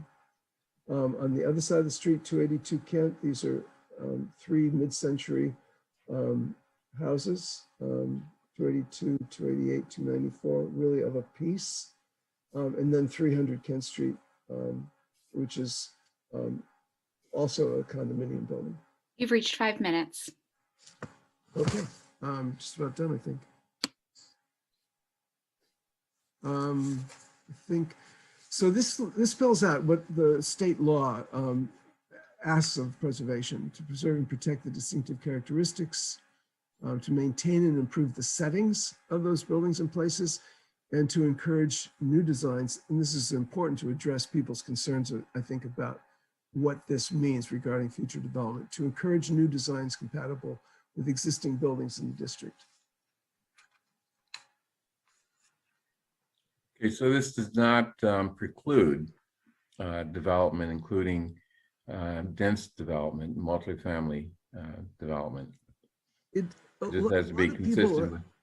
It's our statement that a lot of people have expressed concern that we're opposed to development. But that's not really the history of preservation. We see development on some scale virtually every month. And we've allowed and even encouraged development of entirely new buildings in some of our local historic districts. I mean, we just a couple months ago approved one on Babcock Street, for example. 2 buildings, 3 units. So besides that, we ourselves, of course, really only rule on the exterior appearance of buildings. We have nothing to say about the internal division of the buildings or their change of use. And we anticipate it's very likely that these 2 buildings could become multifamily buildings. They could, we have not seen any application for building by the owner. So we don't know what their plans are, but it's not inconceivable there could be additions and a certain increase in density here as well. Yeah. Now, the only reason why I said that is that I love that neighborhood. I used to walk through it on the way to the D line back when I was working and lived near there. But, you know, the D line really is an incredible resource for the town in that it gives people quick access to downtown Boston, which is one of those areas that you do want to develop for multifamily or dense residential purposes. Now, I don't, we have Longwood Towers already there, which I don't know, maybe there because of the D line, but I just want to raise the point that this is one of those traffic corridors that we really need to take advantage of to the extent that it makes sense to do that. Heather? So we're just about at 10 minutes for this presentation. I understand that there's another speaker that wants to speak. We've got 6 people signed up for public comment on this warrant article, and we have over 10 warrant articles left to do, and it's 9:36. Okay, let's move on then. Let's open up the public hearing. Devin? Chair, I believe that they had one more speaker. Okay. Correct me if I'm wrong, Claire. Please be brief. I will be very brief because Elton has covered a lot of what I would have said anyway. I'll say only that I'm here. I reside at 300 Kent Street. I'm representing the Kent Street neighborhood group. We came together after the application for the demolition permit. Kind of had our eyes opened about, what some of the risks were to a neighborhood that we value very much from an architectural and historic perspective. So we organized, we educated ourselves, we surveyed all 15 owners to find out what level of support there was once everyone understood what an LHD meant. And as Elton mentioned, with the addition of the owner of the 2 properties scheduled for demolition, 14 out of 15 are in support of this, so 93%. I just want to say that we understand very well that development over time is inevitable. And the reason this is so appealing to us is that, and to me, is that to have the Preservation Commission oversee any changes going forward to be ensure that they're thoughtful and respectful of our streetscape and of the historic structures is very important to me. But it would need to marry the goals of development and preservation. At least I would hope that it would. Great. So thank you. Devin, could we open up the hearing?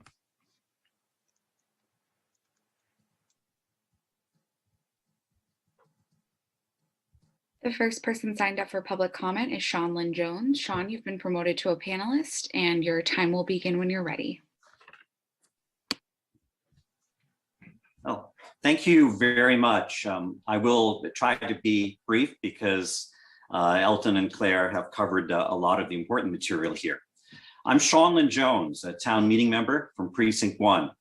I live at 53 Monmouth Street, which is just a few blocks from the proposed extension to the Lawrence LHD.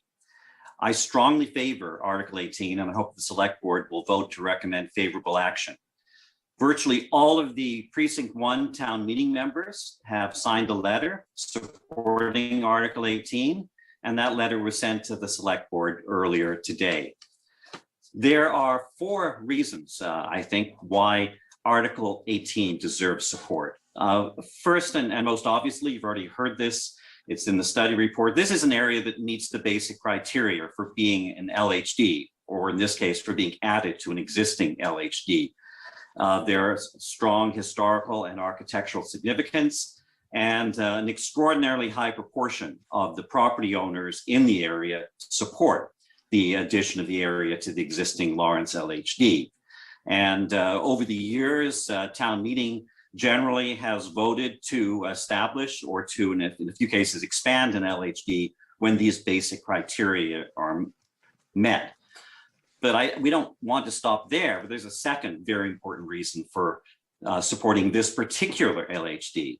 As Elton alluded, this is an area that is an extraordinarily beautiful streetscape. I don't think the photographs he showed really did it justice because as Bernard pointed out, you have to walk down the street to really get a sense of how the structures complement one another. And this is not only a set of beautiful and highly compatible historic and architecturally significant buildings, it's a heavily traveled street for walkers, cyclists, and drivers. And people enjoy this public streetscape, which is really one of the things that gives Brookline its character. And I recall some of the people who participated in previous public hearings said these are really iconic buildings, including the ones that were threatened with demolition. Third, there's also the fact that the residents, the property owners of this area have worked extraordinarily hard. They've educated themselves, as Claire pointed out, they've polled one another, they've learned how to go through this process. And they are the ones who are imposing limits on themselves in order to preserve this area. We should honor that commitment and support the LHD. And finally, I think Elton explained a little bit about how the LHD doesn't preclude flexibility when it comes to development, conversion to multifamily dwellings. And that's precisely what's happened in some of the other historic mansions right on this very block. And I think this is a situation where we can have a win-win outcome, preserve the streetscape, let the Preservation Commission have a review over any exterior changes, but enable the conversion of these structures to multifamily buildings. The zoning could be changed or even under the current zoning. There are many different options. Thank you very much. I hope you will support Article 18. The next person signed up for public comment is Dennis DeWitt. Dennis, when you unmute, your time will begin.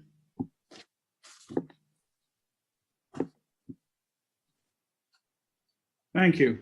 I too will try to be brief. You've had a long session, I know, up to now, and I know it's a long way from being over.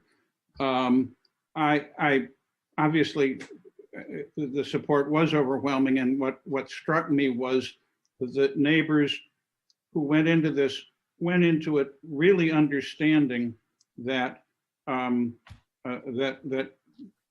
living in condo buildings now. One's got 5 units, one's got 6 units. They understood that that's what's undoubtedly in the cards for these other 2 buildings, and they fully accept and appreciate that. 116 Colchester is a very big building on its lot as it is, probably wouldn't be expanded, but certainly 295 Kent has a very large backyard, and I think anybody realistically looking at it can expect that there will be new construction back there.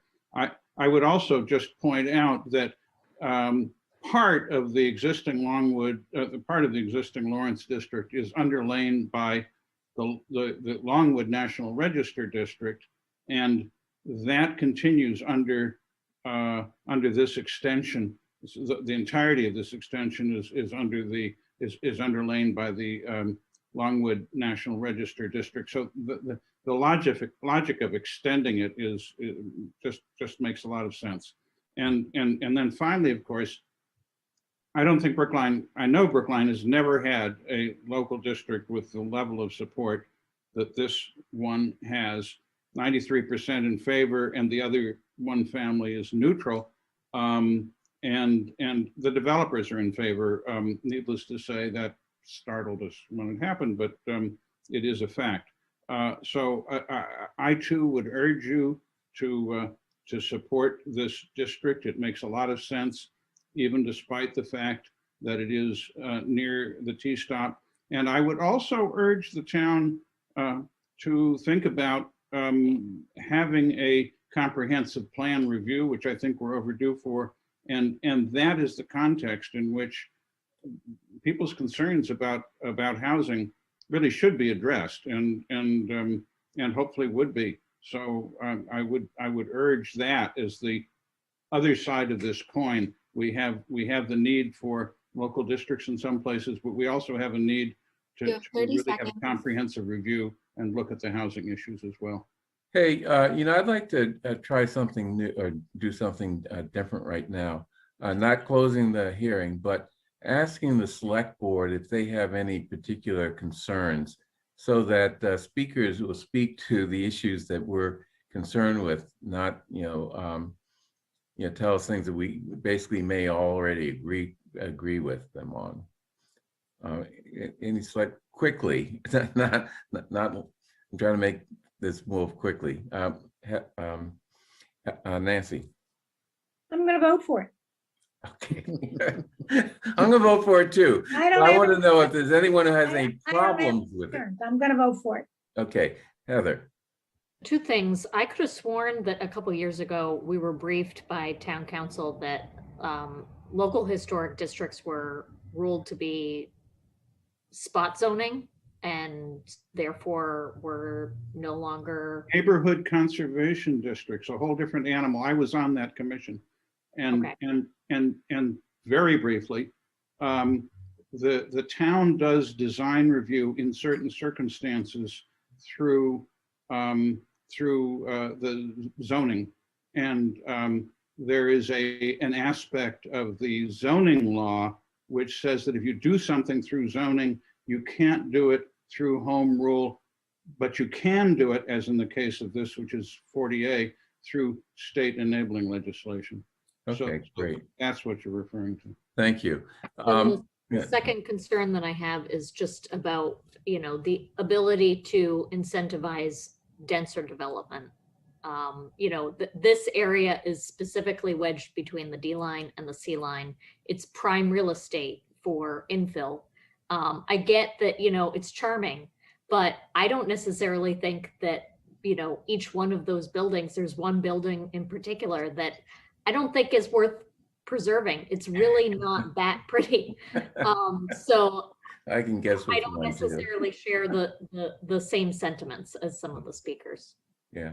Let me just take that comment without getting a response. And I'm sorry, Raul, did you have your hand up? Yeah, I think I've got some of the same concerns that Heather does. I'll just one other thing I think to add is just well, it seems in this case we have, at least what I'm hearing is that we have folks that have purchased this property that are willing to go along with the district being extended to include that property. I'm very concerned about this sort of reactive, someone bought this, they want to do something, now let's make it historic, and that it just doesn't sit right with me. And that's sort of what's holding me. Otherwise, I'm kind of with Heather. This is a great area for more development. What's the trade-off? I think there is there's some places, properties that should be preserved, others that and I think it's more a matter of taste than anything else, frankly.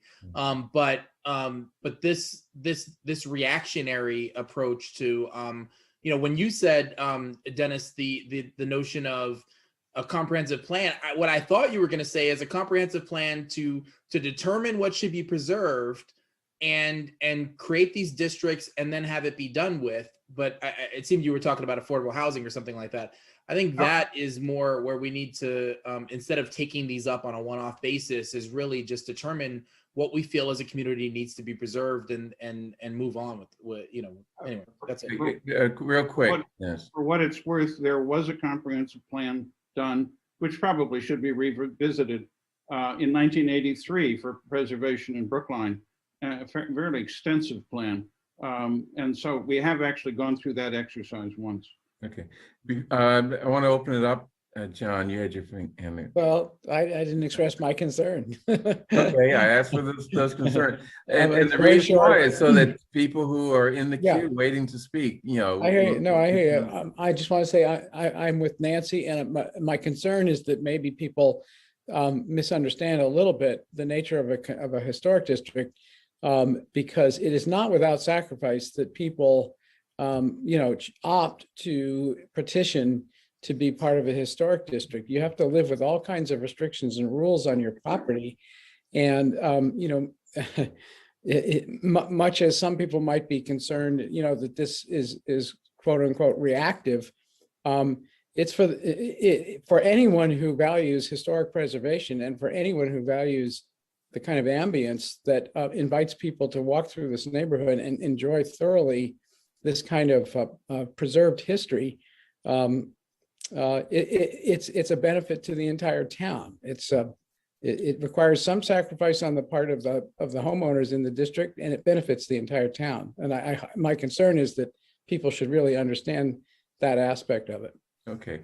And before we get into or go back to the hearing, I heard someone say that this does not preclude dense development, particularly on that one parcel that's fairly big. So, I think that concern can be put aside. But can we go back to the hearing? And I see Valerie Birmingham, I think, is the next speaker. The next person signed up for public comment is Jeff Watchter. Oh, sorry. Oh, Bernard, just briefly while Jeff gets set up, if somebody can address that last, maybe from the town side, we've heard multifamily, but does that mean 2 and 3 family? Does that mean more? It's not exactly clear to me. So maybe Probably means, with whatever restrictions a non-district would face in terms of, FAR and setbacks and all that stuff. About appearance then. But yeah, it would have, the appearance is where the restrictions would be. Got it. Thanks. Okay, Jeff. All right, great, thanks. So I come before you today to ask for a no vote on warrant article 18. When I read the article description justifying this local historic district, about the architectural styles of the building, which I'm sure are in architectural history books or things like that, and the development patterns represented here, it became clear that nothing particularly historic actually took place here, other than the fact that wealthy families, the Aspinalls and Stearns, wanted to profit from their well-positioned property and sold plots to other rich people to build houses. The article description argues that a key element of what makes these properties historic is they represent a, quote, style of property development and, quote, speculative property development and subdivision of larger estate properties. This is the history that is so important to save. The idea that this expansion is about history is really hard to accept at face value. The article description itself says that the genesis of the petition was the continued development pressure along Kent Street. And therein lies the crux of why we're here in reality. Some neighbors don't want anything to change on the street and found the blunt tool of local historic districts as an opportunity to ensure this. What the article description does get right, and in fact, what the history of these sites actually teaches us, is the primary fact that any city or town is that change and evolution of place is inevitable, healthy, and positive. The historic event attempting to be preserved is property developers making money, the same thing that is decried in zoning and planning meetings about every new development in town. To this end, the idea that we are attempting to require by statute that these properties can only be used for that have to remain aesthetically the way that they are now is really, I think, antithetical to the history represented here. If the neighbors, as noted, so uniformly agree that none of these buildings should change, they have total control to ensure that this happens. They can agree to not make aesthetic changes without the support of their neighbors, and they can give the deeds to their homes to a community trust that could operate to preserve any aspect of the property in perpetuity. That's perfectly fine. But that should be up to those who own these properties and should not be imposed upon them by the town. So again, ask for a no vote on warrant article 18. Thank you. Who's next? The next person signed up for public comment is Amanda Zimmerman. Amanda, you've been promoted to a panelist. You can unmute and share your video if you're comfortable, and your 3 minutes will begin.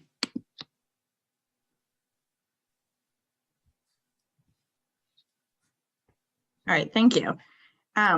After a lot of the comments here in favor of this warrant article that local historic districts don't oppose multifamily family buildings, I must say I'm a bit confused. I'm glad that the proponents are now saying that this won't preclude multifamily development, but that's not what the report or the warrant article imply. I've been reading through the study report on expanding the local historic district, and I'm struck by the fact that it explicitly lists development pressures and the potential demolition of existing single-family houses and replacing with multifamily dwellings as the reason to extend the local historic district. And so I have to ask, why are we so opposed to the addition of multifamily units? As I laid out last town meeting, multifamily buildings usually contain smaller units that are better for the environment, more affordable than large single-family homes, and are more likely to bring racial and economic diversity into their residents. These proposed properties, as multiple people have said, are less than a quarter mile to the T and Longwood Medical buildings and abut other multifamily buildings. This is exactly the sort of location that could add housing capacity without requiring residents to drive to work in a much more environmentally sound manner. Now, mind you, I looked up the current zoning for these properties and it's S7 and SC, so single family or single converted, which to me speaks to the absurdity of this whole thing. This is exactly the type of region in Brookline that we should be zoning to allow for multifamily housing. I would love to see it reconsidered in that light.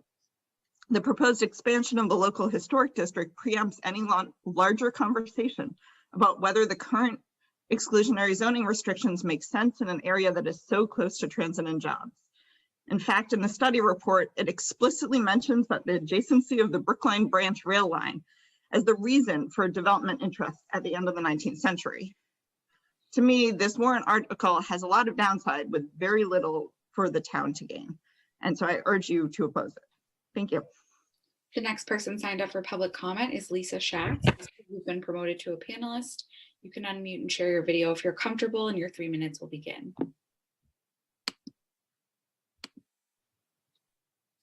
Okay, hi. I agree with what Jeff and Amanda stated. These homes are not historic, and the greater Boston area is suffering from a severe housing shortage, and declaring these homes historic does not address that. However, I could see why the neighbors want to preserve them. I haven't looked at each one specifically, but I know the neighborhood's beautiful, and we wouldn't likely construct homes like that anymore because 100 years ago, construction workers were not paid decent wages, but they are now. So that the homes are they would be too expensive to build with the same quality today.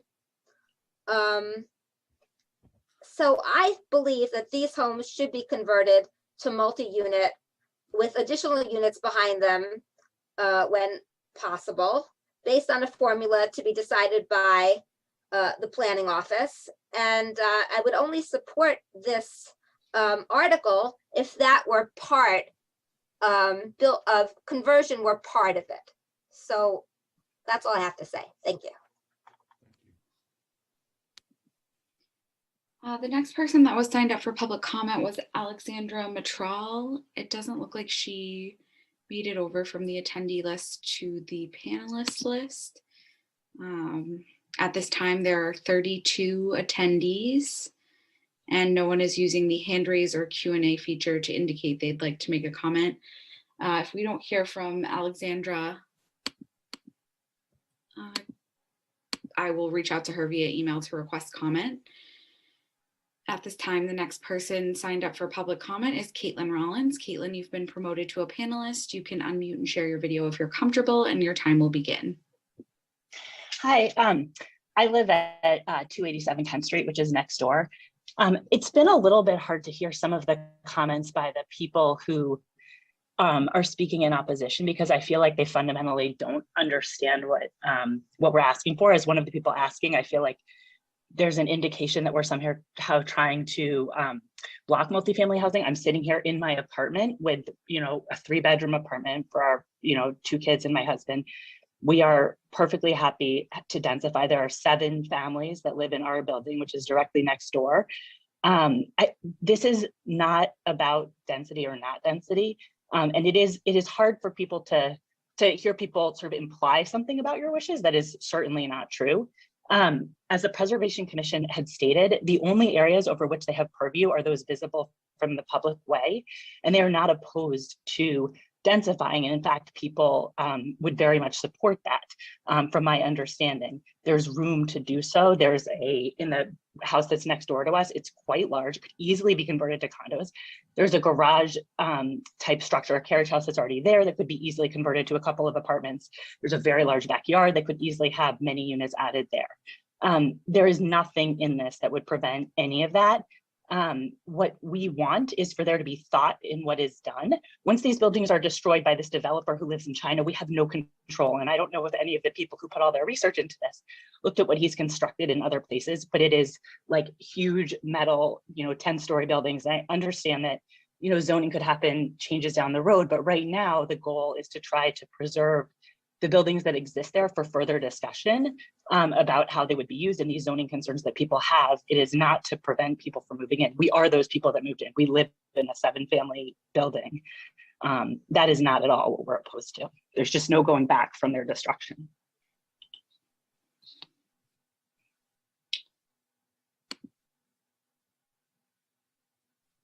Okay, Devin, is anyone else in the queue? At this time, there are 31 attendees, and no one is using the hand raise or Q&A feature to indicate they'd like to make a comment.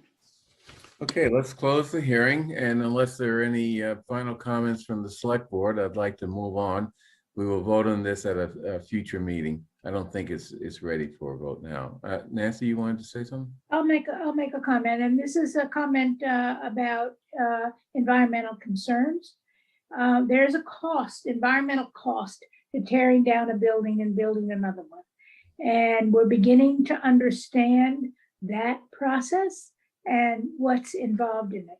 Furthermore, there's an environmental cost to taking away green space and to losing trees. These properties seem, at least from the pictures that I can see, seem to have a very good tree canopy. If we end up having big development and tear down those trees, we will replace them with smaller things that won't do the same job for many, many years. The trees basically suck in carbon. They help us clean the environment, and they serve a huge function in terms of canopy and heat island effect and mitigating the disasters that are basically climate scientists tell us are on the way. So, I think some people say, well, it's better to have smaller units and it's better for the environment. Well, that's true, but what are you giving up to have that? And you don't necessarily have to give it up in this situation. As the prior speaker said, these buildings can have several units in them and be more environmentally, in the interior, be more environmentally friendly without taking away the other environmental aspects. Okay, thank you.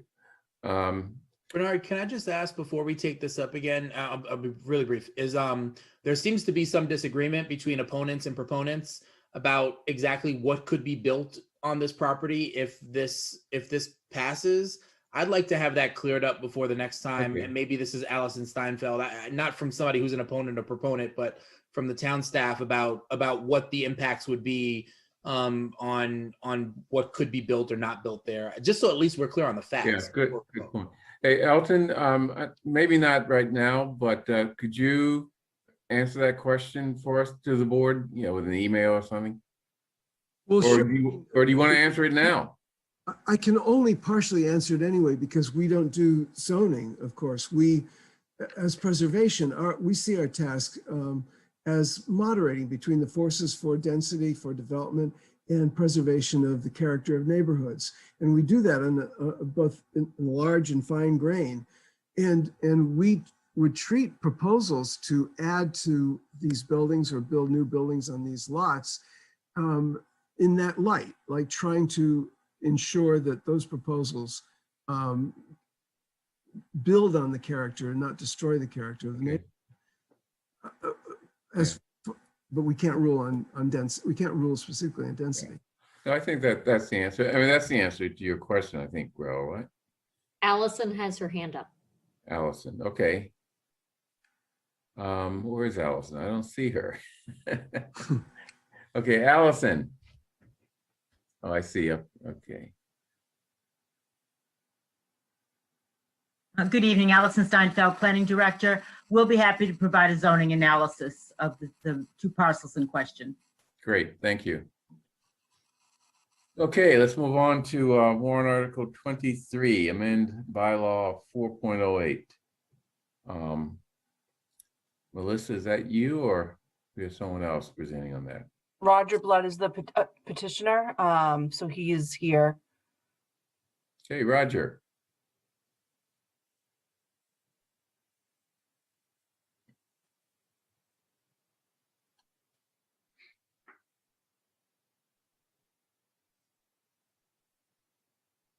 Unmute.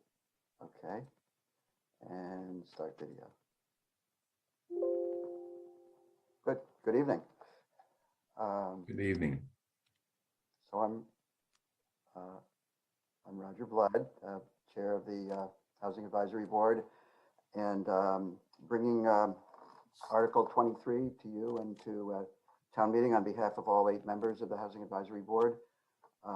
This article is the result of about a year-long effort to have several public meetings and the work of expert consultant Pam McKinney, who validated the concept and also created a financial model for us so we would understand the impact of the bylaw and to calibrate it correctly.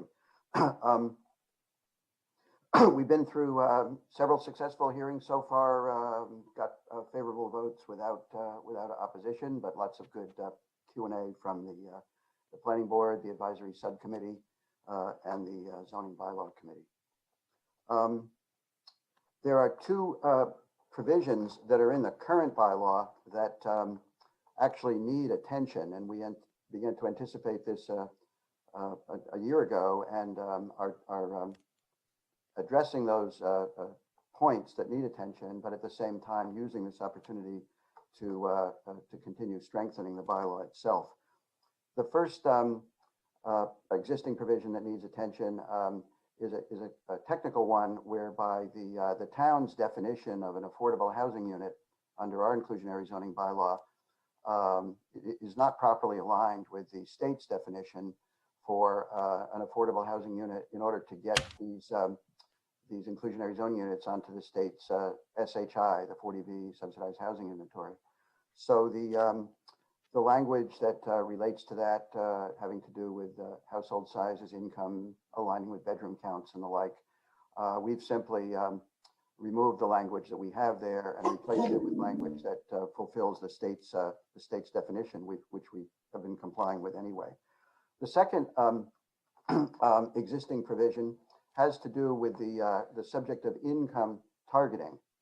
And in the current bylaw, which has specific income targeting provisions, there's kind of a sleeper clause, which says that those provisions actually expire at the point where the town reaches its magic 10% affordable housing goal under Chapter 40B. And so anticipating that for some time, we've taken action in this bylaw to replace those existing income targeting provisions with new ones that actually strengthen the bylaw at the same time. And we've done that in several ways. First of all, the new income targeting provisions at their baseline levels are lower than the current bylaw. For rentals, for example, the current bylaw is 80% of area median income, and the baseline for rental going forward will be 50% of AMI, which is significantly more costly for the developer to comply with. And on homeowner, the baseline for the affordable home ownership, which is much less volume, will be 80% of AMI. The second thing we've done with regard to income targeting is, in fact, that the current bylaw treats rental and housing owners for their income qualifiers exactly in the same manner. In the affordable housing world, it's widely felt and understood that rental affordable housing most appropriately targets a somewhat lower range of income than owner-occupied affordable housing.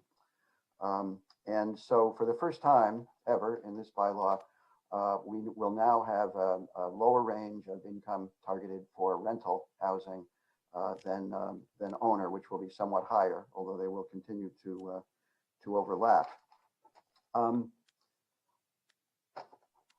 Now, the third and last feature of this article, and I'll try to be really brief about this, although there's a lot of sort of complexity going on below the surface. In both the cases of rental and owner housing, there is the opportunity for the developer to come forward within the allowable ranges that I just described and target certain segments, the lowest possible segment or a segment that's slightly above the lowest segment. And we want to allow that opportunity for a range of affordable housing to be targeted in both owner and rental, those respective areas. You have 30 seconds. Yes, and I'm just finishing. So the last feature that this article will authorize is if the developer wants to target a range of income that is somewhat higher than the very lowest, they'll get a higher rent level for doing that. And so that is not going to come free. There will be a feature of this article where they are allowed to do that, but they will have to pay an offsetting payment, a single payment into the Affordable Housing Trust for to offset the fact that serving somewhat higher incomes in the affordable range will be a financial benefit to them that we need to offset so that there's no incentives to go to the lower cost option. You've reached 5 minutes.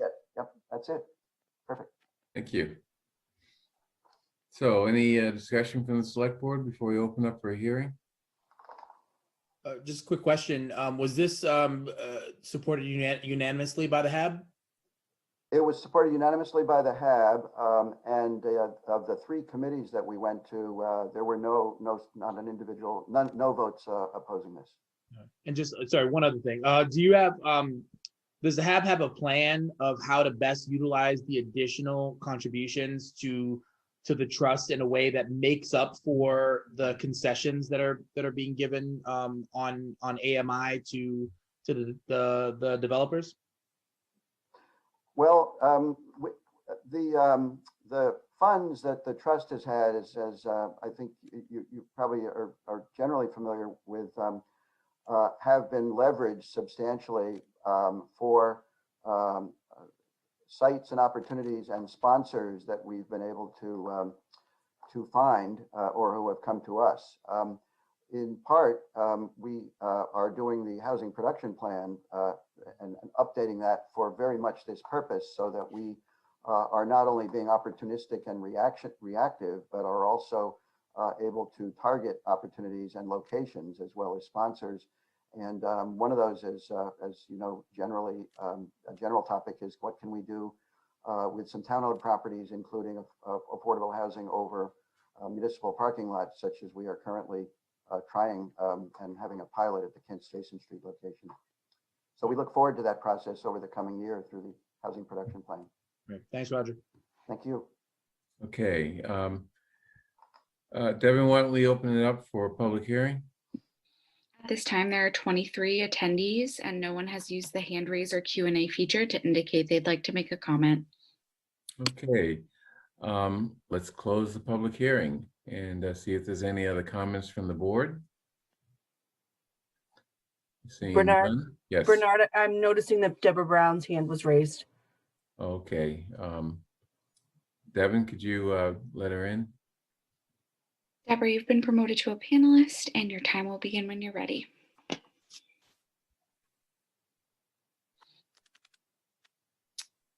Deborah, it looks like maybe your audio isn't connected. You're not muted, but I just want to be sure you might have headphones plugged in or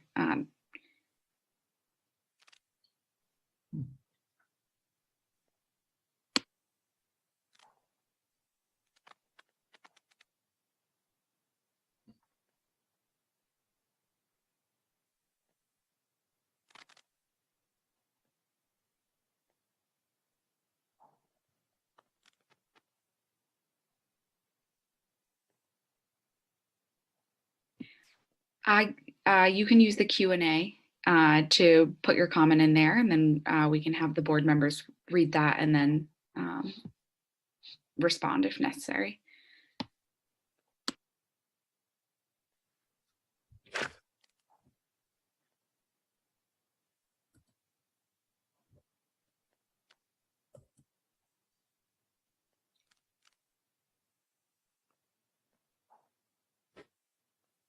Okay, are you gonna put stuff in the Q&A, Deborah?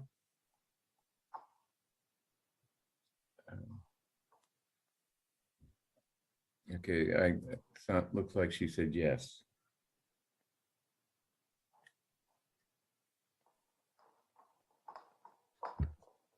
While we're waiting, Bernard, may I ask a question? Sure. So, Roger, I'm wondering whether the HAB has ever considered proposing that the inclusionary zoning bylaw have a requirement of 20% of affordable units. I mean, that could include, units that are a somewhat greater number in terms of the AMI. But I'm just wondering whether, it seems to me we're always beating our heads against trying to get more affordable housing, and this would be a pretty simple way to do it. We looked at that, and I know it had been brought to us by a number of people. Select Board Member Fernandez had spoken with me about that, going back to when he first joined the Select Board. And and part of our assignment to Pam McKinney was to do a sensitivity analysis of what the financial impact was in 1% increments. In fact, from 15% up to 20. So we got those results, and we also asked for her own judgment on that. She's worked in, she was a consultant to the city of Boston and is quite familiar with what's happening in inclusionary zoning in other municipalities. And she did not recommend that. The number of units you would get by a few percentage points increment on the 15, it's a very small number of units. And when you increase one at a time, you're talking about a jump of $400 or more $1,000 per unit. So it's hard to get a smooth continuum. You get into rounding off, and developers maybe playing games at the point of rounding and the like.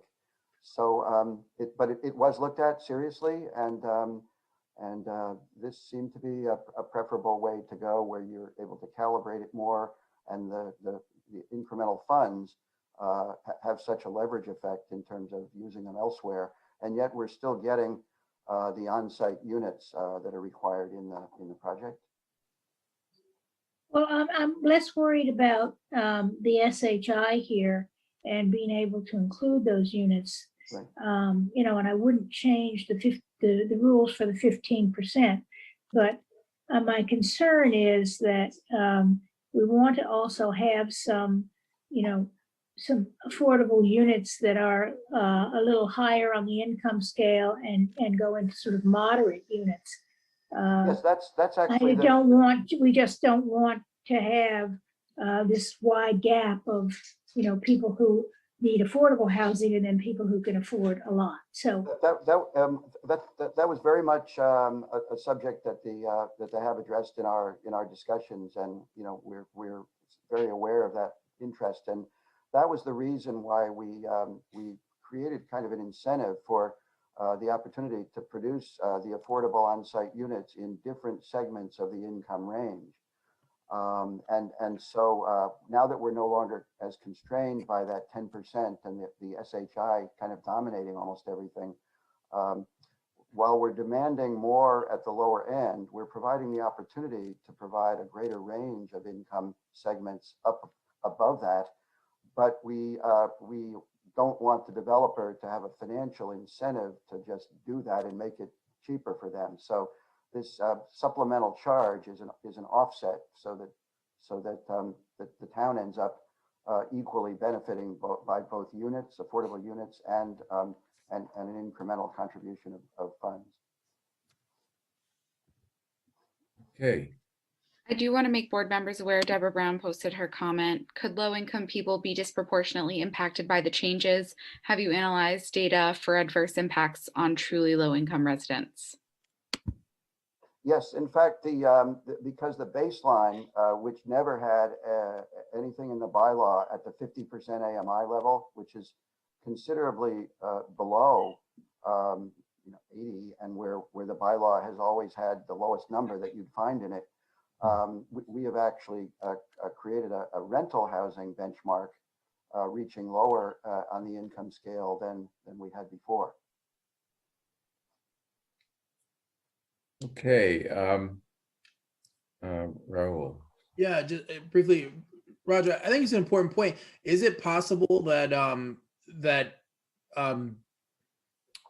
that everyone decides to take the option and goes up on the scale and just pays the town because that's just a better deal for them, and we end up eliminating the production of truly affordable, permanently affordable housing? Is that possible? We think it's unlikely the way the program would be structured, and there would be if there was any indication that was the way it was unfolding, which we're attempting to design it so that it would not do that from the outset.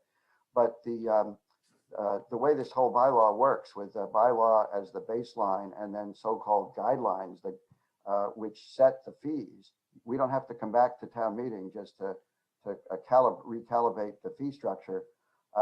We can adjust that fee between the HAB and the planning board so that could create a disincentive if we had some undesirable effect to that in that direction, but we don't anticipate it. Do you have a sense of where you'd like the mix to be moving forward? You know, X percentage at the lower end and X percentage at the more moderate end?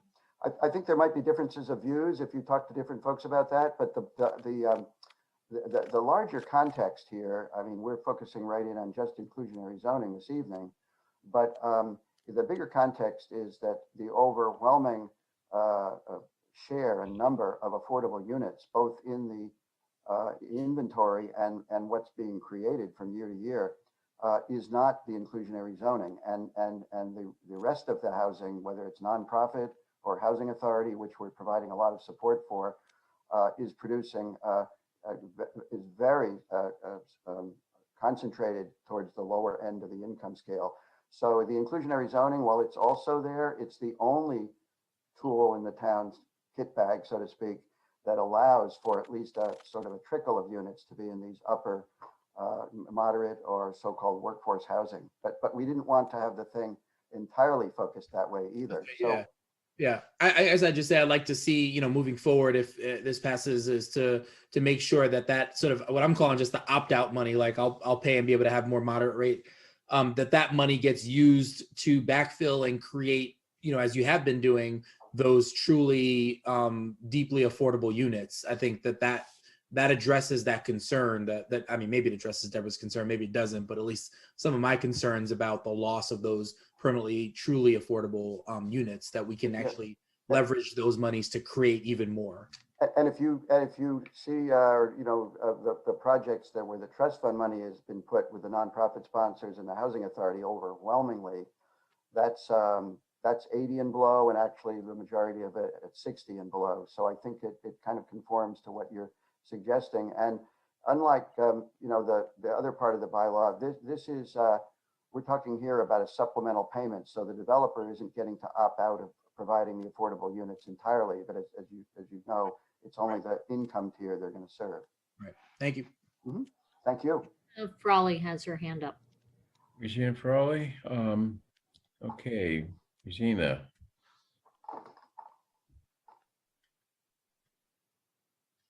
My screen doesn't have, okay, I can deal with that problem.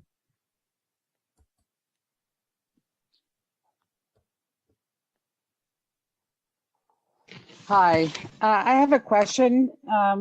I attended many HAB meetings, as Roger knows, and one of them had a wealthy developer who built units in precinct 15 at the corner of Florence and Hammond Pond Parkway.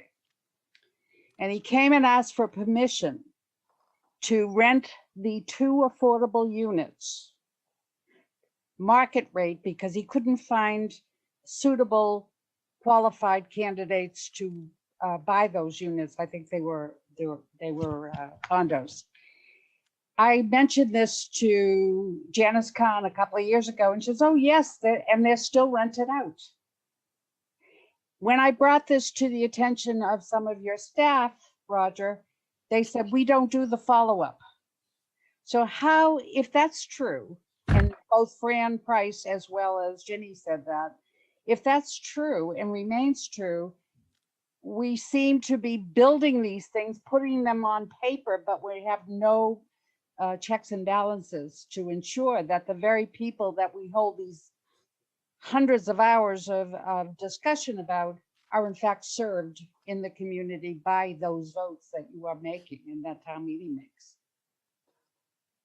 Well, if they're rental affordable, which they are allowed to be, even if the project happens to be a condominium regime, there's supposed to be a rental recertification process, a periodic recertification, so someone doesn't game the system and get in with a qualifying income and then have huge increases later on and have a valuable affordable unit going for somebody who doesn't need it. I can check further on that particular situation, but a significant part of what the Housing Division does is monitor ongoing compliance with the affordable housing covenants when we've granted this very valuable benefit. Hey, That was, anyone I else? think, the Ron Simon. Yes, I'm familiar with the property and will be happy to follow up on it. Good. Thank you. Okay, I'm looking at the participants list. I don't see any hand raises. So Devin, let's close the hearing and move on to warrant article 24, creation of a sustainability division. Melissa, looks like you're going to talk to us about that. Sure. This article should be familiar to the board as it was a board petitioned article. We discussed it prior to the warrant closing. So essentially, we created the sustainability division in the budget, and now we are amending the bylaws to have the budget match the bylaws and include a sustainability division in the planning and community development department. Okay. Is there any questions about questions from the board about this? Okay. Devin, pardon me? Let's vote. Yes. Okay. Well, we have to have a hearing first. Okay. Okay. Devin, could you see if anyone's interested in speaking to this this issue? At this time, there are 21 attendees and no one is using the hand raise or Q&A feature to indicate they'd like to make a comment. Okay. Hey, I agree with Nancy. Okay, so let's close the hearing. I agree with Nancy that we know enough about this. It's our warrant article, and it's fairly straightforward. So unless anyone objects, I'm going to move favorable action on warrant article 24, the creation of a sustainability division. All in favor, Nancy? Aye. Heather? Aye. Ro? Aye. John? Aye. Chair votes aye. Thank you. Okay. Article 33, public notification of emergency funds. Okay, who's going to speak on that? Looks like Naomi Schweitzer. Hi, everyone. Naomi Schweitzer, town meeting member, precinct 10. I'm going to be presenting on warrant article 33 along with one of my co-petitioners, Danny Stone, who's also here with us this evening. Hello.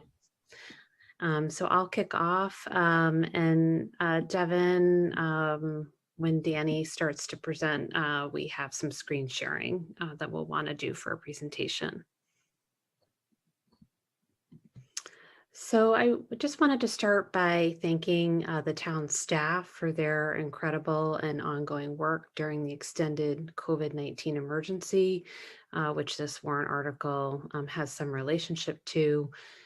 They have worked incredibly hard to keep town residents, students, and staff safe and have supported our businesses and our households that are struggling to make ends meet during this very difficult time. And by way of background, as we talk about this warrant article, I am a technical assistance provider to HUD and the VA related to government funding that aims to end homelessness and to develop affordable housing.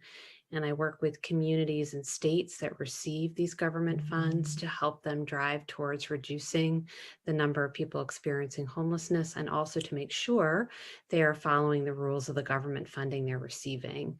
And in the past year, I've worked with cities and states on their COVID-19 response related to homelessness, assisting them to set up non-congregate shelters, get food and sanitation to people who are unsheltered, set up COVID mitigation protocols, and now helping to get the vaccine to people experiencing homelessness. And part of this work is helping these local governments and state governments to use their various streams of federal and state emergency money to meet their local needs.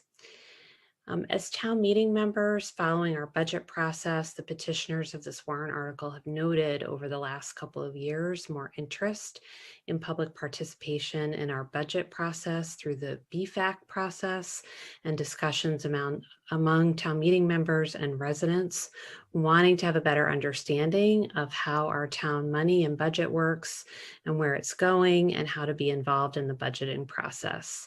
This warrant article aims to help the public understand the emergency funding the town receives for large-scale emergency events. And now I'm going to turn it over to Danny Stone, who will give an overview of some pieces of the warrant article, and then he'll hand it back to me for some further details.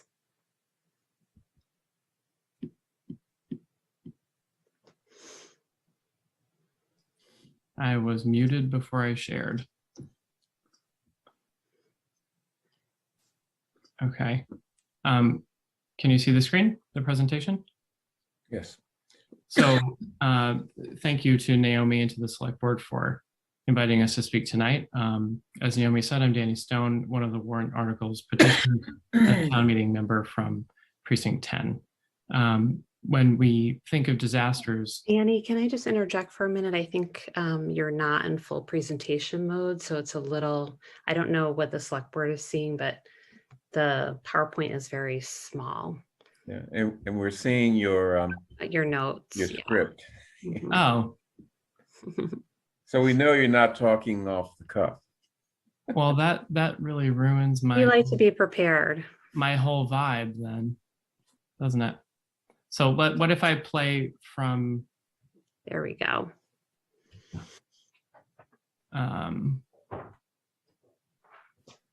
Okay. Now can you see? Nope. Okay. I can pull it up, Danny.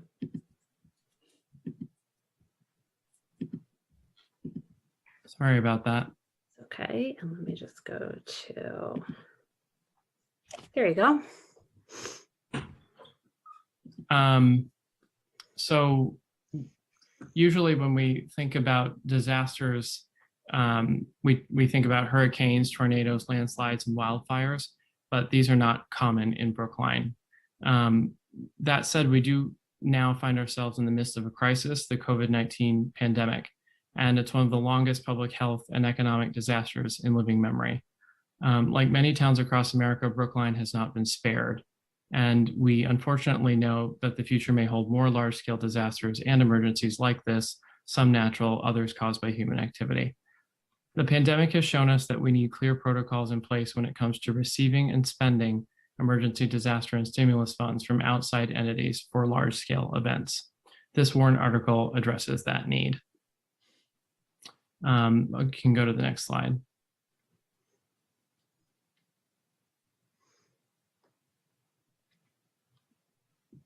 Okay, can we go to the next slide, Naomi? Hey, who's in charge here, Naomi or Devin? I'm advancing the slides. Oh, we can't see the, it's not showing us the advancing of the slides.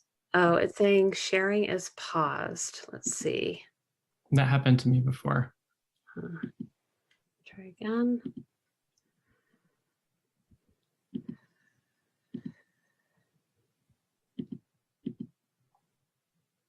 Looks like it's working now. Yep, couple more back, I think. Okay, so the goals of the warrant article are to provide information about large-scale emergency disaster and stimulus funds received by the town from entities like the federal, state, or county governments that are outside the normal budget process, and to provide the public a chance to comment on these large-scale emergency disaster and stimulus funds that are received by the town. Next slide, please.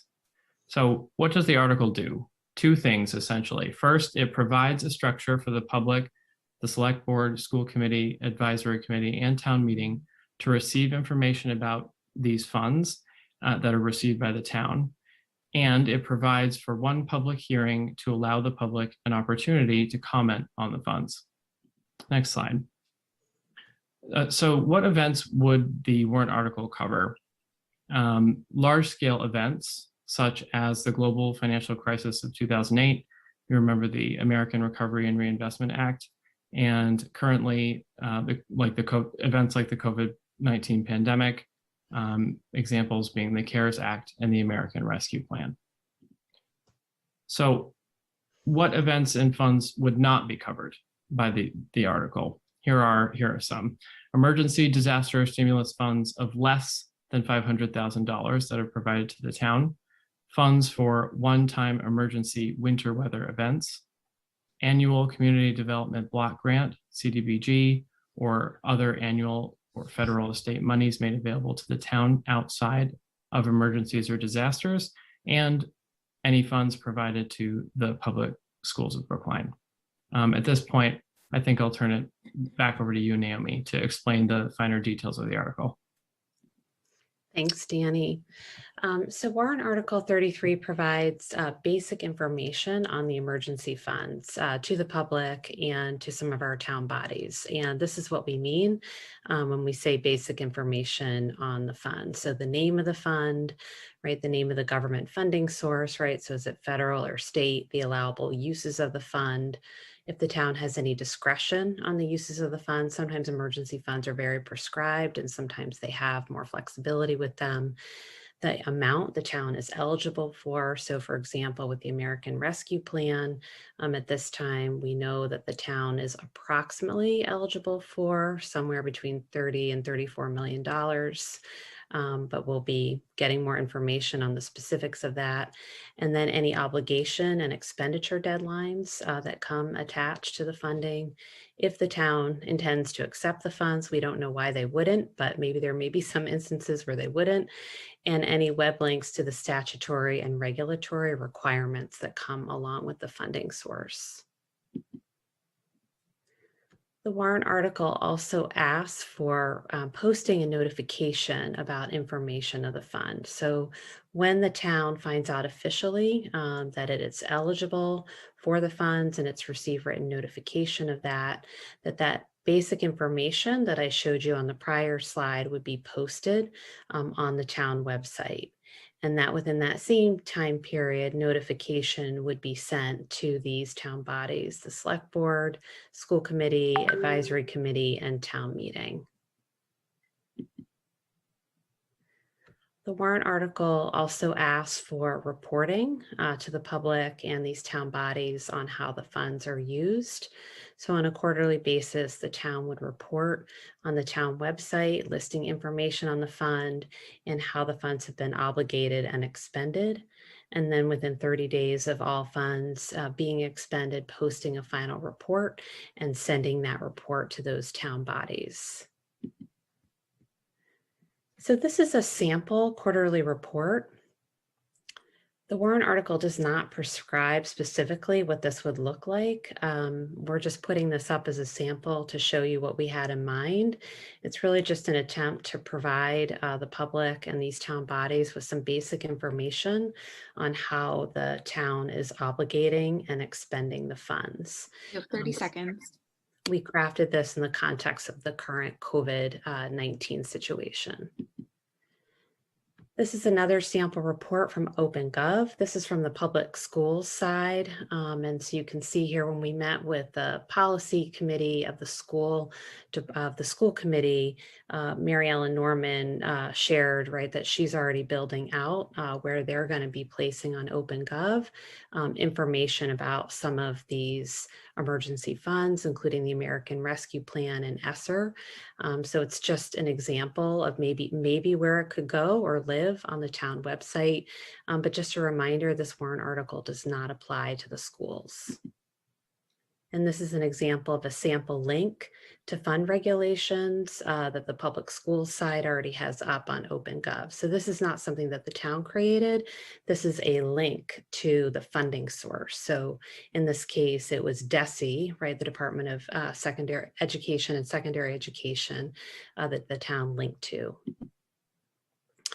And then also the warrant article requests for a public hearing, and it would be held by the select board or their designee. It would be one time, and it would be within 30 days of when 30% of the fund has been obligated, and the town is not required to halt spending during the public hearing process. Okay, how many is final slide? Yep, final slide. And finally, what does warrant article 33 not do?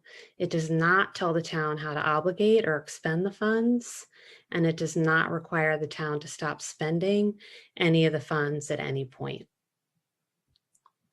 And that's it. Okay, interesting.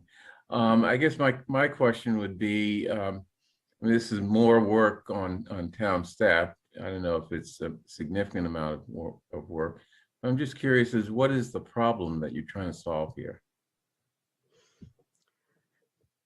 Or is it just on principle you want to know about these funds? Yep, the goal of the warrant article is to provide information to the public and these town bodies when the town is receiving large-scale emergency or disaster funding, typically for extended types of disasters, when this money is off budget. So it's not part of our normal budget cycle.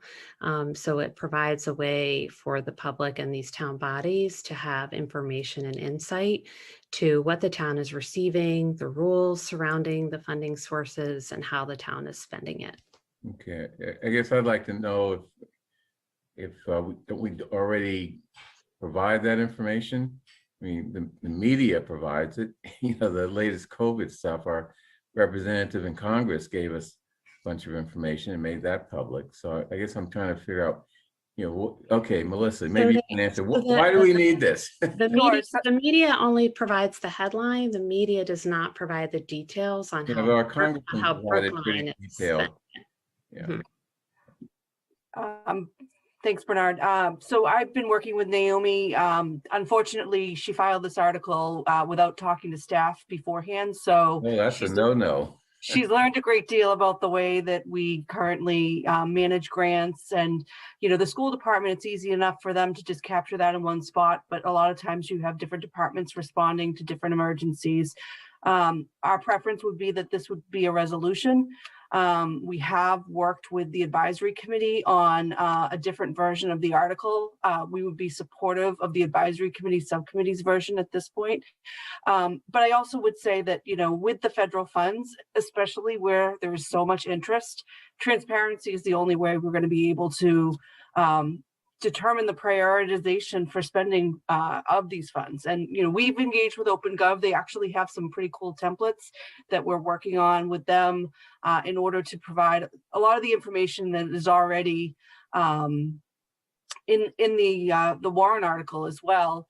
And I think that, you know, the modifications that the petitioners have made are good, but I think we prefer the advisory subcommittee version, which is also in your packet as well.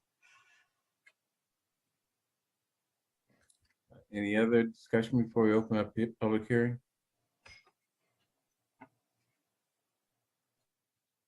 Okay, Devin, do we have anyone in the public who would like to speak to this warrant article? This time there are 19 attendees and no one has used the hand raise or Q&A feature to indicate they'd like to make a comment. Okay, any other discussion from the select board? Raul? Just Melissa, is the AC version the red line version that we have? I think there's 3 versions. I want to make sure which one you're talking about. Yep. So let me just get to it should be in your packet, but let me just look at the OneDrive folder to see what the naming convention is. Okay. And also if you could just highlight the difference between where the AC is on this right now and the petitioners, that would be helpful.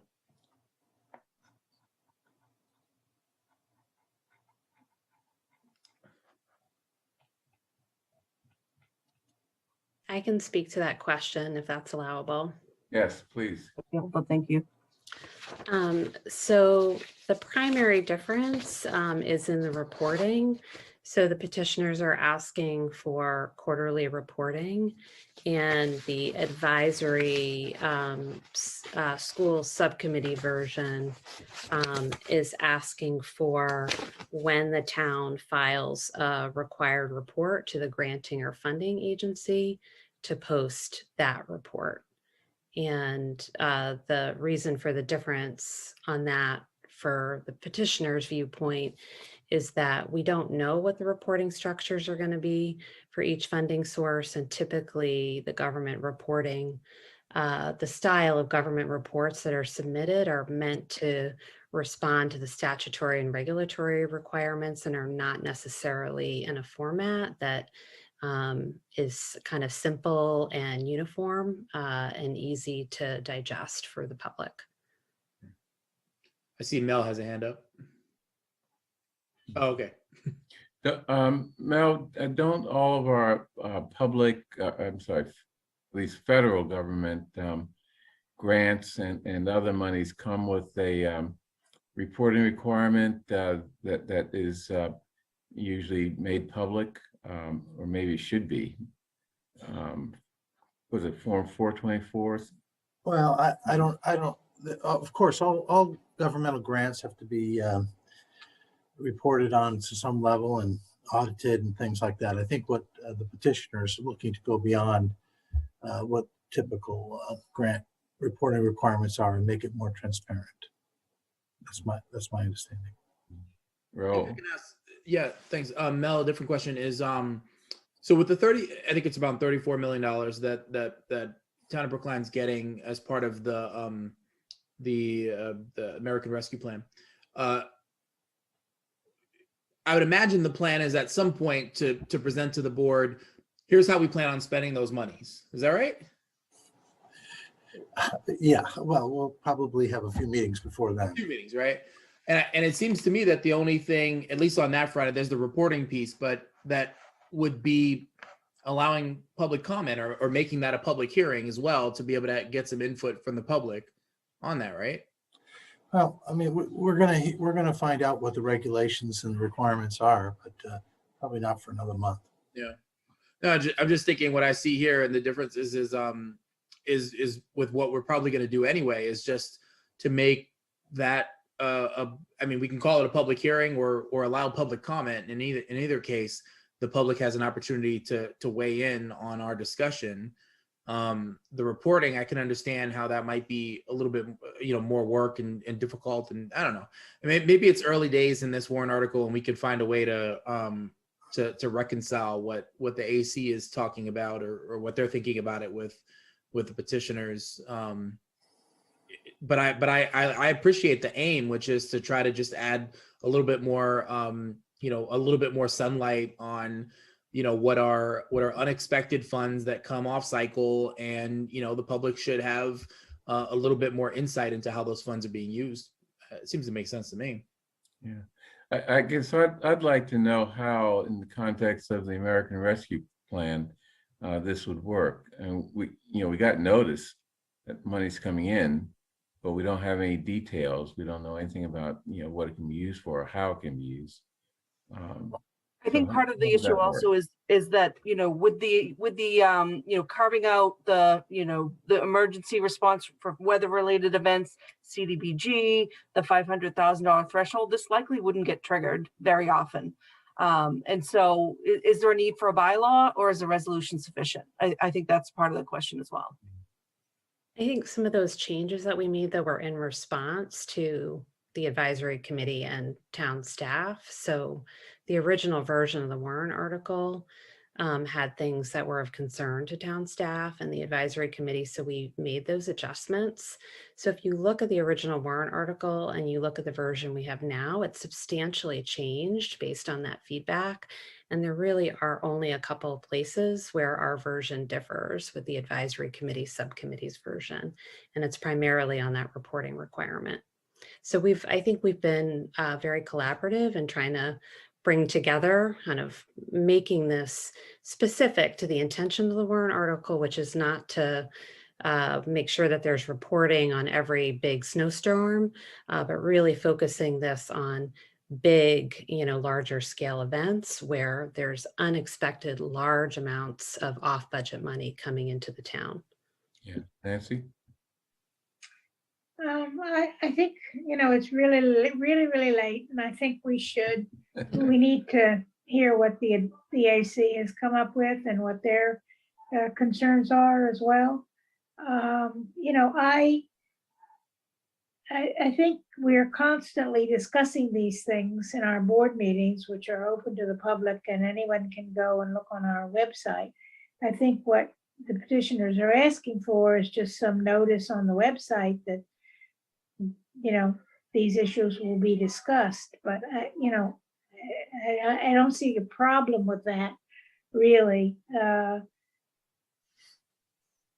But again, I think the petitioners should understand that our budget processes are very transparent. The issue is how many people in Brookline know what they are and are going to go and look for them, and how do you educate people that maybe they should want to look but they don't.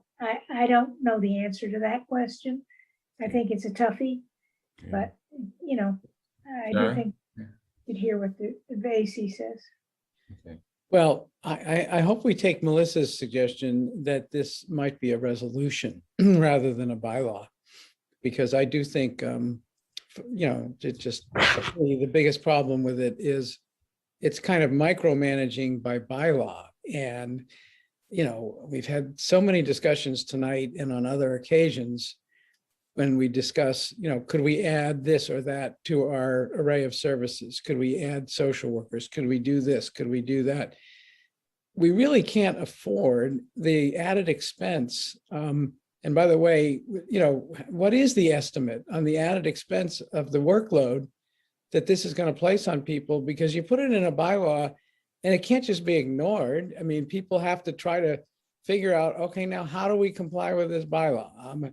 How much extra effort is going to take when no one, to my knowledge, has said that there's a problem that this solves. No one has said we're not getting the information we need. And all of a sudden, in the absence of any evidence that we're not getting information we need, we're going to make it a bylaw that's going to force the staff to go through all kinds of contortions to comply with the bylaw to solve a problem that doesn't exist. So a resolution would at least make clear, and I agree with Raoul, sunlight. Of course, sunlight is good. Of course, we want as much as we can bring to the processes of government, but not every ray of sunlight requires its own bylaw. And this is a proposed bylaw, and I would love to take Melissa's suggestion and make it a resolution. Yeah. May I respond briefly to that? Or no, go ahead. Melissa did get back to us and say that the estimated cost would be about $7,800. It would not be an annual cost, obviously, because of the nature of this being for only large scale emergencies that we would hope to be sporadic and rare. But in those moments when they did occur, like in the 2008 financial crisis or currently in the pandemic, there would be a structure in place and an estimated cost. So why is that? Why would you oppose a resolution though? I mean, it doesn't force us to put that structure in place, but I think we're all looking to be transparent, and if it's a good idea to put the type of structure you're talking about in place, we do it. I'll respond to that one. One of the recommendations of BFAC was to stop doing things by resolution. So that was part of our response to that. So sort of feel like you can kind of go both ways on this. So we decided to move forward with it as a bylaw, and we think it is good to have a structure in place to anticipate future situations. And, hopefully they don't happen. Unfortunately, they probably will. And this puts a structure in place while giving quite a bit of room, right, for town staff to maneuver. We tried to future-proof the warrant article and to not be overly prescriptive. Bro? Sure. I had one quick thing when I raised my finger the first time. Now I have three quick things. One is that 7,800. Called you first time. I know. That 7,800, that's not real dollars, right? That's the estimated cost of the staff time. It's an estimate based, assuming that the staff time is the current staff that's reporting on CARES. That could change depending on the nature of the emergency. And it could take someone who is not as savvy as Justin, who's currently managing our CARES funds, more time in order to comply with the article. So, that's part of the struggle too, is we don't know in the future who will be responsible for this reporting. So, it is a concern. And one of the things that we were trying to do is make it kind of match the reporting that would be required with the grant, or at least timed with that reporting as well. So it's fresh in that staff person's mind. Second thing was, I think the resolution, by the way, I'm not sure that you can change resolution to warrant article midway. I remember hearing something about that from the moderator in the past, that you're sort of stuck. Maybe I'm wrong about that, but I remember in the past that if you start this way, that's the way you're going to town meeting. But I could be wrong about that. I will say that encouraging people to write a resolution instead of a warrant article so that we can ignore it essentially is not really, I don't know that's a good recommendation. So that way we don't have to do it this is the process. People get to propose warrant articles, and then we can decide to support it or not support it. The third thing is I think the fact that it takes a lot to trigger this is a feature, not a bug. I think that it means that it doesn't have to happen all the time. And in the rare occurrences, literally, it's now twice in this pandemic and once before. Maybe there were some other times that I'm not thinking of, but at least based on this presentation, are the only times we do it. I think it'd be great for the town to have a website that says, "Hey, we got $34 million through this plan. Here's how we spent it," and for the public to know exactly what, whether we spent it on a dog park or whether we spent it on, some other, infrastructure or other type of need in the community, broadband access in public housing, et cetera. Public should, we should proactively probably be doing that anyway, is let folks know about that. So anyway, those are my thoughts on it, and I'm done. I know we have other business. Can I just respond to that point really quickly? I think that, the suggestion of resolution is really to give staff the flexibility to figure out how to implement essentially what the thrust of the article is. And, with a bylaw, we're kind of pigeonholed into this process where there might be a better way around it. So, OpenGov might provide us with automated reports. We don't have to worry about a 30-day requirement if we can do it that way. So, I think can they switch to a resolution even if they wanted to at this point? Yes, they could. Okay. Yeah, I'd like to switch from a resolution to a warrant article. Okay. And by the way, following up on Melissa's comment, there may be situations where the select board wants to add to the reporting requirements without having to go through a warrant article. I'm thinking of, I can think of a few situations where maybe we do want to have in place the sort of structure of this, but not being locked into specific requirements, with respect to other types of funding we get from the federal government. So, anyway. Okay, any other discussion? I see Heather's eyes are getting heavy. Not just Heather's. Okay. I'm sorry, Heather. I didn't mean to target you. Okay, did we have a hearing? That's late. It's 11 o'clock. Did we have a hearing on this, Devin? I don't know. At this time, there are 16 attendees. And no one has used the hand raise or Q&A feature to indicate they'd like to make a comment. Okay, so I'll close the hearing. I'm glad I'm not the only one who loses track of what's going on. Okay, thank you. Chair Green, I did just want to make you aware I'm promoting Deborah Brown. Okay. Deborah, you've been promoted. You can unmute and share your video if you're comfortable, and your time will begin. I'm going to be very brief. You guys keep saying there isn't a problem. There is a problem. It is not that easy to get this information. It is not that easy to get this information. In fact, I would argue that it doesn't go far enough, that it should have language in there about a participatory budgeting requirement, which should be stronger. So I'll let you go. The night is late, but there's a problem here.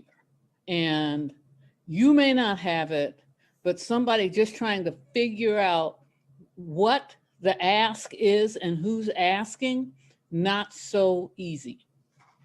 So thank you. Okay, next, resolution to encourage voting, warrant article 35. Who's opposed to voting? In this state, at any rate. Is that you, Melissa?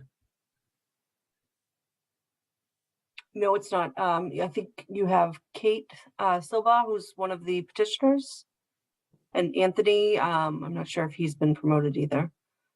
Can you guys hear me? Yep, Yep. I can hear you. Kate Silva, I'm a co-petitioner for this. I'm sorry it's so late. We had the same situation at AC. This is a resolution. It is a resolution to increase voting in Brookline. It is warrant article 35.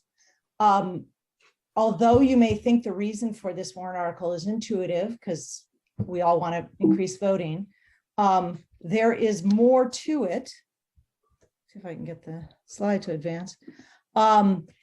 Brookline's actually, we had over 70% voter participation in the fall presidential, and that's from registered voters. Yet we were 276 in the state. So that's where that put us relative to the rest of the state, which is to say we actually have a genuine problem, and that reflects registered voters relative to the rest of the state in participation. This is municipal elections. That was presidential elections. We're not, this is just a randomly selected group of comparators. We are not at the lowest all the time, but we're at the lowest some of the time, and we're never near the top in terms of municipal election participation. I think that this is probably because half of our residents are renters relative, which is more than many districts. And in the United States, fewer renters vote than homeowners.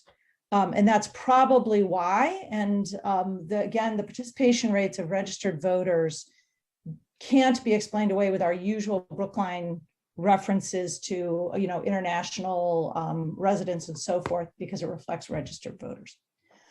So the heart of this whereas clause is that the town is committed to making it easier for eligible residents to vote by considering all novel means to increasing access. Should be uncontroversial, I would hope. And here are the parts of it. First, with respect to voter registration materials, we would like to have the town resolve to put them in police stations, schools, public housing, libraries, and fire stations, public buildings where people go. That's for voter registration. We would like to see voter registration forms mailed out with the annual town census.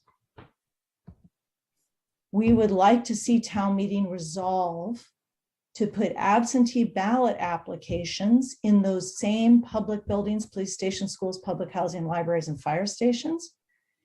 And we would like those to be stamped, and then people could ask for them. They don't have to be out to be grabbed. But if a person requests one, they can have it. We would like town meeting to resolve that the town's going to ensure that there's a lot of multilingual materials at voter registration sites, including online and at polling stations. We would like the town to resolve that we will send nonpartisan robocalls and use social media to remind voters to cast ballots on election day. And we would like town meeting to resolve that we will conduct a geospatial voter registration and voting pattern study to find areas where voter registration and voter turnout is low and groups are underrepresented, and produce a set of recommendations to increase voter participation. This kind of study is not complicated. In our Brookline culture, a lot of times people do this kind of study for free so that they can win an argument on Facebook. And I think we could probably get it done for, you know, under a few $1,000s to get it done professionally. Anthony is going to talk about his conversations with town staff and with town council and his efforts to speak to the town clerk candidate. But this is not a mandate to town clerk, it's town meeting passing a resolution that is guidance for a new town clerk that says that we as town meeting have a vision and goals to be proactive on voter access. And that this gets us started with a new town clerk, letting them know that this is something that we would like to see.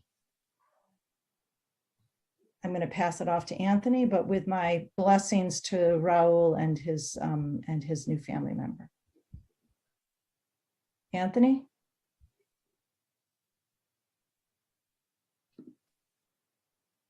All right. In the development of this warrant article, we spoke with Brookline Housing Authority, who relayed that last year they actually had a shortage of registration cards for the town election in May.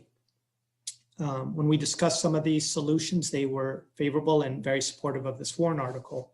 We also spoke with the town clerk's office, who felt that it would be very easy to get the material out to different sites. The one thing might be waiting for some of the COVID restrictions to ease up in terms of getting material out to the schools and various other town locations. These interventions actually have like strong backing. So getting the material out to the general public can improve turnout, according to the Brennan Center. Having stamped envelopes that's metered stamped can also help with the town. The town wouldn't incur cost unless the envelope is used. So people wouldn't necessarily have to worry about some of the minuscule costs that might occur if someone were to take the stamp off the envelope and use it for their own personal business. We incorporated the advisory council subcommittee, the school subcommittee idea of expanding the type of study that would be involved. And we're open to any option that would help strengthen this or improve it. Having the material in schools, we felt would also help with 16 and 17-year-olds becoming more engaged as they were given the right to vote in town election a couple of years ago. So having the material there would engage them and allow them to register and potentially foster discussions within their own household about voting and potentially increase turnout. The reason we ask about having multiple language material out there is because approximately 30% of our population is foreign born. This is actually higher by proportion as compared to Boston and Cambridge. So it's a significant portion of our population that we could reach out to. Having text messages sent out has actually also been shown to improve turnout, especially in people who are under 30 and naturalized citizens. There was a study in Norway that showed that this does increase turnout in municipal elections. So again, it's a very low risk, low cost intervention that has a chance to increase turnout. As far as the geospatial study, we know that it could sound like it could be a burdensome thing in terms of doing a study. However, our estimate is it would take 40 to 60 hours to do this. And using a graduate student or a research assistant at approximately $35 an hour would be a negligible cost when you consider that our yearly budget to send out our warrant articles approaches $200,000. This one-time study would be approximately 1% to 2%. And that's only if the town clerk or the IT department feels that they don't have the bandwidth or their employees can't support this. Then we would ask for funding to potentially do this one-time study that would look at trying to identify barriers from the eyes of our town's residents versus, proposing what we think are barriers. This would also allow for a potential study to identify the barriers and how they can be resolved, and not just a geospatial study. summary, we're really looking at trying to increase not only registered voters, but actual voting. Right now, we only represent about 1 in 5 residents with our yearly town elections, and that's certainly not what should be represented in our town meeting and in our elections. When we're only representing a small amount, then we're limiting our vision in terms of finding solutions, and we're limiting representing all our residents, particularly those who are most susceptible at the local level, such as people who live in public housing, low propensity voters, and people who rely on local resources and who can work with them from not only like the local type level, but in terms of also thinking about things like, local level in terms of judicial representation. And so, really the summary of this warrant article is it's a resolution. It doesn't bind the hands of the town clerk. It gives them the flexibility of working within the resources they have. It allows them to work within what the Potential Votes Act might come up with to help identify local barriers that we have here and how to address them in a local manner. It is a resolution, but it does highlight what the town's obligation is, which is to help our residents vote. And it also indicates to the town clerk that they're the ones that have the job of following through on this resolution and taking it up and reflecting the will of the town meeting when they vote in support of this resolution. You have 30 seconds. And so the Okay, idea is got it. really voting equity, and that's what we're asking for with this warrant article, is to help improve access You said for that. all residents. Okay. I think those are good ideas. Any comments from the select board? Although I don't think that the 16-year voting age got through the Attorney General. Am I wrong on that? It did get through the Attorney General? No, it didn't. Legislature. I don't think it did. No, it didn't. No, Okay. the legislature is considering it. Oh, it is considering it. Okay. And do you have to be a citizen to vote in town elections? Yes, because we tried to fix that. That's how we try to fix that too. And Yeah, but the state didn't agree. yeah, okay. But still, your ideas are great. Although I don't know if we want to leave stuff at the fire department. No one goes to the fire department unless they need a bathroom there. But I see anyway. you watched the AC hearing. It sounds like There's an expressive function to it, don't you think? Though there's something expressive about walking into your public buildings and seeing voter registration materials handy. Yeah, I mean, town hall, the high school especially, and public housing buildings. But yeah. Any discussion of this, John? Yeah, thank you very much for proposing this article, because I think absolutely we should be increasing voter turnout as much as we can. But there's been an aspect to this problem that has troubled me for a while, and I'd love to hear your thoughts on it. I'll put it this way. If you looked at the 16 precincts in Brookline, and you looked at voter turnout in those precincts, you'd be, kind of amazed at the variation. And so I'll take the 2 lowest turnout precincts, 2 and 4 out of 16 precincts, very low compared to the other precincts. Should the town spend more money on voter outreach in precincts 2 and 4 than it spends in the remaining precincts in the town? Because the logical answer would be, well, yeah. I mean, if you're going to sort of go fishing for new voters who haven't voted before, go where there's a low turnout and see if you can increase it. But the democratic principle side of me says you can't take something as essential to democracy as voting and spend more money to encourage voting among some people than you spend among other people. You pretty much got to encourage everybody to vote equally all the time. Although you outreach where you think that there's some barrier, wouldn't you? Where you think that you have a language barrier, for example, which is why we're asking for language materials, or you have more renters in precinct 2, and we know we have lower participation with renters, so those things might explain why. There also Well, could be the difference yeah, in, go ahead. and so some of these proposals are equity, right? Like, so it might appear that it's slow, and so you're targeting them and spending more, but you're not really spending more. You're putting in the resources that they don't have to help bring them up to the other levels that potentially other precincts may have. We don't know if there's. What kind of resources are you talking about? So it could be, I don't know if precinct 2 is younger because they have that huge apartment building that's there. And so by text messaging reminders, which works very well for people that are younger, that might help improve their turnout rate, right? We don't know if, because those are apartments that they're younger families, that they might have more people who work in the medical area and are likely to be naturalized. This is the point of those studies, is to find out why there's that difference and then potentially to address it if there is some type of barrier that's there with precinct 16. The town places where they have access, when you think about 3 libraries, there are huge swaths where they don't have access to things.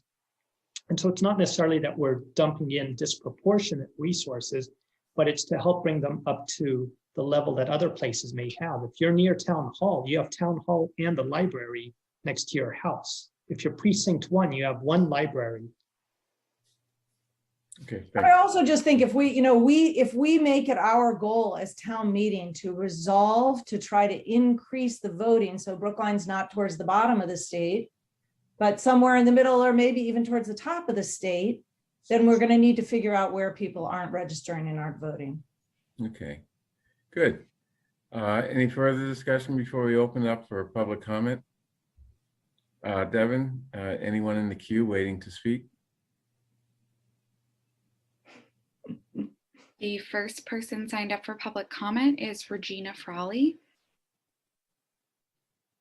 Regina, you have been promoted to a panelist. You can unmute and share your video, and when you're ready, your time will begin.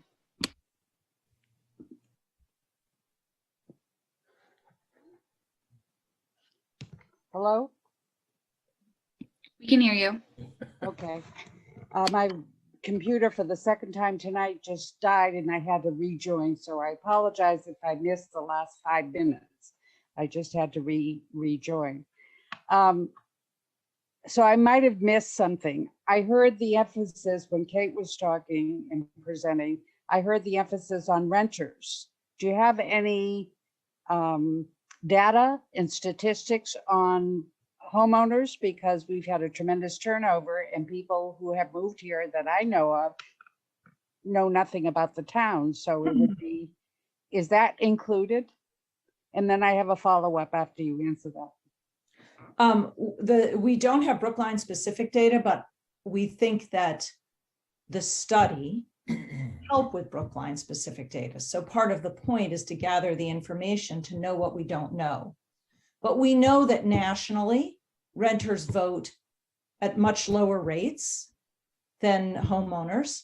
And we know that Brookline is disproportionately rental. That's not, no shade on rental. It's just that relative to our neighboring communities, we have more renters. So that's possibly an explanation. But no, we don't have that information inside Brookline, but we are asking for a study. We're trying to understand why. The reason I asked also about the homeowners is because 20 years ago, my precinct was the top voter turnout.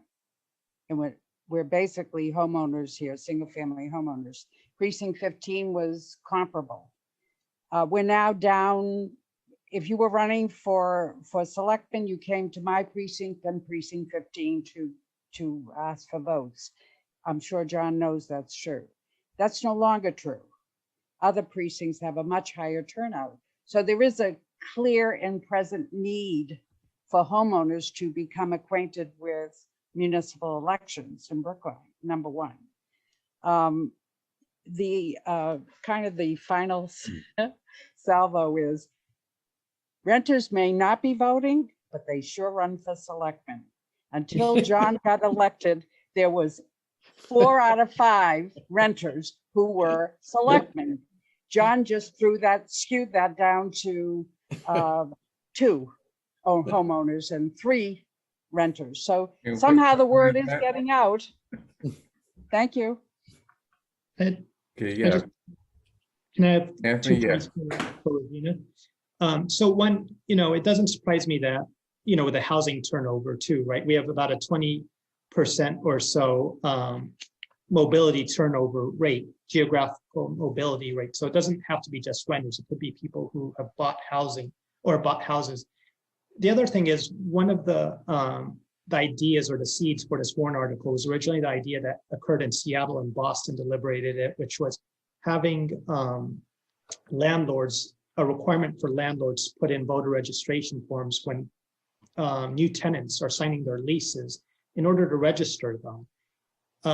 We felt that when we heard about the town census idea, that was actually a better idea for a couple of reasons. It removes the barrier for having a landlord do this work, but then two, it allows you to capture anyone who's moving and buying a new house and not just temporary tenants or people who are renting and might change more frequently. So this part of having it in with the census is meant to help address people who also purchase new houses. Okay. Or purchase houses in general. Heather? You've presented some very interesting ideas, and I really like that you've done your research as to certain actions that produce results. But I'm hearing a lot about getting people to register to vote, but I'm not necessarily seeing how this is going to then actually get them to vote. I mean, I'm a renter and I've lived in a rental building for a decade now, and I've heard all of the excuses as to why somebody doesn't vote. They don't know who's on the ballot. They don't care. So I totally am with you in the theory and the concept, but we're talking about a lot of different things that produce someone who becomes a frequent voter or not. And usually that is, you get them young. It's a condition that they learn over time. And usually if their family votes, they are more likely to then vote. So I will probably end up supporting this, but I'm a little frustrated that we're not necessarily talking about getting to people who don't vote and trying to persuade them. I agree. I just think the study is a first step there. You'll probably see us again. Okay. But the study is a first step to try to understand, see if we can understand who's not voting. Okay, any other discussion? Raul? Yeah, I see this as like one arrow in the quiver. I think it is, of all the things that I'm proud about living in Brookline, I'm proud that before I even got involved, that Brookline Town Meeting decided that we think that non-citizens who live in this town and contribute to this town should be able to vote in this town. And I'm also proud, sorry, Kate, that Brookline Town Meeting voted to allow, to expand the franchise to 16 and 17-year-olds. I think this is like a town that gets it and that cares about voting. But for some reason, as Kate and Anthony point out, we're not cracking. I don't like to see us in the bottom tier when it comes to voting. That's ridiculous. So I think this is one arrow in that quiver. We've tried to do a couple other things. The state legislature is essentially ignoring us, which is shitty, frankly, for a Democratic supermajority state legislature to not be willing to allow us in our own elections to decide who can vote is ridiculous. It's anyway. This is one thing we can do. I agree with Heather. I think that I would like for the next town clerk to be activist about getting people to vote regardless of what they care about, what their politics are, who they want to vote for. That every person who lives in here, we should be encouraging them with everything we've got to show up to the polls so that when we make decisions, we know that this is the will of Brookline residents, not just those very few who are currently showing up to make decisions on behalf of everybody else. So anyway, I say all that to say, very supportive of this, but I also would like to see a whole lot more, and some of that's got to be us getting involved in that process. But this town clerk, should Brookline vote to have an appointed town clerk, This town clerk position really allows us the opportunity to engage deeply in that conversation with someone who says, I'm going to run the office, I'm going to make sure we have fair and square elections, but also I think it really matters that as many people in our community as possible come out and have their voices heard. Okay. Have we had the hearing on this one? No, okay. Devin, open up for hearing. No, I think we have. That's how Regina spoke. Oh, I thought we just let Regina spoke. No. Okay. Then let's move on, let's close the hearing and move on to the next article. Thank you. Okay. Article 38, Fisher Hill Affordable Housing.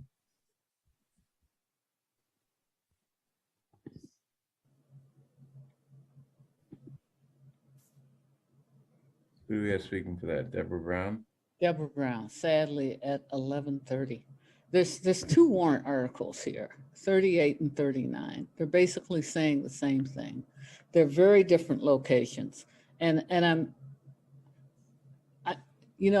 very sensitive to the fact that you all are tired. I'm also aware that these are not going to be slam dunk conversations. So, I mean, I can commit to being brief, but I'd much rather have you fresh. So is there any value? I know you guys are jammed up trying to get all of the warrant articles heard, but is there any value in postponing this? For that matter, because I also think that there are some people that are opposed to them. And I feel like at 11:25 p.m., even I feel like I'm not allowing for the kind of community engagement that's probably appropriate. So I just want to put that out there. Great, thank you. I'm willing to go into the next day, but I think it's a valid point that maybe we need to put these two off for a little while. What do other people think?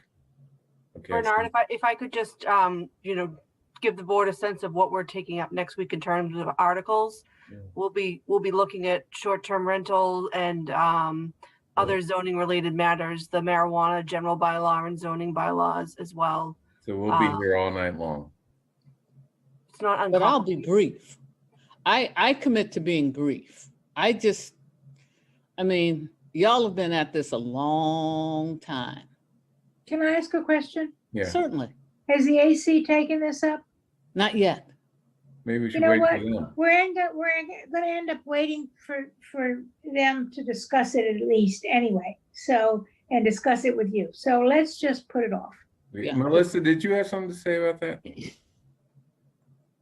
So I was just reminding the board about the schedule for future warrant article review. I mean, at the end of the day, we're going to be backed up and this will be added to what we have. So, yeah. I'll just say I agree with Nancy on this, on hearing from the AC first and then having a fuller conversation with Deborah afterwards. Okay, Heather? I would appreciate us bumping this because, Okay. I served. You have the votes, Nancy, Heather. Can I finish, please? Sure. I was chair of the Kent Street Affordable Housing Study Committee, and now I have a better appreciation for what I think you're proposing and the roadblocks that we didn't realize we set up for ourselves in that situation. So I would be very interested to hear from your perspective how we don't repeat that process and outcome. Okay, great, thank you. Okay, so let's put these two warrant articles on a later agenda. We still have votes on warrant articles 28, 29, 30, and 31. People mind taking those up, or do you want to put those off for a while too? Well, is there any? What does that mean? Let's do it. I can run through it, do it meaning vote or not, because I can do these ones pretty quickly. Okay, why don't we do it? I mean, yeah, okay, do it, Melissa. Can I just bring one thing up? So Raul wasn't here last week and we talked about the speed limits. I'd be very interested in hearing his perspective because I remember a town meeting a while ago where he spoke on this very issue. Yeah, yeah. Okay, what does that mean? Just take that one up tonight and the others later? No, I'm for voting for all of them, but I want to hear what Raul has to say since we didn't Okay. get the benefit of his perspective last week. Okay, good. Okay, so Melissa, let's go through these and see if we can get votes. Sure. Article 28, the board reviewed this last week, and Raul, being absent, the board wanted to hold their vote, knowing that you'd be supportive and wanted to be on the record supporting this article. And since you were involved in the filing, I think, you're very familiar with the topic. I appreciate that, everybody. See, we let you get on the record. Yep, thank you. For good things. Thank you. Okay, let's see. Any discussion before I move favorable action on the warrant article 28? No. Okay, all in favor of favorable action, warrant article 28, marijuana racial equity expenditures, indicate by saying aye or yes. Nancy? Aye. Heather? Aye. Raul? Aye. John? Aye. Chair votes aye. Next, warrant article 29, general bylaw outdoor dining. Any discussion on that?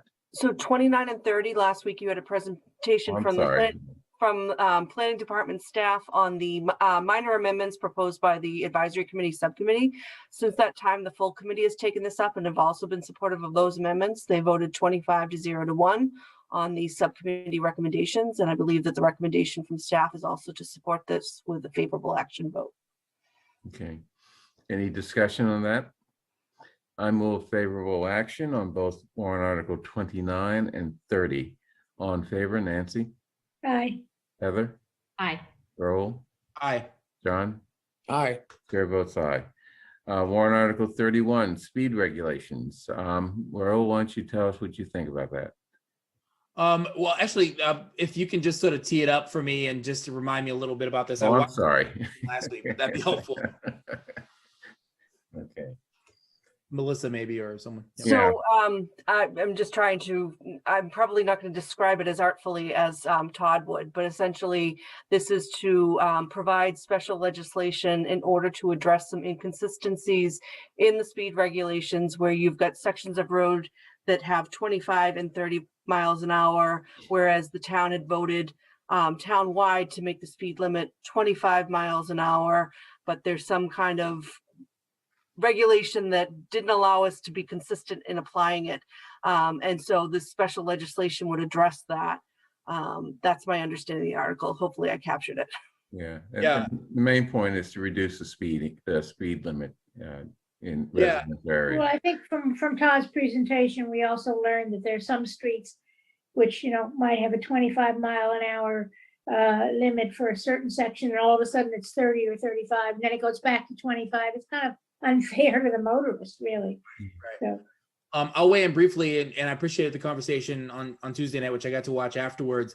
I'll say, I lived on Winchester Street before I moved, still in Brookline, but moved. And that's a street that I used to say, oh yeah, drop me off by the 30 sign. And that was after that warrant article a few years ago passed to sort of what I think a lot of folks thought they were voting for, which was to drop the speed limit to 25 miles an hour across the town. In fact, what we were voting for at that time, and the reason that I spoke out at that time was because that's not what we were voting for. It was to allow us to be able to, in certain cases, drop the speed limit to 25. What I do fully support is a 25 mile an hour across every single, place where it makes sense in Brookline, outside of, Boylston Street, those kinds of things. To do that in residential areas, 100% support that. I think people that also were concerned about that town meeting vote after I spoke, or maybe before, we're also concerned about a patchwork. What we don't want is a patchwork, as Nancy said, where you're on a 25 mile an hour road, you turn right, it's 30, you turn left again, it's something else. That doesn't help anybody. It doesn't provide for the public safety. So something like this, I think, is a good thing. And I would just encourage us to make sure that, except where it doesn't make sense to have us have a 25 mile an hour speed limit, to make sure that is the case everywhere. Yeah. some of those streets are state roads, like Boylston. Yeah. And so we don't have control over it. Right. Even ComAm, I think. So, and it may be Beacon Street too. So we don't have control there, but we do have control on the other streets that, you know, and most of the other streets, so. Heather? Yeah, I live on the corner of Longwood and St. Paul, and it really puzzles me why St. Paul is 30 miles per hour. You've got a series of crosswalks and you've got a school within striking distance. It really does boggle the mind.